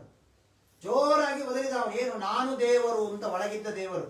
ಇವನು ಮಹಾನುಭಾವ ಏನ್ ತಿಳಿದ ಅಂದ್ರೆ, ಯಾರಾದ್ರೂ ನಿಮ್ಮ ಹೆಸರು ಏನು ಅಂತ ಕೇಳಿದ್ರೆ ನನ್ನ ಹೆಸರು ನಾರಾಯಣ. ಎದುರಿಗಿದ್ದವ್ರು ಏನ್ ಅನ್ಕೋತಾರೆ, ಇವರ ಹೆಸರು ನಾರಾಯಣ ಅಂತ ತಿಳಿತಾರೆ. ನನ್ನ ಹೆಸರು ನಾರಾಯಣ ಅಂತ ಹೇಳಿದಾಗ ಎದುರಿಗಿದ್ದವ್ರು ನನ್ನ ಹೆಸರು ನಾರಾಯಣ ಅಂತ ತಿಳಿದುಕೊಳ್ತಾರ. ಆದರೆ ದೇವರು ಅವನಿಗೆ ಮೋಹವನ್ನು ಮಾಡಿಬಿಟ್ಟ. ಒಳಗೆ ಹೋದ ದೇವರಂದ ನಾನು ದೇವರು ಅಂತ, ಹೊರಗಿದ್ದ ಅರ್ಹತ ಅಂದುಕೊಂಡ ನಾನು ದೇವರು ಅಂತ. ಹಾಗಾದ್ರೆ ಅವತ್ತಿನಿಂದ ನಾನೇ ದೇವರು ಅಂತ ಹೇಳಿಕೊಂಡು ಒಂದು ಮತದ ಪ್ರವರ್ತನವನ್ನ ಅವನು ಮಾಡಿಬಿಟ್ಟಿದ್ದಾನೆ. ಹೀಗೆ ಭಗವಂತ ಆ ದುರ್ಜನರಿಗೆ ಮೋಹವನ್ನ ಮಾಡಿ ತನ್ನ ರೂಪವನ್ನ ಅಂತ್ಯಗೊಳಿಸಿದ್ದಾನೆ. ಈ ಕಡೆಯಲ್ಲಿ ಭರತ ಚಕ್ರವರ್ತಿ ಮಹಾನುಭಾವ, ಭಗವಂತನಿಂದ ತತ್ವಗಳ ಉಪದೇಶವನ್ನ ಪಡೆದಂತಹ ವ್ಯಕ್ತಿ, ಭಗವಂತನ ಮಗನಾಗಿ ಹುಟ್ಟಿದಂತಹ ವ್ಯಕ್ತಿ, ಪರಮ ವಿರಕ್ತ ಶಿಖಾಮಣಿಯಾಗಿ ರಾಜ್ಯಭಾರವನ್ನು ಮಾಡ್ತಾ ಇದ್ದಾನೆ. ಅಲ್ಲಿ ಪಂಚಜನಿ ಎನ್ನುವ ಕನ್ಯೆಯನ್ನ ಮದುವೆ ಮಾಡಿಕೊಂಡ. ಅನೇಕ ಜನ ಮಕ್ಕಳು ಅವನಿಗೆ ಹುಟ್ಟಿದ್ದಾರೆ. ಸುಮತಿ, ರಾಷ್ಟ್ರಭೃತ, ಸುದರ್ಶನ, ಆವರಣ, ಧೂಮ್ರಕೇತು, ಅಂಜನಾಭ ಅಂತ ಅನೇಕ ಜನ ಮಕ್ಕಳನ್ನ ಇವನು ಪಡೆದಿದ್ದಾನೆ. ಅದ್ಭುತವಾದ ರಾಜ್ಯಭಾರವನ್ನು ಮಾಡಿದ. ಎಷ್ಟು ವರ್ಷಾಯುತ ಸಹಸ್ರ ಪರ್ಯಂತಂ, 10,000 ವರ್ಷ, 10,000 ವರ್ಷಗಳವರೆಗೆ ಇವನು ರಾಜ್ಯಭಾರವನ್ನ, ವರ್ಷ ಅಯುತ ಸಹಸ್ರ ಪರ್ಯಂತಂ ಅಲ್ಲ, 1,000,000 ವರ್ಷ, 1,000,000 ವರ್ಷ ಅಖಂಡ ಭೂಮಂಡಲದ ರಾಜ್ಯಭಾರವನ್ನ ಮಾಡಿದರೆ ಒಂದು ದಿವಸ ಅನಿಸ್ತು, ಇದೇನು ನಶ್ವರ, ಯಾಕೆ ಇದನ್ನು ಮಾಡ್ತಾ ಇದ್ದೀನಿ ನಾನು. ನೋಡಿ, ಇದು ನಿಜವಾದ ವೈರಾಗ್ಯ. ಏನೂ ಇಲ್ಲದೆ ಇದ್ದಾಗ ನಾನು ಅಂದುಕೊಳ್ತೇನೆ, ನನಗಿಷ್ಟು ದೊಡ್ಡ ಮನೆ ಬೇಡ ಅಂತ, ಬೇಕಾದ್ರೂ ಕೊಡ್ಲಿಕ್ಕೆ ಯಾರಿದ್ದಾರೆ. ಇದಕ್ಕೇನಂತಾರೆ ಅಭಾವ ವೈರಾಗ್ಯ ಅಂತ ಕರೀತಾರೆ. ಏನೂ ಇಲ್ಲದಿದ್ದಾಗ ಬರುವ ವೈರಾಗ್ಯ ಇದೆಯಲ್ಲ, ಇದು ಅಭಾವ ವೈರಾಗ್ಯ ಅಂತ. ಆದರೆ ಭರತ ಚಕ್ರವರ್ತಿ ಇಡೀ ಭೂಮಂಡಲಕ್ಕೆ, ಅಂದರೆ ಒಂದು ಊರಿಗೆ, ಒಂದು ರಾಜ್ಯಕ್ಕೆ, ಒಂದು ಪಟ್ಟಣಕ್ಕೆ ಅಲ್ಲ, ಇಡೀ ಭೂಮಂಡಲ ಅಂತ ಎಷ್ಟಿದೆ, ಇಡೀ ಭೂಮಂಡಲಕ್ಕೆ ಒಬ್ಬರೇ ರಾಜನಾಗಿದ್ದರೂ ಕೂಡ ಅಂತಹ ಭರತ ಚಕ್ರವರ್ತಿ ಅಂದುಕೊಂಡಂತೆ, ಇದೆಲ್ಲವೂ ನಶ್ವರ, ಸಾಕಿದೆಲ್ಲವೂ ಕೂಡ ಸಾಕು, ನಾನು ಸಾಧನೆಗೆ ಹೊರಡೋಣ ಅಂತ ಹೇಳಿ ಸಕಲ ಸಂಪನ್ನಿಕೇತಾತ್ ಸ್ವನಿಕೇತಾತ್ ಪುಲಹಾಶ್ರಮಂ ಪ್ರವೌರಾಜ, ಮಕ್ಕಳಿಗೆ ಚೆನ್ನಾಗಿ ಎಲ್ಲ ಆಸ್ತಿಯನ್ನ ಭಾಗ ಮಾಡಿ ಕೊಟ್ಟು ತಾನು ಪುಲಹಾಶ್ರಮಕ್ಕೆ ತೆರಳಿದ್ದಾನೆ. ಸಾಧನೆ ಮಾಡಿಕೊಳ್ಳಬೇಕು, ಇನ್ನೇನು ಬೇಡ, ನಾನು ಅಲ್ಲಿ ಹೋಗಿ ಸಾಧನೆ ಮಾಡೋಣ ಅಂತ ಪುಲಹಾಶ್ರಮದಲ್ಲಿ ಒಂದು ಸಣ್ಣ ಗುಡಿಸಲನ್ನು ಕಟ್ಟಿಕೊಂಡು ಪ್ರತಿನಿತ್ಯದಲ್ಲಿ ಸ್ನಾನವನ್ನು ಮಾಡುವುದು, ಅಲ್ಲಿಯೇ ಕುಳಿತುಕೊಂಡು ತಾನು ತಪಸ್ಸು ಮಾಡಬೇಕು ಅಂತ ಹೋಗಿದ್ದಾನೆ. ಒಂದು ದಿನ ಪ್ರಾತಃ ಕಾಲದಲ್ಲಿ ಸ್ನಾನ ಮಾಡಬೇಕು ಅಂತ ನದಿಗೆ ಹೋದ, ಮುಳುಗಿದ್ದಾನೆ. ಏಕದಾತು ಮಹಾನದ್ಯಾಂ ಕೃತಾಭಿಷೇಕ ಅವಶ್ಯಕ ಬ್ರಹ್ಮಾಕ್ಷರಂ ಅಭಿಗೃಣಾನಃ ಮುಹೂರ್ತತ್ರಯಂ ಉದಕಾಂತಹ ಉಪವಿವೇಶ. ಸ್ನಾನ ಮಾಡಬೇಕು ಅಂತ ನೀರಿನಲ್ಲಿ ಮುಳುಗಿದ್ದಾನೆ. ಬ್ರಹ್ಮಾಕ್ಷರವನ್ನ ಪಠಣವನ್ನ ಮಾಡ್ತಾ, ಮಂತ್ರದ ಜಪವನ್ನ ಮಾಡ್ತಾ, ನೀರಿನಲ್ಲೇ ಕುಳಿತುಕೊಂಡು ಜಪ ಮಾಡಿ ಮೇಲೆದ್ದಿದ್ದಾನೆ. ಎದ್ದರೆ ಒಂದು ಸಣ್ಣ ಜಿಂಕೆಯ ಮರಿ ನೀರಿನಲ್ಲಿ ಬಿದ್ದಿದೆ. ಒಂದು ತುಂಬಿದ ಗರ್ಭಿಣಿ ಜಿಂಕೆ ನೀರು ಕುಡಿತಾ ಇರುವಾಗ ಒಂದು ಸಿಂಹದ ನಾದ ಆಯಿತು. ಅದನ್ನ ಕೇಳಿ ಭಯ ಆಯಿತು ಜಿಂಕೆಗೆ. ನಾನು ಬದುಕಬೇಕು ಅಂತ ನದಿಯ ಈ ದಡದಿಂದ ಆ ದಡಕ್ಕೆ ಹಾರಬೇಕು ಅಂತ, ಮೇಕೆ ದಾಟು ಅಂತ ಹೇಳ್ತಾರಲ್ಲ ಹಾಗೆ, ಮೇಕೆ ದಾಟಬೇಕು ಅಂತ ಆ ಕಡೆ ಜಿಂಕೆ ಹಾರಿದರೆ ಆ ಭಯಕ್ಕೆ ಗರ್ಭಪಾತವಾಗಿ ಹೋಗಿದೆ. ಜಿಂಕೆ ಆಚೆ ಬಿದ್ದು ಸತ್ತು ಹೋಯಿತು. ಜಿಂಕೆಯ ಮರಿ ನೀರಿನಲ್ಲಿ ಬಿದ್ದಿದೆ. ಇವನು ಎದ್ದು ನೋಡಿದ, ರಭಸದಲ್ಲಿ ಹರಿದುಕೊಂಡು ಹೋಗ್ತಾ ಇದೆ, ಕೈಯಲ್ಲಿ ಎತ್ತುಕೊಂಡ ಅದನ್ನ. ಅಬ್ಬಾ, ಬಚಾವ್ ಮಾಡಿದೆ, ಇದನ್ನ ತಪ್ಪಲ್ಲ ಅವನು ಮಾಡಿದ್ದು. ಇವನು ತಪಸ್ಸು ಮಾಡಬೇಕು ಅಂತ ಇವನ ಕಣ್ಣ ಮುಂದೆ ಒಂದು ಜೀವವನ್ನ ಸಾಯಿಸಿದರೆ ಅದರಿಂದ ಪುಣ್ಯ ಬರೋದಿಲ್ಲ. ಕತೆ ಕೇಳ್ತೇವಲ್ಲ, ದಾಸರು ಕಾಶಿ ಯಾತ್ರೆಯನ್ನು ಮುಗಿಸಿಕೊಂಡು ಬರ್ತಾ ಇರುವಾಗ ಕತ್ತೆ ಸಾಯ್ತಾ ಇತ್ತಂತೆ, ಗಂಗಾ ನೀರನ್ನು ಹಾಕಿದರಂತೆ ಬಾಯಲ್ಲಿ. ಪಕ್ಕದಲ್ಲಿದ್ದವರು ಅಷ್ಟು ದೂರದ ಕಾಶಿ ಯಾತ್ರೆಗೆ ಹೋಗಿ ಬಂದು ಆ ಕತ್ತಿ ಬಾಯಿಗೆ ಹಾಕ್ತಿರಲ್ರಿ, ಬದರಿ ಸಮಾರಾಧನೆ ಮಾಡೋದು ಬಿಟ್ಟು ನೀರು. ಆಗ ಅವರು ಹೇಳಿದರಂತೆ, ನೋಡು, ಬದರಿ ಸಮಾರಾಧನೆ, ಬದರಿ ಯಾತ್ರೆ ಜೀವನದಲ್ಲಿ ಮತ್ತೊಮ್ಮೆ ಮಾಡಬಹುದು. ಸಾಯುವ ವ್ಯಕ್ತಿಯನ್ನ ಬದುಕಿಸುವ ಅವಕಾಶ ದೇವರಿನ ಯಾವಾಗ ಕೊಡ್ತಾನೆ? ಹಾಗಾಗಿ ನಾನು ಇಲ್ಲಿ ಹಾಕಿದೆ ಅಂತ ಕೇಳ್ತೀವಲ್ಲ, ಹಾಗೆ ಅವನು ಆ ಜಿಂಕೆಯ ಮರಿಯನ್ನ ಕೈಯಲ್ಲಿ ತೆಗೆದುಕೊಂಡ. ಸಂತೋಷವಾಯಿತು, ತಪ್ಪಲ್ಲ. ಇದು ಭಾಗವತ ನಮಗೆ ಪಾಠ, ಬಹಳ ಸುಂದರವಾದ ಅವನ ಮಾತುಗಳೆಲ್ಲ ಇದೆ ಇದರಲ್ಲಿ. ಅವನು ವಿಚಾರ ಮಾಡಿದ, ಇದು ಕಷ್ಟದಲ್ಲಿದೆ ಪಾಪ, ಇದನ್ನ ಎಬ್ಬಿಸಿದೆ, ನಾನು ಅದನ್ನು ಬಿಟ್ಟು ಅದು ಹೋಗುತ್ತೆ. ಅರಣ್ಯದಲ್ಲಿರುವ ಎಲ್ಲಾ ಪ್ರಾಣಿಗಳನ್ನು ನಾವೇ ಸಾಕ್ತೀವ? ಜೀವಸ್ತು ಜೀವನಂ, ಅದು ಇನ್ನೊಂದು ಪ್ರಾಣಿಯನ್ನ ತಿಂತದೆ, ಅದನ್ನ ಇನ್ನೊಂದು ಪ್ರಾಣಿ ತಿಂತದೆ, ಹೀಗೆ ಅರಣ್ಯದಲ್ಲಿ ನಡೆದಿರ್ತದೆ ಎಲ್ಲರ ಜೀವನ. ಹಾಗಾದ್ರೆ ಅವನು ಅಷ್ಟು ಆಲೋಚನೆ ಮಾಡಿ ಅದನ್ನ ಬಿಟ್ಟಿದ್ರೆ ತಪ್ಪಲ್ಲ. ಅವನು ವಿಚಾರ ಮಾಡಿದಂತೆ, ಈ ಜಿಂಕೆಗೆ ನನ್ನನ್ನು ಬಿಟ್ಟರೆ ಯಾರು ಗತಿ? ಇದು ನಾವು ಮಾಡುವಂತಹ ಸಂಸಾರದಲ್ಲಿ ನಾನು ಹುಟ್ಟಿದ್ದೇನೆ, ನಾನು ಜೀವನ ಮಾಡಬೇಕು, ಅದಕ್ಕಾಗಿ ನಾನು ದುಡಿಬೇಕು, ದುಡ್ಡು ತರಬೇಕು, ತಪ್ಪಲ್ಲ ಹಾಕೋದು. ಆದರೆ ಈ ಹೆಂಡತಿ ಮಕ್ಕಳಿಗೆ ನನ್ನನ್ನು ಬಿಟ್ಟರೆ ಯಾರ ಗತಿ ಅಂತ ನಾವು ಅಂದುಕೊಳ್ತೇವಲ್ಲ, ಇದು ಅತಿಯಾದ ಮೋಹ. ಇದು ನಮ್ಮನ್ನ ಸಂಸಾರದಲ್ಲಿ ಹಾಗೇ ಕೆಳಗೆ ಕರೆದುಕೊಂಡು ಹೋಗಿಬಿಡುತ್ತದೆ. ಹಾಗೆ ಇವನು ವಿಚಾರ ಮಾಡಿದ್ದಾನಂತೆ, ಮಯ್ಯೇವ ಅತಿ ವಿಸ್ರಬ್ಧ, ಇದು ನನ್ನಲ್ಲಿಯೇ ಬಹಳ. ಹಾಗಾದ್ರೆ ನಾನು ಎಲ್ಲೋ ಇದ್ದೆ, ಇಲ್ಲಿ ಬಂದಿದ್ದೆ, ಇವತ್ತು ನಾನು ಎಲ್ಲಾ ರಾಜ್ಯ ಬಿಟ್ಟು ಬಂದಾಗಲೂ ಇದು ನನ್ನ ಕೈಯಲ್ಲಿ ಬಂದಿದೆ ಅಂದ್ರೆ ದೇವರ ಸಂಕಲ್ಪ, ಇದು ನಾನೇ ಬೆಳೆಸಬೇಕು ಅಂತಿದೆ ಇದನ್ನ. ಹಾಗಾದ್ರೆ ಇದು ನನಗೆ ಮೊರೆ ಹೋಗಿದೆ ಅಂತ ಆ ಜಿಂಕೆ ಮರಿಯನ್ನು ಮನೆಗೆ ಕರೆದುಕೊಂಡು ಬಂದ. ಅದರ ಲಾಲನ ಪೋಷಣ ಮಾಡಿದ್ದಾನೆ. ಅದನ್ನೇ ನೋಡ್ತಾನೆ. ಮನೆಯಲ್ಲಿ ಕೂಡಿಸಿಕೊಂಡಿದ್ದ ಗುಡಿಸಲಲ್ಲಿ 108 ಜಪ ಮಾಡಿದ. ಕಣ್ ತೆಗೆದು ನೋಡಿದ, ಅಲ್ಲೇ ಇತ್ತು, ಹಬ್ಬ ಇದೆ ಅಲ್ಲ ಅಂತ ಅಂದುಕೊಂಡ. ಒಂದ್ ದಿವಸ ವಿಚಾರ ಬಂತು, 108 ಜಪ ಮಾಡ್ಲಿಕ್ಕೆ ಒಂದು 45 ನಿಮಿಷ ಬೇಕ್ರಿ, ಅಷ್ಟರೊಳಗೆ ಯಾರಾದ್ರೂ ಕರ್ಕೊಂಡು ಹೋಗ್ಬಿಟ್ರೆ, ಹಾಗಾದ್ರೆ 54ಕ್ಕೆ ಒಂದ್ಸರಿ ಅದನ್ನ ನೋಡ್ತಾ ಇರೋಣ ಅಂತ 108ಕ್ಕೆ ಇರುವ ಜಪ 54ಕ್ಕೆ ಒಂದು ಬಾರಿ ಕಣ್ ತೆಗೆದು ನೋಡ್ತಾ ಇದ್ದ, ಅಲ್ಲೇ ಇರ್ತಾ ಇತ್ತು. 54, ಹಾಗಾದ್ರೆ 20 ನಿಮಿಷ ಬೇಡ, 10ಕ್ಕೆ ಒಂದು ಬಾರಿ ನೋಡೋಣ ಅಂತ 10 ಜಪ ಮಾಡೋದು ನೋಡೋದು. ಅವ್ನು ವಿಚಾರ ಮಾಡಿದ್ರೆ ಜಪನೂ ಆಗಬೇಕು, ಜಿಂಕೆನೂ ನೋಡ್ಬೇಕು. ಹಾಗಾದ್ರೆ ಏನ್ ಮಾಡ್ಬೇಕು? ಕಣ್ ತೆಗೆದೇ ಜಪ ಮಾಡೋಣ ಅಂತ ಆ ಇದ್ದ ಜಪವನ್ನು ಕೂಡ ದರ್ಶನ ಜಿಂಕೆಯದು, ಜಪ ಭಗವಂತನದು. ಬಾಯಲ್ಲಿ ದೇವರ ನಾಮಗಳು ಬರ್ತಾ ಇದೆ, ಆದರೆ ಕಣ್ಣೆದುರಿಗೆ ಜಿಂಕೆಯನ್ನ ನೋಡ್ತಾ ಇದ್ದಾನೆ. ಅದರ ಬಗ್ಗೆ ಸ್ಮರಣೆ, ಅದನ್ನು ಹೇಗೆ ಸಾಕಬೇಕು, ಎಲ್ಲಿಂದ ಆಹಾರ ತರಬೇಕು, ಏನೂ ಗೊತ್ತಿಲ್ಲ ಪಾಪ ಅವನು ಜಿಂಕೆ ಸಾಕಬೇಕಾದರೆ. ಹೀಗೆಲ್ಲ ಆಲೋಚನೆಯನ್ನು ಮಾಡ್ತಾ ಅದರ ರಕ್ಷಣೆಯನ್ನು ಮಾಡ್ತಾ ಇದ್ದಾನೆ. ಇದ್ದಕ್ಕಿದ್ದಂತೆ ಒಂದು ದಿವಸ ಮಾಯ ಆಗಿ ಹೋಯ್ತು. ಸ್ನಾನಕ್ಕೆ ಹೋಗಿ ಬರೋದ್ರಲ್ಲಿ ಜಿಂಕೆ ಹೋಗ್ಬಿಟ್ಟಿತ್ತು. ಹತ್ತಿದ್ದಾನೆ, ಜೋರಾಗಿ ಒದರಿದ್ದಾನೆ. ಆ ಅರಣ್ಯದ ದೇವತೆಗಳಿಗೆ ಬೈತಾನೆ, ಏನು ನೀವೆಲ್ಲರೂ ಬ್ರಹ್ಮದೇವರಿಗೆ ಬೈದಿದ್ದಾನೆ, ಎಷ್ಟು ನೀವು ಎಲ್ಲ ಬೇಡ ಅಂತ ಇಡೀ ಭೂಮಂಡಲವನ್ನ ಬಿಟ್ಟು ಬಂದ ವ್ಯಕ್ತಿ ರಾಜ್ಯವನ್ನ ಈ ಸಣ್ಣ ಜಿಂಕೆಯ ಮರೆಯ ಮೇಲೆ ಪ್ರೀತಿ ಮಾಡಿದ್ದಾನೆ. ಹುಚ್ಚರಂತೆ ಗಿಡ ಮರಗಳಿಗೆ ಕೇಳಿದ್ದಾನೆ, ಎಲ್ಲಾದ್ರೂ ನೋಡಿದ್ರ ನನ್ನ ಜಿಂಕೆಯ ಮರಿಯನ್ನ, ಮತ್ತೆ ಸಿಕ್ಕಿದೆ. ಅವನಂದ ಇನ್ನು ಮುಂದೆ ಸ್ನಾನ ಸಂಧ್ಯಾ ವಂದನೆಯನ್ನು ತೋರ್ಬಿಟ್ರೆ ಇದು ಹೋಗ್ಬಿಡ್ತದೆ, ಹಾಗಾದ್ರೆ ಬೇಡ ಅಂತ ಅದರ ಲಾಲನವನ್ನೇ ಮಾಡ್ತಾ ಇದ್ದಾನೆ. ಮೈ ಮೇಲೆ ಇಟ್ಟುಕೊಳ್ತಾನೆ, ತಲೆ ಮೇಲೆ ಕೂಡಿಸಿಕೊಳ್ತಾನೆ, ಆನಂದ ಪಡ್ತಾನೆ. ಅದರ ಲಾಲನ ಪೋಷಣವನ್ನ ಮಾಡ್ತಾ ಇರುವಾಗ ಇವನಿಗೆ 60 ವರ್ಷ, ಆ ಜಿಂಕೆ ಹುಟ್ಟಿದೆ, ಪ್ರಾರಬ್ಧ ಕರ್ಮ, ಇವನ ಮುಂದೆ ಅದು ಸತ್ತು ಹೋಯ್ತು. ಸತ್ತು ಹೋದ್ರೆ ಇವನಿಗೆ ಅದರದೇ ಸ್ಮರಣೆಯನ್ನ ಮಾಡ್ತಾ ಮಾಡ್ತಾ ತನ್ನ ಪ್ರಾಣವನ್ನು ಬಿಟ್ಟು ಬಿಟ್ಟಿದ್ದಾನೆ. ಮುಂದಿನ ಜನ್ಮದಲ್ಲಿ ಜಿಂಕೆಯಾಗಿ ಹುಟ್ಟಿದ. ಅದಕ್ಕಾಗಿ ಪ್ರತಿ ಭಾಗವತ ಹೇಳುವಾಗಲೂ ಎಲ್ಲರೂ ಹೇಳ್ತಾರೆ, ಏನು ಅಂದ್ರೆ ಇವನು ಪಾಪ ಜಿಂಕೆ ಸ್ಮರಣೆ ಮಾಡ್ಕೋತ ಸತ್ತಿದ್ದಕ್ಕೆ ಜಿಂಕೆ ಆದ. ಈಗ ಯಾರ್ಯಾರೋ ಮನೆಯಲ್ಲಿ ಏನೇನೋ ಇಟ್ಕೊಳ್ತಾರೆ, ಹಾಗಾದ್ರೆ ಏನಾಗಿ ಹುಟ್ಟಬಹುದು ವಿಚಾರ ಮಾಡ್ರಿ ಅಂತ. ಹಾಗೆ ಇವನು ಹೀಗೆ ಬಿಟ್ಟಿದ್ದಾನೆ. ಮುಂದಿನ ಜನ್ಮದಲ್ಲಿ ಅದೇ ಪುಲಹಾಶ್ರಮದಲ್ಲಿಯೇ ಮತ್ತೆ ಜಿಂಕೆಯಾಗಿ ಹುಟ್ಟಿದ. ಇವನ ಪ್ರಾರಬ್ಧ ಪುಣ್ಯ ಇತ್ತು, ಚೆನ್ನಾಗಿ ಹುಟ್ಟಿದ್ದಾನೆ. ಆದರೆ ದೇವರು ಪೂರ್ವ ಜನ್ಮದ ಸ್ಮರಣೆ ಕೊಟ್ಟಿದ್ದ, ಎಲ್ಲಿ ನೀನು ಎಡವಿದ್ದಿ, ಏನು ತಪ್ಪು ಮಾಡಿದ್ದಿ. ಹಾಗಾದ್ರೆ ಈ ಜಿಂಕೆಯ ಜನ್ಮದಲ್ಲಿಯೂ ಎಲ್ಲರೂ ಇರ್ತಾರೆ. ಜಿಂಕೆ ಇದಕ್ಕಿಂತಲೂ ಮುಂಚೆ ಹುಟ್ಟಿದ ಜಿಂಕೆ, ಅದು ನನಗೆ ಅಣ್ಣ, ನಂದಾದ ಮೇಲೆ ಹುಟ್ಟುವ ಜಿಂಕೆ ಅದು ತಮ್ಮ, ನನಗೆ ಹುಟ್ಟಿಸಿದ ಜಿಂಕೆ ತಾಯಿ. ಹಾಗಾದ್ರೆ ಮತ್ತವರ ಮೇಲೆ ಪ್ರೀತಿ ಮಾಡಿದರೆ ಇದೆಲ್ಲ ಬೇಡ ಅಂತ ಒಂದು ಕಡೆ ಕುಳಿತುಕೊಂಡ. ಹಾಗೇ ಇದ್ದು ಆ ಜಿಂಕೆಯ ಜನ್ಮವನ್ನು ಬಿಟ್ಟು ಬಿಟ್ಟಿದ್ದಾನೆ.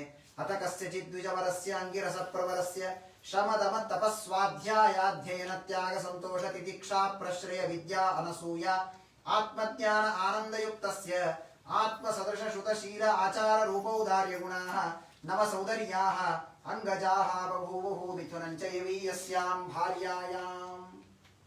ಒಬ್ಬ ಆಂಗಿರಸ ಕುಲದಲ್ಲಿ ಹುಟ್ಟಿದಂತಹ ಒಬ್ಬ ಬ್ರಾಹ್ಮಣ. ಆ ಬ್ರಾಹ್ಮಣನಿಗೆ 2 ಹೆಂಡತಿಯರು. ಒಬ್ಬ ಹೆಂಡತಿಯಲ್ಲಿ 9 ಜನ ಮಕ್ಕಳು ಹುಟ್ಟಿದ್ದಾರೆ. 2ನೇ ಹೆಂಡತಿಯಲ್ಲಿ ಇವನು ಭರತ ಅಂತ, ಆಗಲೂ ಇವನಿಗೆ ಭರತ ಅಂತೆ ನಾಮಕರಣವನ್ನು ಮಾಡಿದ್ದಾರೆ. ಅವನು ಮೊದಲೇ ಸಂಕಲ್ಪ ಮಾಡಿಕೊಂಡಿದ್ದ, ಈ ಜನ್ಮದಲ್ಲಿ ನಾನು ಹುಟ್ಟಿದ್ರೆ ಬಾಯೇ ತೆಗಿಬಾರ್ದು, ಮಾತಾಡಿದರೆ ಪ್ರೀತಿ ಶುರು ಆಗತ್ತೆ. ಆ ಜಿಂಕೆ ಬಂದಿತ್ತು, ಸುಮ್ಮನೆ ಎಬ್ಬಿಸಿ ಬಿಟ್ಬಿಟ್ಟಿದ್ರೆ ಆಗಿತ್ತು. ಆಲೋಚನೆ ಬಂದ ನಂತರ ಇದು ನನ್ನ ಜಿಂಕೆ, ಹಾಗಾದ್ರೆ ನಾನು ಇದನ್ನು ರಕ್ಷಣೆ ಮಾಡಬೇಕು, ಯಾರ ಮೇಲೂ ಪ್ರೀತಿ ಮಾಡೋದು ಬೇಡ ಅಂತ ಹುಚ್ಚರಂತೆ ಇದ್ದಾನೆ. ಹೀಗಾಗಿ ಇವನನ್ನ ಜಡಭರತ, ಜಡ ಕಲ್ಲಿನಂತೆ ಇದ್ದಾನೆ. ಕಲ್ಲಿಗೆ ಯಾರಾದ್ರೂ ನೀರು ಹಾಕಿದ್ರೆ ಅಪ್ಪ ಸ್ವಲ್ಪ ಸೋಪ್ ಹಚ್ಚು ಅಂತ ಅನ್ನತ್ತ, ಏನಿಲ್ಲ ಕಲ್ಲು, ಹಾಗೆ ಕಲ್ಲಿನಂತೆ ಇದ್ದು ಬಿಡೋಣ ಅಂತ. ಆದ್ರೆ ಮನಸ್ಸಿನಲ್ಲಿ ಮಾತ್ರ ಭಗವಂತನ ಧ್ಯಾನವನ್ನ ಯಾವಾಗಲೂ ಮಾಡ್ತಾ, ಅವರ ಚರಮ ಶರೀರ, ಕೊನೆಯ ಶರೀರ ಇದು ಜಡಭರತರಿಗೆ, ಧ್ಯಾನವನ್ನ ಮಾಡ್ತಾ ಇದ್ದಾರೆ. ಆಗ ಸ್ಥಾಳೀಪುರೀಶಾದೀನ್ಯಪಿ ಅಮೃತವದ ಆಚರತಿ. ಊಟಕ್ಕೆ ಹಾಕ್ಬೇಕು ಇವನಿಗೆ. ಏನೋ ಸ್ವಲ್ಪ ದಿವಸ ಆಯ್ತು, ತಂದೆ ಮುಂಜಿವೆ ಆದ್ಮೇಲೆ ಸರಿ ಹೋಗ್ಬೋದು ಅಂತ ಉಪನಯನ ಮಾಡಿದ್ರು. ಏನ್ ಸರಿ ಹೋಗ್ಲಿಕ್ಕೆ ಇವನ್ ಏನ್ ಆಗಿರ್ಲೇ ಇಲ್ಲ ಪಾಪ, ಹೇಳ್ತಾರಲ್ಲ ಹಾಗೆ. ನಿಜವಾಗಿ ಮಲ್ಕೊಂಡವ್ರನ್ನ ಎಬ್ಬಿಸ್ಬೋದು, ಮಲಗಿದಂತೆ ನಾಟಕ ಮಾಡೋರನ್ನ ಎಬ್ಬಿಸ್ಲಿಕ್ಕೆ ಆಗೋದಿಲ್ಲ ಅಂತ. ಹಾಗೆ ಇವನು ಹುಚ್ಚನೇ ಆಗಿದ್ದ ಅಂದ್ರೆ ಸರಿ ಮಾಡಬಹುದಾಗಿತ್ತು. ಆದ್ರೆ ಅವನು ಒಳಗೆ ಭಗವತ್ ಭಕ್ತ, ಮಹಾವಿರಕ್ತ, ಹೊರಗೆ ಮಾತ್ರ ಹುಚ್ಚರಂತೆ ನಟನೆ ಮಾಡ್ತಾ ಇದ್ದಾನೆ. ಸಂಧ್ಯಾವಂದನೆ ಕೂಡಿಸಿದ್ರು ತಂದೆ. ಸಂಧ್ಯಾವಂದನೆ ಮಾಡೋದ್ರೆ ಸಂಧ್ಯಾವಂದನೆ ಮಾಡೋದ್ರಲ್ಲಿ ಆಚಮನ ಮಾಡೋದ್ರೆ ನೀರು ಕುಡಿಬೇಕು. 3ಕ್ಕೂ 3 ಸಲ ಹೇಳ್ಬೇಕ್ರಿ, ಇನ್ನೊಂದ್ಸರಿ ನೀರು ಕುಡಿ, ಇನ್ನೊಂದ್ಸರಿ ನೀರು ಕುಡಿ ಅಂತ. ಆದ್ರೆ ನೀರು ಕುಡಿಯೋದು, ಹಾಗೆಯೇ ಕುಳಿತಿರ್ಬೇಕು. ತಂದೆ ಇರುವವರೆಗೆ ನೋಡಿಕೊಂಡಿದ್ದಾರೆ. ಮಕ್ಕಳಿಗೆ ಒಪ್ಪಿಸಿ ತಂದೆ ಹೋದ. ಆಗ ಮಕ್ಕಳು ಇವನನ್ನ ಕೆಲಸದವರಂತೆ ನೋಡಿದ್ದಾರೆ. ಆ 9 ಜನ ಅಣ್ಣ ತಮ್ಮಂದಿರು, ಅವರ ಎಲ್ಲ ಹೆಂಡತಿಯರು, ಅವರೆಲ್ಲ ಬೇರೆ ಮನೆಯಿಂದ ಬಂದರು. ಇವನು ಹುಚ್ಚ ಅಂತ ಗೊತ್ತಾಯ್ತು, ಮನೆ ಕೆಲಸವನ್ನ ಮಾಡಿಸ್ತಾರೆ. ಒಂದು ದಿವಸ ಇವನಿಗೆ ಏನೂ ಉಳಿದಿಲ್ಲ, ಅನ್ನವನ್ನ ನಿನ್ನೆಯ ಅನ್ನ ಇತ್ತು ಕೊಟ್ಟಿದ್ದಾರೆ, ಹಳಸಿದ ಅನ್ನ ಇತ್ತು ಕೊಟ್ಟಿದ್ದಾರೆ, ಇವತ್ತೇನೋ ಬಿಸಿ ಅನ್ನ ಇತ್ತು, ಏನು ಕೊಟ್ಟರು ತಿಂತಾ ಇದ್ದ ಇವನು. ಸ್ಥಾಳೀಪುರೀಶಾದೀನಪಿ ಅಮೃತವಲಭ್ಯವಹರತಿ. ಇವತ್ತು ಒಳ್ಳೆಯ ಬಾಸುಮತಿ ಅಕ್ಕಿ ಅನ್ನ ಮಾಡಿಕೊಟ್ರೆ ಅಷ್ಟೇ ಆನಂದದಿಂದ ಉಡ್ತಾ ಇದ್ದ. ಮರುದಿನ ಹಳಸಿದ ಅನ್ನವನ್ನ ಹಾಕಿದ್ರು ನಗನಗತಾ ತಿಂತಾ ಇದ್ದ. ಯಾಕೆಂದ್ರೆ ಈ ದೇಹದ ಮೇಲೆ ಪ್ರೀತಿಯೇ ಇಲ್ಲ ಅವನಿಗೆ. ಈ ದೇಹವನ್ನ ಕೊಟ್ಟ ಭಗವಂತನ ಚಿಂತನ ಮಾಡುವ ಮಹಾನುಭಾವ. ಅವನು ಈ ಅನ್ನ ಬೇಡ ಇದು ಬೇಕು ಅಂತಂದ್ರೆ ಗಲಾಟೆ ಶುರುವಾಗತ್ತೆ. ಆಗ ಮತ್ತೆ ನಾನು ಕೇಳಬೇಕು, ನನ್ನ ಆಸ್ತಿ ನನಗೆ ಕೊಟ್ಟು ಬಿಡ್ರಿ ಅನ್ಬೇಕು. ಯಾವುದು ಬೇಡ ಅಂತ ದೇವರ ಧ್ಯಾನ ಮಾಡ್ತಾ ಇದ್ದಾನೆ ಮಹಾನುಭಾವ. ಒಂದು ದಿವಸ ಅತ ಕದಾಚಿತ್ ವೃಷಳಪತಿ ಭದ್ರಕಾಲ್ಯೈ ಪುರುಷ ಪಶುಂ ಆಲಭತಾ ಪತ್ಯಕಾಮಃ. ಇವನನ್ನ ಹೊಲದಲ್ಲಿ ಕಾಯುವುದಕ್ಕೆ ಅಂತ ಕುಡಿಸಿದ್ದಾರೆ ಅಣ್ಣ ತಮ್ಮಂದಿರೆಲ್ಲ. ಯಾವುದು ಪ್ರಾಣಿ ಪಕ್ಷಿಗಳು ಕಾಲನ್ನು ತಿನ್ನಬಾರದು, ನೋಡ್ತಾ ಇರು ಅಂತ. ನೋಡ್ತಾ ಇರೋದು, ನೋಡ್ತಾ ಇದ್ದ ಅವನು. ತಿಂದು ಹೋಗ್ತಾ ಇತ್ತು, ನೋಡ್ತಾ ಇದ್ದ ಅವನು. ಅವನಿಗೆ ದೇವರ ಚಿಂತನೆ, ಸರ್ವ ಜೀವರಾಶಿಗಳಿಗೆ ಅನ್ನದಾನ ಮಾಡುವ ಭಗವಂತ. ಅವನು ಇವರಿಗಾಗಿ ಆ ವಸ್ತುಗಳನ್ನು ಹುಟ್ಟಿಸಿದ್ದಾನೆ, ತಿನ್ಲಿ ಅಂತ. ಕೃಷ್ಣಾರ್ಪಣ ಹೇಳ್ತಾ ಇದ್ದ, ಎಲ್ಲ ತಿಂದು ಹೋಗ್ತಾ ಇತ್ತು. ಹಾಗೆ ಬಂದು ಅಲ್ಲಿ ಒಬ್ಬ ಶೂದ್ರ ರಾಜ, ಅವನು ಮಕ್ಕಳಾಗಿರ್ಲಿಲ್ಲ ಪಾಪ. ಅವನಿಗೆ ಯಾರೋ ಪುರೋಹಿತರು ಹೇಳಿದ್ರು, ನೀನೊಂದು ಭದ್ರಕಾಳಿಗೆ ಒಂದು ಪಶುವನ್ನ ಬಲಿ ಕೊಡಬೇಕು, ಅಂದ್ರೆ ನಿನಗೆ ಸಂತಾನವಾಗತ್ತೆ ಅಂತ. ಅವನು ದುಷ್ಟ ರಾಜ. ಆಗಲಿ ಅಂತ ಎಲ್ಲಾದ್ರೂ ಒಂದು ಒಳ್ಳೆ ಬಲಿ ಸಿಗಬೇಕು, ಒಬ್ಬ ವ್ಯಕ್ತಿಯನ್ನ ಬಲಿ ಕೊಡಬೇಕು ಅಂತ ಎಲ್ಲ ಕಡೆ ಹುಡುಕಿದ್ದಾರೆ. ಬಲಿ ಕೊಡುವ ವ್ಯಕ್ತಿಗೆ ಅಂಗದಲ್ಲಿ ಊನತೆ ಇರಬಾರದು. ಯಾವ ಒಂದು ಅಂಗ ಊನವಾಗಿದ್ರೂ ಕೂಡ ಅವನನ್ನು ಬಲಿ ಕೊಡುವುದಕ್ಕೆ ಅವನು ಯೋಗ್ಯ ಆಗೋದಿಲ್ಲ. ಅವನ ಭಟರು ಎಲ್ಲ ಕಡೆ ಹುಡ್ಕೊಂಡ್ಬಂದ್ರು. ಈ ಆಸಾಮಿ ಕಾಣಿಸ್ತಾರೆ, ಜೋ ಗಟ್ಟಿ ಮುಟ್ಟಿದೆ. ಯಾಕೆಂದ್ರೆ ಇವನು ಊಟಕ್ಕೆ ಕೂತ ಅಂದ್ರೆ ಸಾಕು ಅಂತ ಇರಲಿಲ್ಲ. ಸಾಕು ಅಂದ್ರೆ ಮತ್ತೆ ಯಾರಾದ್ರೂ ನನ್ನ ಶಾಲೆ ಅನ್ಕೊಂಡ್ಬಿಡ್ತಾರೆ, ಬೇಡ ಅಂತ. ಎಷ್ಟು ಹಾಕ್ತಾರೋ ಅಷ್ಟು ತಿಂತಿದ್ದ ಇವನು. ಚೆನ್ನಾಗಿ ತಿಂದು ಒಳ್ಳೆ ದಷ್ಟಪುಷ್ಟನಾಗಿ ಬೆಳೆದು ಬಿಟ್ಟಿದ್ದ. ಇವನು ನೋಡಿದ್ರು, ಇದು ಒಳ್ಳೆ ಬಲಿ ರೀ, ಇದನ್ನು ಬಲಿ ಕೊಟ್ಟು ಬಿಟ್ರೆ ನಮ್ಮ ರಾಜನಿಗೆ ಒಳ್ಳೆಯ ಪುತ್ರ ಸಂತಾನವಾಗತ್ತೆ ಅಂತ ಅವನನ್ನ ಬಾ ಅಂತ ಕರೆದ್ರು. ಹೋಗ್ಬಿಟ್ಟ ಅವನು. ಎಲ್ಲಿ ಅಂತ ಕೇಳಲಿಲ್ಲ. ನಿಮ್ಮ ಮನೆ ಎಷ್ಟೊತ್ತು, ಕಾರಲ್ಲಿ ಕರ್ಕೊಂಡು ಹೋಗ್ತಿರೋ, ಬೈಕಲ್ಲಿ ನಾನೇ ಬರಬೇಕು, ಏನಿಲ್ಲ, ಬಾ ಅಂತಂದ್ರು. ಅವರ ಜೊತೆಗೆ ಕೈ ಹಿಡಿದು ಕರ್ಕೊಂಡು ಹೋಗಿದ್ದಾರೆ. ಹೋದ್ರು, ಅಲ್ಲಿ ಕೂಡಿಸಿದರು. ಇವನಿಗೆ ಸ್ನಾನ ಮಾಡಿಸಿದ್ದಾರೆ. ಬಲಿ ಕೊಡಬೇಕು ಅಂತ ಚೆನ್ನಾಗಿ ಊಟಕ್ಕೆ ಹಾಕಿದ್ದಾರೆ. ಎಲ್ಲ ತಿಂದು ಬಿಟ್ಟ ಇವನು. ಕೃಷ್ಣಾರ್ಪಣ ತಿಂದ. ಇವನಿಗೆಲ್ಲ ಹಾರ ಹಾಕಿದ್ದಾರೆ, ಒಳ್ಳೊಳ್ಳೆ ಹಾರಗಳನ್ನ, ಎಲೆಯ ಅಲಂಕಾರವನ್ನು ಎಲ್ಲ ಮಾಡಿದರು. ಮೈ ಮೇಲೆ ದೊಡ್ಡ ಹಣಿಯ ಮೇಲೆ ಕುಂಕುಮ. ಏನು ಯಾಕೆ ಅಂತ ಕೇಳಲಿಲ್ಲ. ಯಾಕೆ ಅಂತ ಕೇಳಿದರೆ ಶರೀರದ ಮೇಲೆ ಅಭಿಮಾನ ಹುಟ್ಟಿಕೊಳ್ಳುತ್ತದೆ. ಬೇಡ, ದೇವರ ಸಂಕಲ್ಪದಲ್ಲಿ ನನ್ನ ಶರೀರ ಇವತ್ತೇ ಕೃಷ್ಣಾರ್ಪಣ ಆಗಬೇಕು ಅಂತಿದ್ರೆ ಆನಂದ ಅಲ್ವಾ? ಕಾಯ್ತಾ ಇದ್ದಾನೆ ಇವನು. ಹಾಗೆ ಆಗ ಅವನನ್ನ ಕರೆದುಕೊಂಡು ದೊಡ್ಡ ಭದ್ರಕಾಳಿಯ ಪ್ರತಿಮೆ, ಅದರ ಮುಂದೆ ಒಂದು ಬಲಿಪೀಠವನ್ನ ಇಟ್ಟಿದ್ದಾರೆ. ತಂದು ಇವನನ್ನ ಕೂಡಿಸಿ ಆ ಪೀಠದ ಮೇಲೆ ಇವನನ್ನ ತಲೆಯನ್ನ ಇಟ್ಟಿದ್ದಾರೆ. ರಾಜ ಬಂದ, ದೊಡ್ಡ ಖಡ್ಗವನ್ನ ತೆಗೆದುಕೊಂಡು ಬಂದು ಅವನ ತಲೆಯನ್ನ ಕತ್ತರಿಸಬೇಕು ಅಂತ ಖಡ್ಗವನ್ನ ಮೇಲೆತ್ತಿದ್ದಾನೆ. ಆ ಪ್ರತಿಮೆಯಿಂದ ಭದ್ರಕಾಳಿ ಆ ಪ್ರತಿಮೆಯನ್ನ ಒಡೆದುಕೊಂಡು ಒಳಗಿನಿಂದ ಭದ್ರಕಾಳಿ ಬಂದಿದ್ದಾಳೆ. ಸಹಸೈವ ಉಚ್ಚಚಾರ ದೇವಿ ಭದ್ರಕಾಳಿ. ಜೋರಾಗಿ ತಾನು ಶಬ್ದವನ್ನ ಮಾಡ್ತಾ ಪ್ರತಿಮೆಯನ್ನ ಒಡೆದು ಒಳಗಿನಿಂದ ಭದ್ರಕಾಳಿ ಬಂದಿದ್ದಾಳೆ. ಏನು ಸಿಟ್ಟು ದುರ್ಗಾದೇವಿ. ಭದ್ರಕಾಳಿ ನರ್ತನವನ್ನ ಮಾಡ್ತಾ ಇದ್ದಾಳೆ. ಅದೇ ರಾಜನ ಕೈಯಲ್ಲಿರುವ ಖಡ್ಗವನ್ನ ತೆಗೆದುಕೊಂಡು ಅಲ್ಲಿರುವ ಎಲ್ಲರ ರುಂಡಗಳನ್ನ ಚಂಡಾಡಿ ಬಿಟ್ಟಿದ್ದಾಳೆ. ಎಲ್ಲರನ್ನ ರಕ್ತಪಾತ ಎಲ್ಲಿ ನೋಡಿದರೂ ಕೂಡ ಆ ರಾಜನಿಗೆ ಹೇಳ್ತಾಳೆ, ಏನ್ ಮಾಡ್ತಾ ಇದ್ದಿ? ಅಲ್ಲ, ನನಗೆ ಜ್ಯೋತಿಷಿಗಳು ಹೇಳಿದರು ಒಂದು ಬಲಿ ಪಶು ಕೊಡಬೇಕು ಅಂತ. ಅವಳು ನಗುತ್ತಾಳೆ. ಯಾರನ್ನ ಪಶು ಕೊಡಬೇಕು? ಯಾರು ವಿಷ್ಣು ದ್ವೇಷಿಗಳೋ ಅವರನ್ನು ಕೊಡಬೇಕು. ಮಹಾಲಕ್ಷ್ಮಿ ಭದ್ರಕಾಳಿ ಅಂತಾಳೆ, ನಾನು ಬದುಕಿದ್ದೇ ಈ ವಿಷ್ಣು ಭಕ್ತರಿಂದ, ವಿಷ್ಣುವಿನಿಂದ. ಅಂತಹ ನನ್ನ ಸ್ವಾಮಿಯ ಭಕ್ತರಿಗೆ ನೀನು ಬಲಿ ಕೊಟ್ಟು ನನ್ನನ್ನು ಸಂತೋಷ ಪಡಿಸಬೇಕು ಅಂತ ಅಂದುಕೊಂಡಿದ್ದೀಯಾ? ಸರ್ವಥಾ ಇದು ಸರಿಯಲ್ಲ ಅಂತ ಹೇಳಿ, ಸ್ವಪಾರ್ಷದೈ ಸಹ ಜಗವು ನನರ್ಥ ವಿಜಹಾರಸ ಶಿರ ಕಂದುಕ ಲೀಲಯ. ತಕ್ಷಣ ಆ ದುಷ್ಟ ರಾಜನ ಒಂದು ಖಡ್ಗವನ್ನ ತೆಗೆದುಕೊಂಡು ಅವನ ಕುತ್ತಿಗೆಯನ್ನ ಕತ್ತರಿಸಿ ಬಿಟ್ಟಿದ್ದಾಳೆ. ಆಗ ದುರ್ಗೆ ಹೇಳ್ತಾಳೆ, ಏವಮೇವ ಖಲು ಮಹದ ಅವಿಚಾರಾತಿಕ್ರಮದ ಕಾಷ್ಣೇನ ಆತ್ಮನೇ ಭರತಿ. ಇದೆಲ್ಲರಿಗೂ ಒಂದು ಪಾಠ. ಸಜ್ಜನರಿಗೆ ನಾವು ಏನಾದರೂ ದ್ರೋಹ ಮಾಡಬೇಕು ಅಂತ ಹೋದರೆ ಉಳಿದ ಪಾಪಗಳು ಸ್ವಲ್ಪ ಲೇಟ್ ಆಗಿ ನಮಗೆ ಫಲ ಕೊಡ್ಬೋದ್ರಿ. ಆದರೆ ಸಜ್ಜನರಿಗೆ ನಾವೇನಾದರೂ ಕೆಟ್ಟದ್ದನ್ನು ಮಾಡಬೇಕು ಅಂತ ಹೋದ್ರೆ ದೇವರು ಅದನ್ನ ಬೇಗ ನಮಗೆ ಫಲ ಕೊಡ್ತಾನೆ ಅನ್ನೋದಕ್ಕೆ ಈ ವೃಷಳ ರಾಜನೇ ಸಾಕ್ಷಿ ಅಂತ ಎಲ್ಲರ ಸಂಹಾರ ಮಾಡಿದ್ರೆ ಅವನು ಹೋಗಿ ಒಂದು ಮಾತು ಥ್ಯಾಂಕ್ಸ್ ಹೇಳ್ಬೇಕ್ರಿ. ಪಾಪ ಭದ್ರಕಾಳಿಗೆ ಇನ್ನೊಬ್ರಿಗೆ ಬೇಡ ಹೇಳಿಲ್ಲ ಅವನು. ಯಾಕೆಂದ್ರೆ ನನ್ನ ಈ ದೇಹಕ್ಕಾಗಿ ಇನ್ನೊಬ್ಬರಿಗೆ ನಾ ಯಾಕೆ ಥ್ಯಾಂಕ್ಸ್ ಹೇಳೋದಿಲ್ಲ. ಮತ್ತೆ ಹೊರಟುಬಿಟ್ಟ. ಅವನಿಗೆ ಯಾವ ವ್ಯತ್ಯಾಸನೇ ಇಲ್ಲ. ಅವತ್ತು ಅಲ್ಲಿ ಹೊಲದಲ್ಲಿ ಕೂತಿದ್ದಕ್ಕೂ, ಇಲ್ಲಿ ಊಟ ಮಾಡಿದ್ದಕ್ಕೂ, ಇಲ್ಲಿ ಬಲಿಪೀಠದಲ್ಲಿ ಕೂತಿದ್ದಕ್ಕೂ, ಅವಳು ಬಂದು ರಕ್ಷಣೆ ಮಾಡಿದ್ದಕ್ಕೂ ವ್ಯತ್ಯಾಸವೇ ಇಲ್ಲ. ಮತ್ತೆ ಭಗವಂತನ ಧ್ಯಾನ ಮಾಡ್ತಾ ಇವನು ಹೊರಟು ಬಿಟ್ಟ. ಹೋಗುವ ದಾರಿಯಲ್ಲಿ ಒಬ್ಬ ರಹುಗಣ ಅಂತ ರಾಜ, ಇವನು ಹೋಗ್ತಾ ಇದ್ದ. ಅವನಿಗೆ ಒಬ್ಬ ಮೇಣೆಯನ್ನ ಹೊರುವ ವ್ಯಕ್ತಿ ಕಡಿಮೆ ಬಿದ್ದಿದ್ದ. ಆಚೆ ಈಚೆ ನೋಡಿದ್ರೆ ಯಾರಾದ್ರೂ ಸಿಗ್ತಾರ ಅಂತ 4ನೇ ವ್ಯಕ್ತಿ ಆಸಾಮಿ ಸಿಕ್ಕ. ಮತ್ತೆ ಬಾ ಅಂತ ಕರೆದಿದ್ದಾರೆ. ಒಳ್ಳೆ ಚೆನ್ನಾಗಿದ್ದಾನೆ ಅಂತ ಅವನನ್ನ ಕರೆದುಕೊಂಡು ಹೋಗಿದ್ದಾರೆ. ಭಾರಿ ಎತ್ತರ ಇದ್ದ ಇವನು. ಅವನನ್ನ ಹಿಂದೆ ನಿಲ್ಲಿಸಿದ್ರೆ ಹೊರೋದಕ್ಕೆ ರಾಜ ಬಿದ್ದು ಹೋಗ್ತಾನೆ, ಮುಂದೆ ಲಗಾಟೆ ಹೊಡಿತಾನೆ. ಅದಕ್ಕೆ ಏನ್ ಮಾಡಿದ್ರು, ಮುಂದೆ ನಿಲ್ಲಿಸಿದ್ರು. ಅವನನ್ನ ಚೆನ್ನಾಗಿ ಹೊರದುಕೊಂಡು ನಿದ್ದೆ ಮಾಡಬಹುದು ಅಂತ ಮುಂದೆ ನಿಲ್ಲಿಸಿದ್ದಾರೆ. ಇವನು ಹೋಗ್ತಾ ಇದ್ದ ದಾರಿಯಲ್ಲಿ ಹೋಗುವಾಗ ಇರುವೆಗಳು, ಪ್ರಾಣಿಗಳೆಲ್ಲ ದಾರಿಯಲ್ಲಿ ಇರ್ತಾ ಇತ್ತು. ಅದಕ್ಕಾಗಿಯೇ ಶಾಸ್ತ್ರ ಹೇಳೋದು, ದೃಷ್ಟಿಪೂತಂ ನ್ಯಸೇತ್ಪಾದಂ ಅಂತ. ಪಾದವನ್ನ ಇಡುವಾಗ ನಮ್ಮ ದೃಷ್ಟಿಯಿಂದ ಪವಿತ್ರವನ್ನಾಗಿ ಮಾಡಬೇಕಂತೆ. ಪವಿತ್ರ ಮಾಡೋದು ಅಂದ್ರೆ ಜೀವರಾಶಿಗಳು, ಇರುವೆಗಳು ಯಾವ್ದಾದ್ರು ಇದೆಯಾ ನೋಡಿ ಚೆನ್ನಾಗಿ, ಎಲ್ಲೋ ನೋಡ್ತಾ ಕಾಲಿಡಬಾರ್ದು. ಯಾರ ಮೇಲೂ ಕಾಲಿಟ್ಟು ಅವರನ್ನ ಒದ್ದು ತುಳಿದು ಮಾಡಬಾರ್ದು. ಇವನು ಪರಮ ವಿಷ್ಣು ಭಕ್ತ. ಹೋಗ್ತಾ ಇದ್ದ. ಒಂದು ಇರುವೆಯ ಸಾಲು ಹೋಗ್ತಾ ಇತ್ತು. ಇವನು ಕಾಲಿಟ್ಟರೆ ಕರೆಕ್ಟಾಗಿ ಅದ್ರ ಮೇಲೆ ಇಡಬೇಕೀಗ. ನೆಕ್ಸ್ಟ್ ಕಾಲು, ಪಾದ ಟಣ್ ಅಂತ ಹಾರಿದೆ. ಇವನು ಟಣ್ ಅಂತ ಹಾರಿದ್ರೆ ಒಳಗಿದ್ದವ್ರು ಗತಿ ಪಾಪ. ಹೀಗಾಗಿ ಇವನು ಚೆನ್ನಾಗಿ ಹಾರಿಸಿಬಿಟ್ಟ. ಹಾರಿಸಿದರೆ ಒಳಗಿದ್ದ ಹೂಗಣನಿಗೆ ತಲೆಗೆ ಬಡಿತು. ಹೇಳ್ತಾರಲ್ಲ, ಕಂಡಕ್ಟರ್ ಮೊಬೈಲ್ ಅಲ್ಲಿ ಮಾತಾಡಿದ್ರೆ ಒಬ್ಬೊಬ್ಬರಿಗೆ ಟಿಕೆಟ್ ಕೊಡ್ತಾನಂತೆ, ಡ್ರೈವರ್ ಮಾತಾಡಿದ್ರೆ ಏಕಾಲಕ್ಕೆ ಎಲ್ಲರಿಗೂ ಟಿಕೆಟ್ ಕೊಡ್ತಾನೆ. ಹಾಗೆ ಒಳಗೆ ಓಡಿಸುವಂತಹ ಇವನು ಭರತ ಜಿಗದಿದ್ದಾನೆ. ಒಳಗಿರುವ ಹೂಗಣನಿಗೆ ತಲೆಗೆ ಬಡಿತು. ಬೈದಿದ್ದಾನೆಗೆ ಬಾಯಿಗೆ ಬಂದಂತೆ, ಅಹೋ ಕಷ್ಟಂ ಭ್ರಾತೃವ್ಯಂಬುರು, ಗುರು ಪರಿಶ್ರಾಂತಹ ದೀರ್ಘಮಧ್ವಾನಂ ಏಕ ಏವ ಊಹಿತವಾನ್. ಪಾಪ ವ್ಯಂಗ್ಯ ಮಾಡಿದ್ದಾನೆ. ಏನೋ ಬಹಳ ದೂರದಿಂದ ಹೊತ್ಕೊಂಡು ಬಂದಿದ್ದಿ, ಪಾಪ ಕೈಕಾಲೆಲ್ಲ ನೋವಾಗ್ತಾ ಇದೆ, ಅದು ಪಾಪ ದಪ್ಪಾಗಿದ್ರೆ ಪರವಾಗಿಲ್ಲ, ಒಳ್ಳೆ ನೋಡುವುದಕ್ಕೆ ತೆಳ್ಳಗಾಗಿದ್ದಿ ನೀನು ಅಂತಂದ್ರೆ ವ್ಯಂಗ್ಯ. ಇಷ್ಟು ದಪ್ಪವಾಗಿದ್ದಿ, ಈಗಲೇ ಮೇಣೆಯನ್ನು ಹೊತ್ತಿದ್ದಿ, ಚೆನ್ನಾಗಿ ಹೊರಲಿಕ್ಕೆ ಬರೋದಿಲ್ವಾ ನಿನಗೆ? ಆಗ ತನ್ನ ಹುಟ್ಟಿದಾಗಿನಿಂದ 40 ವರ್ಷದವರೆಗೆ ಬಾಯಿಯೇ ಬಿಡದೇ ಇರುವ ವ್ಯಕ್ತಿ ಮೊದಲು ಬಾರಿ ಪ್ರವಚನ ಪ್ರಾರಂಭ ಮಾಡಿದ ಭರತ ಚಕ್ರವರ್ತಿ. ತ್ವಯೋದಿತಂ ವ್ಯಕ್ತಮವಿಪ್ರಲಬ್ಧಂ ಭರ್ತುಸ್ಸ ಮೇ ಸ್ಯಾದ್ಯದಿ ವೀರಭಾರಃ ಗಂತುರಿ ಯದಿ ಸ್ಯಾದಧಿಗಮ್ಯ ಮಧ್ವ ವಿವೇತಿ ಚಾಸೌ ನವಿದಾಂ ಪ್ರವಾದಃ. ರಾಜ, ನೀನು ಹೇಳಿದ್ದು ಸರಿ ಎಂದ ಮೊದಲನೇ ಮಾತು. ಏನು ನೀನು ಹೇಳಿದೆಯಲ್ಲ, ನೀನು ಬಹಳ ದೂರದಿಂದ ನೀನು ಮೇಣೆಯನ್ನು ಹೊತ್ತುಕೊಂಡು ಬಂದಿದ್ದಿ, ಹೌದು. 84 ಲಕ್ಷ ಜೀವರಾಶಿಯನ್ನು ದಾಟಿ ಬಂದ ಈ ಶರೀರ ಅಂತ ಹೇಳಿದ ಹಾಗೆ ಇವತ್ತು ನನಗೆ ಈ ಮಾನವ ಜನ್ಮ ಬರಬೇಕಾದ್ರೆ ಎಷ್ಟೆಷ್ಟೋ ಜನ್ಮ ಬಂದಿದೆ, ಎಷ್ಟು ದೂರದಿಂದ ಇಲ್ಲಿ ಬಂದಿದ್ದೇನೋ ಗೊತ್ತಿಲ್ಲ. ನೀನು ಹೇಳಿದಿ ನೀನು ಭಾರವನ್ನು ಹೊತ್ತಿಲ್ಲ ಅಂತ. ನಿಜ, ನಾನು ಭಾರ ಹೊತ್ತಿಲ್ಲ. ನನ್ನ ಭಾರವನ್ನ ಭೂದೇವಿ ಹೊತ್ತಿದ್ದಾಳೆ, ಅವಳ ಭಾರವನ್ನ ಶೇಷದೇವರು ಹೊತ್ತಿದ್ದಾರೆ, ಶೇಷದೇವರ ಭಾರವನ್ನ ವಾಯುದೇವರು ಕೂರ್ಮ ರೂಪದಿಂದ ಹೊತ್ತಿದ್ದಾರೆ, ಆ ಭಾರವನ್ನು ವಿಷ್ಣು ಕೂರ್ಮದಿಂದ ಭಗವಂತ ಹೊತ್ತಿದ್ದಾನೆ, ನಮ್ಮೆಲ್ಲರ ಭಾರ ದೇವರು ಹೊತ್ತಿದ್ದಾನೆ. ಅವನು ಜಿಗದ ಕೆಳಗೆ, ಯಾರಪ್ಪ ನೀನು, ಏನೋ ಕೇಳಿದ್ರೆ ಪ್ರವಚನ ಶುರು ಮಾಡಿದ್ದೇನೆ, ದಯಮಾಡಿ ಯಾರು ನೀನು, ಉಪದೇಶ ಮಾಡು.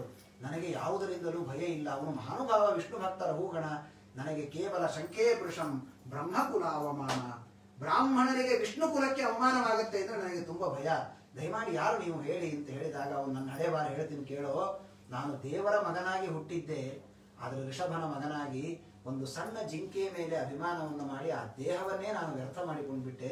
ಅಂತಹ ಅಹಂಪುರ ಭರತೋ ನಾಮ ರಾಜ, ನನ್ನ ಹಣೆ ಬರಹ ಹೀಗಿದೆಯಪ್ಪ.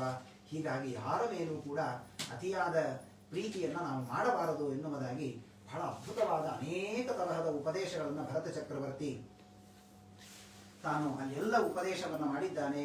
ಅಲ್ಲಿ ಉಪದೇಶವನ್ನು ಪಡೆದು ಆ ರಘುಗಳನ್ನು ಕೂಡ ಶ್ರೇಷ್ಠವಾದ ಗತಿಯನ್ನು ಹೊಂದಿದ್ದಾನೆ. ಇದು ಭರತ ಚಕ್ರವರ್ತಿಯ ಒಂದು ಮಹಿಮೆ ಎನ್ನುವುದಾಗಿ ಹೇಳಿ ಮುಂದೆ ಭೂಗೋಳ ಹಾಗೂ ಖಗೋಳಗಳ ವರ್ಣನೆ ಮಾಡಿದ್ದಾರೆ. ಭೂಮಿಯ ವಿಸ್ತಾರ ಅಲ್ಲಿ ಯಾವ ರೀತಿ ಇದೆ ಇತ್ಯಾದಿಗಳನ್ನು ಮಾಡ್ತಾ, ನಮ್ಮೆಲ್ಲ ಭೂಮಿಗೆ ಮುಖ್ಯವಾದದ್ದು ಮೇರು ಪರ್ವತ, ಬಹಳ ಶ್ರೇಷ್ಠವಾದಂತಹ ಮೇರು ಪರ್ವತ ಎನ್ನುವುದಿದೆ.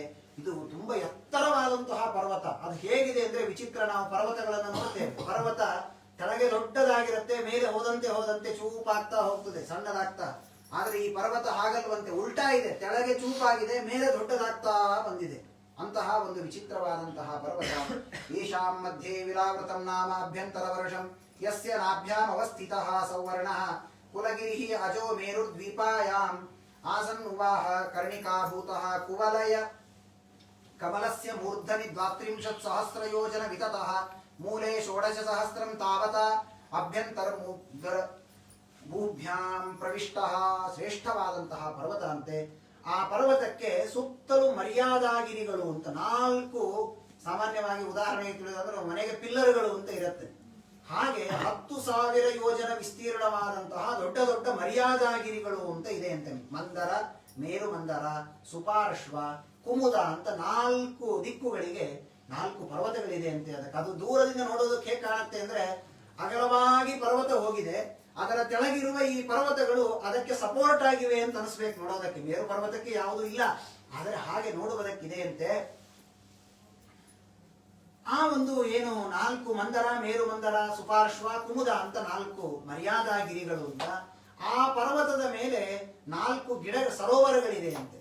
ಆ ಸರೋವರಗಳ ಪಕ್ಕದಲ್ಲಿ ಚತ್ವಾರಃ ಹೃದಾಹ ಪಯಃ ಅಬ್ಧಿ ಕ್ಷುರ ಮೃಷ್ಟಾಜಲಾಹ, ಹೀಗೆ 4 ಸರೋವರಗಳು. ಅದರ ಮೇಲೆ 4 ಗಿಡಗಳಿದೆ ಅಂತ. ಏನು ಸುಂದರವಾದಂತಹ ಗಿಡಗಳವೆಲ್ಲವೂ ಕೂಡ ಆ ಒಂದು ಗಿಡಗಳಿದೆ ಎನ್ನುವುದಾಗಿ ತಿಳಿಸಿಕೊಡ್ತಾರೆ. ಚೂತ, ಜಂಬು, ಕದಂಬ, ನ್ಯಗ್ರೋಧ ಚತ್ವಾರಃ, ಮಾವಿನ ಹಣ್ಣಿನ ಗಿಡ, ಮತ್ತು ಒಂದು ಜಂಬು ಅಂತಂದ್ರೆ ಗೋರೆ, ಏನಂತಾರೆ, ನೇರಳೆ ಹಣ್ಣಿನ ಗಿಡ, ಹೀಗೆಲ್ಲ ಅಲ್ಲಿ ಗಿಡಗಳಿದೆ ಎನ್ನುವುದಾಗಿ ತಿಳಿಸಿಕೊಡ್ತಾರೆ. ಅಶ್ವತ್ಥ ವೃಕ್ಷ ಎಲ್ಲ ಇದೆ ಅಂತೆ. ಏನದು ಆ ಗಿಡಗಳ ಮಹಿಮೆ ಅದ್ಭುತವಾಗಿ ತಿಳಿಸಿಕೊಡ್ತಾರೆ. ಜಂಬೂ ಅಂತ ಆ ಪರ್ವತದ ಮೇಲಿರುವಂತಹ ಗಿಡಗಳು ಅನಸ್ಥಿಪ್ರಾಯ, ಆನೆಯ ಗಾತ್ರದಷ್ಟು ದೊಡ್ಡ ಹಣ್ಣಿರತ್ತಂತೆ. ಅದು ಹೇಗಿರುತ್ತೆ ಅಂದ್ರೆ ಅದರಲ್ಲಿ ಬೀಜ ಮಾತ್ರ ಇರೋದಿಲ್ಲ, ಎಷ್ಟು ಅಂದ್ರೆ ಸಣ್ಣ ಬೀಜ, ಬರೀ ಹಣ್ಣೇ ತುಂಬಿಕೊಂಡಂತಹ ದೊಡ್ಡ ಒಂದು ಜಂಬೂ ವೃಕ್ಷ. ಆ ಹಣ್ಣು ಚೆನ್ನಾಗಿ ಮಾಗಿ ಅದು ಗಿಡದಿಂದ ಕೆಳಗೆ ಬೀಳತ್ತಂತೆ. ಎಷ್ಟೋ ಯೋಜನ ವಿಸ್ತೀರ್ಣವಾದ ಎತ್ತರದ ಗಿಡದಿಂದ ಪಟ್ಟಂತ ಹಣ್ಣು ಬಿದ್ದರೆ ಒಡೆದು ಹೋಗ್ತದಂತೆ. ಒಡೆದು ಹೋದರೆ ಆ ರಸ ಒಂದು ನದಿಯಾಗಿ ಹರಿಯುತ್ತದಂತೆ, ಅಷ್ಟು ದೊಡ್ಡ ಹಣ್ಣು. ಒಂದೊಂದು ಹಣ್ಣುಗಳು ದೊಡ್ಡ ಏವಂ ಜಂಬೂಫಲಾನಾಂ ಅತ್ಯುಚ್ಚ ನಿಪಾತ ವಿಶೀರ್ಣಾನಾಂ ಅನಸ್ಥಿಪ್ರಾಯಾಣಾಂ ವಿಭಕಾಯ ನಿಭಾನಾಂ ರಸೇನ ಜಂಬೂ ನದಿ. ಮೇರು ಪರ್ವತದಿಂದ ಆ ದೊಡ್ಡ ಜಂಬೂ ಎನ್ನುವ ನದಿ ಹರಿದು ಬರುತ್ತದಂತೆ, ಆ ಹಣ್ಣಿನ ರಸದ ನದಿ. ಅದು ಹರಿದು ಬಂದು ಆ ನದಿಯ ಇಕ್ಕೆಲದಲ್ಲಿರುವ ಮಣ್ಣುಗಳ ಜೊತೆಗೆ ಸೇರಿಕೊಂಡು ಆ ಸೂರ್ಯನ ಕಿರಣಗಳಿಂದ ಒಣಗಿ ಮುಂದೆ ಅದೇ ಬಂಗಾರವಾಗತ್ತೆ. ಅದನ್ನೇ ದೇವತೆಗಳೆಲ್ಲ ಹಾಕಿಕೊಳ್ಳುತ್ತಾರೆ ಜಾಂಬೂನದ. ಶ್ರೀಮದಾಚಾರ್ಯ ಹೇಳ್ತಾರಲ್ಲ, ಜಾಂಬೂನದಾಂಬರಾಧಾರಂ ನಿತಂಬಂ ಚಿಂತ್ಯ ಮೀಶಿತು. ಜಾಂಬೂನದ ಎನ್ನುವ ಬಂಗಾರವನ್ನ ಭಗವಂತ ಧಾರಣೆ ಮಾಡಿದ್ದಾನೆ. ಅದೇ ಮೇರು ಪರ್ವತದಿಂದ ಬರುವಂತಹ ಒಂದು ಜಂಬೂನದ ಅಂತ ತಿಳಿದುಕೊಳ್ಳಿ. ಹೀಗೆ ಒಂದೊಂದು ವೃಕ್ಷದಿಂದ, ಮಾವಿನ ಹಣ್ಣಿನ ಗಿಡದಿಂದ ದೊಡ್ಡ ದೊಡ್ಡ ಮಾವಿನ ರಸಗಳೆಲ್ಲ ಹರಿದು ಬೀಳತ್ತಂತೆ. ರುದ್ರದೇವರ ಸೇವಕಿಯರು ಆ ಒಂದು ಹಣ್ಣಿನ ರಸವನ್ನ ಕುಡಿದಿರ್ತಾರಂತೆ. ಅದು ಎಷ್ಟು ಅಂದ್ರೆ 100 ಯೋಜನಗಳ ತನಕ ಅದರ ವಾಸನೆ ಇರುತ್ತಂತೆ, ಇವರ ಮೈಯ ಸುವಾಸನೆ. ಅಷ್ಟು ಸುಂದರವಾದಂತಹ ಮಾವಿನ ಹಣ್ಣಿನ ಗಿಡಗಳಿದೆ ಎನ್ನುವುದನ್ನು ತಿಳಿಸಿಕೊಡ್ತಾರೆ. ಹೀಗೆ ಆ ಮೇರು ಪರ್ವತದ ವರ್ಣನೆಯನ್ನು ಮಾಡಿ ಗಂಗಾವತರಣ, ಗಂಗೆ ನಮ್ಮವರೆಗೆ ಹೇಗೆ ಬಂದಿದೆ ಎನ್ನುವುದನ್ನು ತಿಳಿಸಿಕೊಡ್ತಾರೆ. ತತ್ರ ಭಗವತಃ ಸಾಕ್ಷಾತ್ ಯಜ್ಞಲಿಂಗಸ್ಯ ವಿಷ್ಣೋರ್ ವಿಕ್ರಮತಃ ವಾಮಪಾದಾಂಗುಷ್ಠನಕ ನಿರ್ಭಿನ್ನೋರ್ದ್ವಾಂಡಕಟಾಹ ವಿವರೇಣ ಅಂತಃಪ್ರವಿಷ್ಟಾಯ ಬಾಹ್ಯ ಜಲಧಾರ ತಚ್ಚರಣ ಪಂಕಜಾವಲೇ ಜನಾರ್ಣ ಕಿಂಜಲ್ಕೋಪರಂಜಿತ ಅಖಿಲ ಜಗದಘಮಲಾಪಹೋಪ ಸ್ಪರ್ಶ ನಾಮಲ ಸಾಕ್ಷಾತ್ ಭಗವತ್ಪದೀತ್ಯನುಪಲಕ್ಷಿತ ವಚೋ ವಿರವಿಧೀಯಮಾನ ಅತಿ ಮಹತಾ ಕಾಲೇನ ಯುಗ ಸಹಸ್ರೋಪಲಕ್ಷಣೇನ ದಿವೋ ಮೂರ್ಧನ್ಯವತತಾರ ಯತ್ತದ್ವಿಷ್ಣು ಪದಮಾಹುಹು. ಮೊದಲಿಗೆ ಗಂಗೆ ಇವಳು ದೇವಲೋಕದಲ್ಲಿ ಹರಿತಾಳೆ, ಹೀಗಾಗಿ ಅವಳನ್ನ ಸ್ವರ್ಗಂಗೆ ಅಂತ ಕರೀತಾರೆ. ಯಾಕೆ ಸ್ವರ್ಗಲೋಕದಲ್ಲಿ ಹರಿತಾಳೆ. ಆ ಗಂಗೆಗೆ ಒಂದು ಬಾರಿ ಬಲಿಚಕ್ರವರ್ತಿಯ ಮೇಲೆ ಅನುಗ್ರಹ ಮಾಡುವುದಕ್ಕಾಗಿ ಭಗವಂತ ತ್ರಿವಿಕ್ರಮ ರೂಪವನ್ನು ತೆಗೆದುಕೊಂಡಾಗ ತನ್ನ ಬೆರಳಿನ ಸ್ಪರ್ಶವಾಗಿದ್ದಕ್ಕೆ ಬ್ರಹ್ಮಾಂಡದ ಕಟಾಹವೇ ಒಡೆದು ಹೊರಗಿದ್ದ ನೀರು ಒಳಗೆ ಬಂದಿದೆ. ಅದನ್ನ ಬ್ರಹ್ಮದೇವರು ತಮ್ಮ ಕಮಂಡಲುವಿನಲ್ಲಿ ಹಿಡಿದುಕೊಂಡು ಭಗವಂತನ ಪಾದಗಳಿಗೆ ಅಭಿಷೇಕವನ್ನು ಮಾಡಿದ್ದಾರೆ. ಅಲ್ಲಿಂದ ನೇರವಾಗಿ ಗಂಗೆ ಹರಿದು ಬಂದು ಮೇರು ಪರ್ವತದ ಮೇಲೆ ಬಿದ್ದಿದ್ದಾಳಂತೆ. ಬಿದ್ದು ಅಲ್ಲಿ 4 ಭಾಗವಾಗ್ತಾಳೆ. ಸೀತಾ, ಅಲಕನಂದ, ಚಕ್ಷು, ಭದ್ರ ಎನ್ನುವುದಾಗಿ 4 ಭಾಗವಾಗ್ತಾಳೆ. ಹೀಗೆ ಒಂದೊಂದು ದಿಕ್ಕಿಗೆ ಸೀತಾತು ಬ್ರಹ್ಮಸದನ ಕೇಸರಾದ್ರಿ ಶಿಖರೇಭ್ಯೋ ಅಧೋದ ಪ್ರಸ್ರವಂತಿ, ಸೀತೆ ಒಂದು ದಿಕ್ಕಿಗೆ. ಹೀಗೆ ಸೀತಾ, ಅಲಕನಂದ ಎನ್ನುವಳು ದಕ್ಷಿಣ ದಿಕ್ಕಿನಲ್ಲಿ ಹರಿದು ನಮಗೆ ಇವತ್ತು ನಾವೇನು ಗಂಗೆಯಲ್ಲಿ ಸ್ನಾನ ಮಾಡ್ತೇವೆ ಅದೇ ಅಲಕನಂದೆ ಅಂತ ದಕ್ಷಿಣ ದಿಕ್ಕಿಗೆ ನಮ್ಮವರೆಗೆ ಬಂದಿದೆ ಎನ್ನುವುದಾಗಿ ಗಂಗಾವತರಣವನ್ನ ತಿಳಿಸಿಕೊಡ್ತಾರೆ. ಅದಾದ ಮೇಲೆ 9 ವರ್ಷಗಳು ಇಲಾವೃತ, ಕಿಂಪುರುಷ ಇತ್ಯಾದಿ 9 ವರ್ಷಗಳು ಅಂತ ನಾವು ಹೇಳ್ತೇವೆ. ಈ 9 ಖಂಡಗಳು ಎಲ್ಲೆಲ್ಲಿ ಇದೆ ಅಲ್ಲಿ ಭಗವಂತನ ಯಾವ ರೂಪ ಇದೆ, ಅಲ್ಲಿದ್ದ ಜನ ಭಗವಂತನನ್ನ ಯಾವ ಮಂತ್ರದಿಂದ ಯಾವ ರೂಪದ ದೇವರನ್ನ ಸ್ತೋತ್ರ ಮಾಡ್ತಾರೆ ಎನ್ನುವುದಾಗಿ ತಿಳಿಸಿಕೊಡ್ತಾರೆ. ಭದ್ರಶ್ರವ ಎನ್ನುವಂತಹ ಮೊದಲಿಗೆ ಒಂದೊಂದು ವಿಸ್ತಾರವಾಗಿ ತಿಳಿಸಿಕೊಡ್ತಾ ಬರ್ತಾರೆ. ಇಲಾವೃತ ಎನ್ನುವಂತಹ ಖಂಡ, ಆ ಇಲಾವೃತ ಖಂಡದಲ್ಲಿ ರುದ್ರದೇವರು ಇರ್ತಾರಂತೆ. ರುದ್ರದೇವರ ಸೇವೆ ಮಾಡುವುದಕ್ಕೆ ಅಲ್ಲಿದ್ದವರೆಲ್ಲ ಸ್ತ್ರೀಯರು. ಯಾಕೆ ಅಂದ್ರೆ ರುದ್ರದೇವರ ಶಾಪ ಮುಂದೆ ನವಮಸ್ಕಂದದಲ್ಲಿ ನಾವು ಕಾಣುತ್ತೇವೆ. ರುದ್ರದೇವರ ಶಾಪ, ಅಲ್ಲಿ ಬಂದವರೆಲ್ಲ ಹೆಣ್ಣಾಗಿ ಬಿಡುತ್ತಾರೆ. ಹೀಗಾಗಿ ಅಲ್ಲಿ ಗಂಡಾಗಿ ಇರುವವರು ಅಂದ್ರೆ ರುದ್ರದೇವರು ಮಾತ್ರ ಆ ಇಲಾವೃತ ಖಂಡದಲ್ಲಿ ಇದ್ದಾರೆ ಅಂತ ತಿಳಿಸಿಕೊಡ್ತಾರೆ. ಹೀಗೆ ಅನೇಕ ಖಂಡಗಳು. ಕಿಂಪುರುಷ ಖಂಡ ಅಂತ, ಕಿಂಪುರುಷ ಖಂಡದಲ್ಲಿ ಇಂದಿಗೂ ಹನುಮಂತ ದೇವರು ರಾಮದೇವರ ಉಪಾಸನೆಯನ್ನ ಮಾಡ್ತಾ ಪ್ರಾಭಂಜನಿಹಿ ಕಿಂಪುರುಷೇಶು ರೇಮೆ ಅಂತ ಹನುಮಂತ ದೇವರು ಕಿಂಪುರುಷೇತು ವರ್ಷೇ ಭಗವಾನ್ ಆದಿಪುರುಷಂ ಲಕ್ಷ್ಮಣಗ್ರಜಂ ಸೀತಾಭಿರಾಮಂ ರಾಮಂ ತಚ್ಚರಣ ಸನ್ನಿಕರ್ಷಾಭಿಗತಃ ಪರಮ ಭಾಗವತಃ ಹನುಮಾನ್ ಸಹ ಕಿಂಪುರುಷೈಃ ಅವಿರತ ಭಕ್ತಿ ರೂಪಾಸ್ತೆ. ಪರಮ ಭಕ್ತಿಯಿಂದ ಹನುಮಂತ ದೇವರು ಕಿಂಪುರುಷ ಖಂಡದಲ್ಲಿದ್ದು ರಾಮದೇವರ ಉಪಾಸನೆಯನ್ನ ಮಾಡ್ತಾರಂತೆ. ಇನ್ನು ಕೊನೆಯದಾಗಿ ಭರತ ವರ್ಷೇ ಭರತಖಂಡೆ ಅಂತ ನಾವು ಹೇಳ್ತೇವೆ. ಇದು ಭರತ ವರ್ಷ. ಈ ಭರತ ವರ್ಷದಲ್ಲಿ ಭಗವಾನ್ ನರನಾರಾಯಣ, ಬದರಿನಾರಾಯಣನ ನಾವೇನು ನೋಡ್ತೇವೆ ನರನಾರಾಯಣ ಅಂತ, ಆ ನಾರಾಯಣ ರೂಪಿಯಾಗಿ ಭಗವಂತ ತಾನು ಧ್ಯಾನ ಮುದ್ರೆಯಲ್ಲಿ ಕುಳಿತುಕೊಂಡಿದ್ದಾನಂತೆ. ಆ ಕಲ್ಪಾಂತಂ ಉಪಚಿತ ಧರ್ಮಜ್ಞಾನ ವೈರಾಗ್ಯ ಐಶ್ವರ್ಯ ಉಪರಮ ಆತ್ಮ ಉಪಲಂಭನಂ ಅನುಗ್ರಹಾಯ ಆತ್ಮಾವತಾರಂ ಅನುಕಂಪಯ ತಪೋ ಅವ್ಯಕ್ತಗತಿಶ್ಚರತಿ. ಭಗವಂತ ಇಲ್ಲಿ ಯಾರಿಗೆ ಕಾಣದೆ ಅಡ್ಡಾಡ್ತಾ ಬದರಿಕಾಶ್ರಮದಲ್ಲಿ ಅನಂತ ಸನ್ನಿಧಾನ. ಬದರಿಕಾಶ್ರಮದ ಬಗ್ಗೆ ಹೇಳುವಾಗ ಹೇಳ್ತಾರೆ, ಎಷ್ಟು ಪುಣ್ಯ ಒಂದು ದಿನ ಬದರಿಯಲ್ಲಿ ತಪಸ್ಸು ಮಾಡಿದರೆ ಎಷ್ಟು ಪುಣ್ಯ ಅಂದ್ರೆ 10,000 ವರ್ಷ ತಪಸ್ಸು ಮಾಡಿದ ಪುಣ್ಯ ಬರುತ್ತಂತೆ. ಬದರಿಯ ಕ್ಷೇತ್ರದಲ್ಲಿ ನಾವೆಲ್ಲ ಸಾಕಷ್ಟು ಬಾರಿ ಹೋಗಿರ್ತೇವೆ, ಆದ್ರೆ ಈ ಅನುಸಂಧಾನ ಇರಬೇಕು. ಬದರಿಯಲ್ಲಿ ತಪಸ್ಸು ಮಾಡಿದರೆ ಒಂದು ದಿನದ ತಪಸ್ಸಿಗೆ 10,000 ವರ್ಷ ತಪಸ್ಸು ಮಾಡಿದಂತಹ ಪುಣ್ಯ ಬರುತ್ತದೆ ಎನ್ನುವುದಾಗಿ ತಿಳಿಸಿಕೊಡ್ತಾರೆ. ಅಂತಹ ಒಂದು ಬದರಿಕಾಶ್ರಮದಲ್ಲಿ ಅಲ್ಲಿದ್ದು ಎಲ್ಲ ಋಷಿಗಳು ಕೂಡ ಭಗವಂತನ ವಿಶೇಷವಾದ ಆರಾಧನೆಯನ್ನು ಮಾಡ್ತಾರೆ ಅಂತ ಹೀಗೆ ಭೂಗೋಳ ಹಾಗೂ ಖಗೋಳಗಳ ನರಕದ ಎಲ್ಲ ವರ್ಣನೆಯನ್ನು ಮಾಡಿ ಈ ಪಂಚಮ ಸ್ಕಂದವನ್ನ ಸಮಾಪ್ತಿಯನ್ನು ಮಾಡ್ತಾರೆ. ಮುಂದಿನ ಸ್ಕಂದಗಳ ಮಹಿಮೆಯನ್ನು ಮತ್ತೆ ನಾಳಿನ ದಿವಸ ಅಜಾಮಿಲನ ಉಪಾಖ್ಯಾನವನ್ನ ನಾಳೆ ತಿಳಿಯೋಣ ಅಂತ ಹೇಳ್ತಾ, ನ ವಿದ್ಯಾ ನ ಭಕ್ತಿ ನ ವೈರಾಗ್ಯ ಭಾಗ್ಯಂ ನ ಚ ಉದಾರ್ಯ ವಾಗ್ಮಿತ್ವ ಪೂರ್ವ ವಿಭೂತಿ ಪರಂ ಸಪ್ರಮೋದಾರ್ಯ ಕಾರುಣ್ಯ ಧಾರಾಭಿಷಿಕ್ತಾ ವಯಂ ಮಾನ್ಯತಾ ಭಾಜನಾನಿ. ಶ್ರೀಕೃಷ್ಣಾರ್ಪಣಮಸ್ತು. ಹರಿ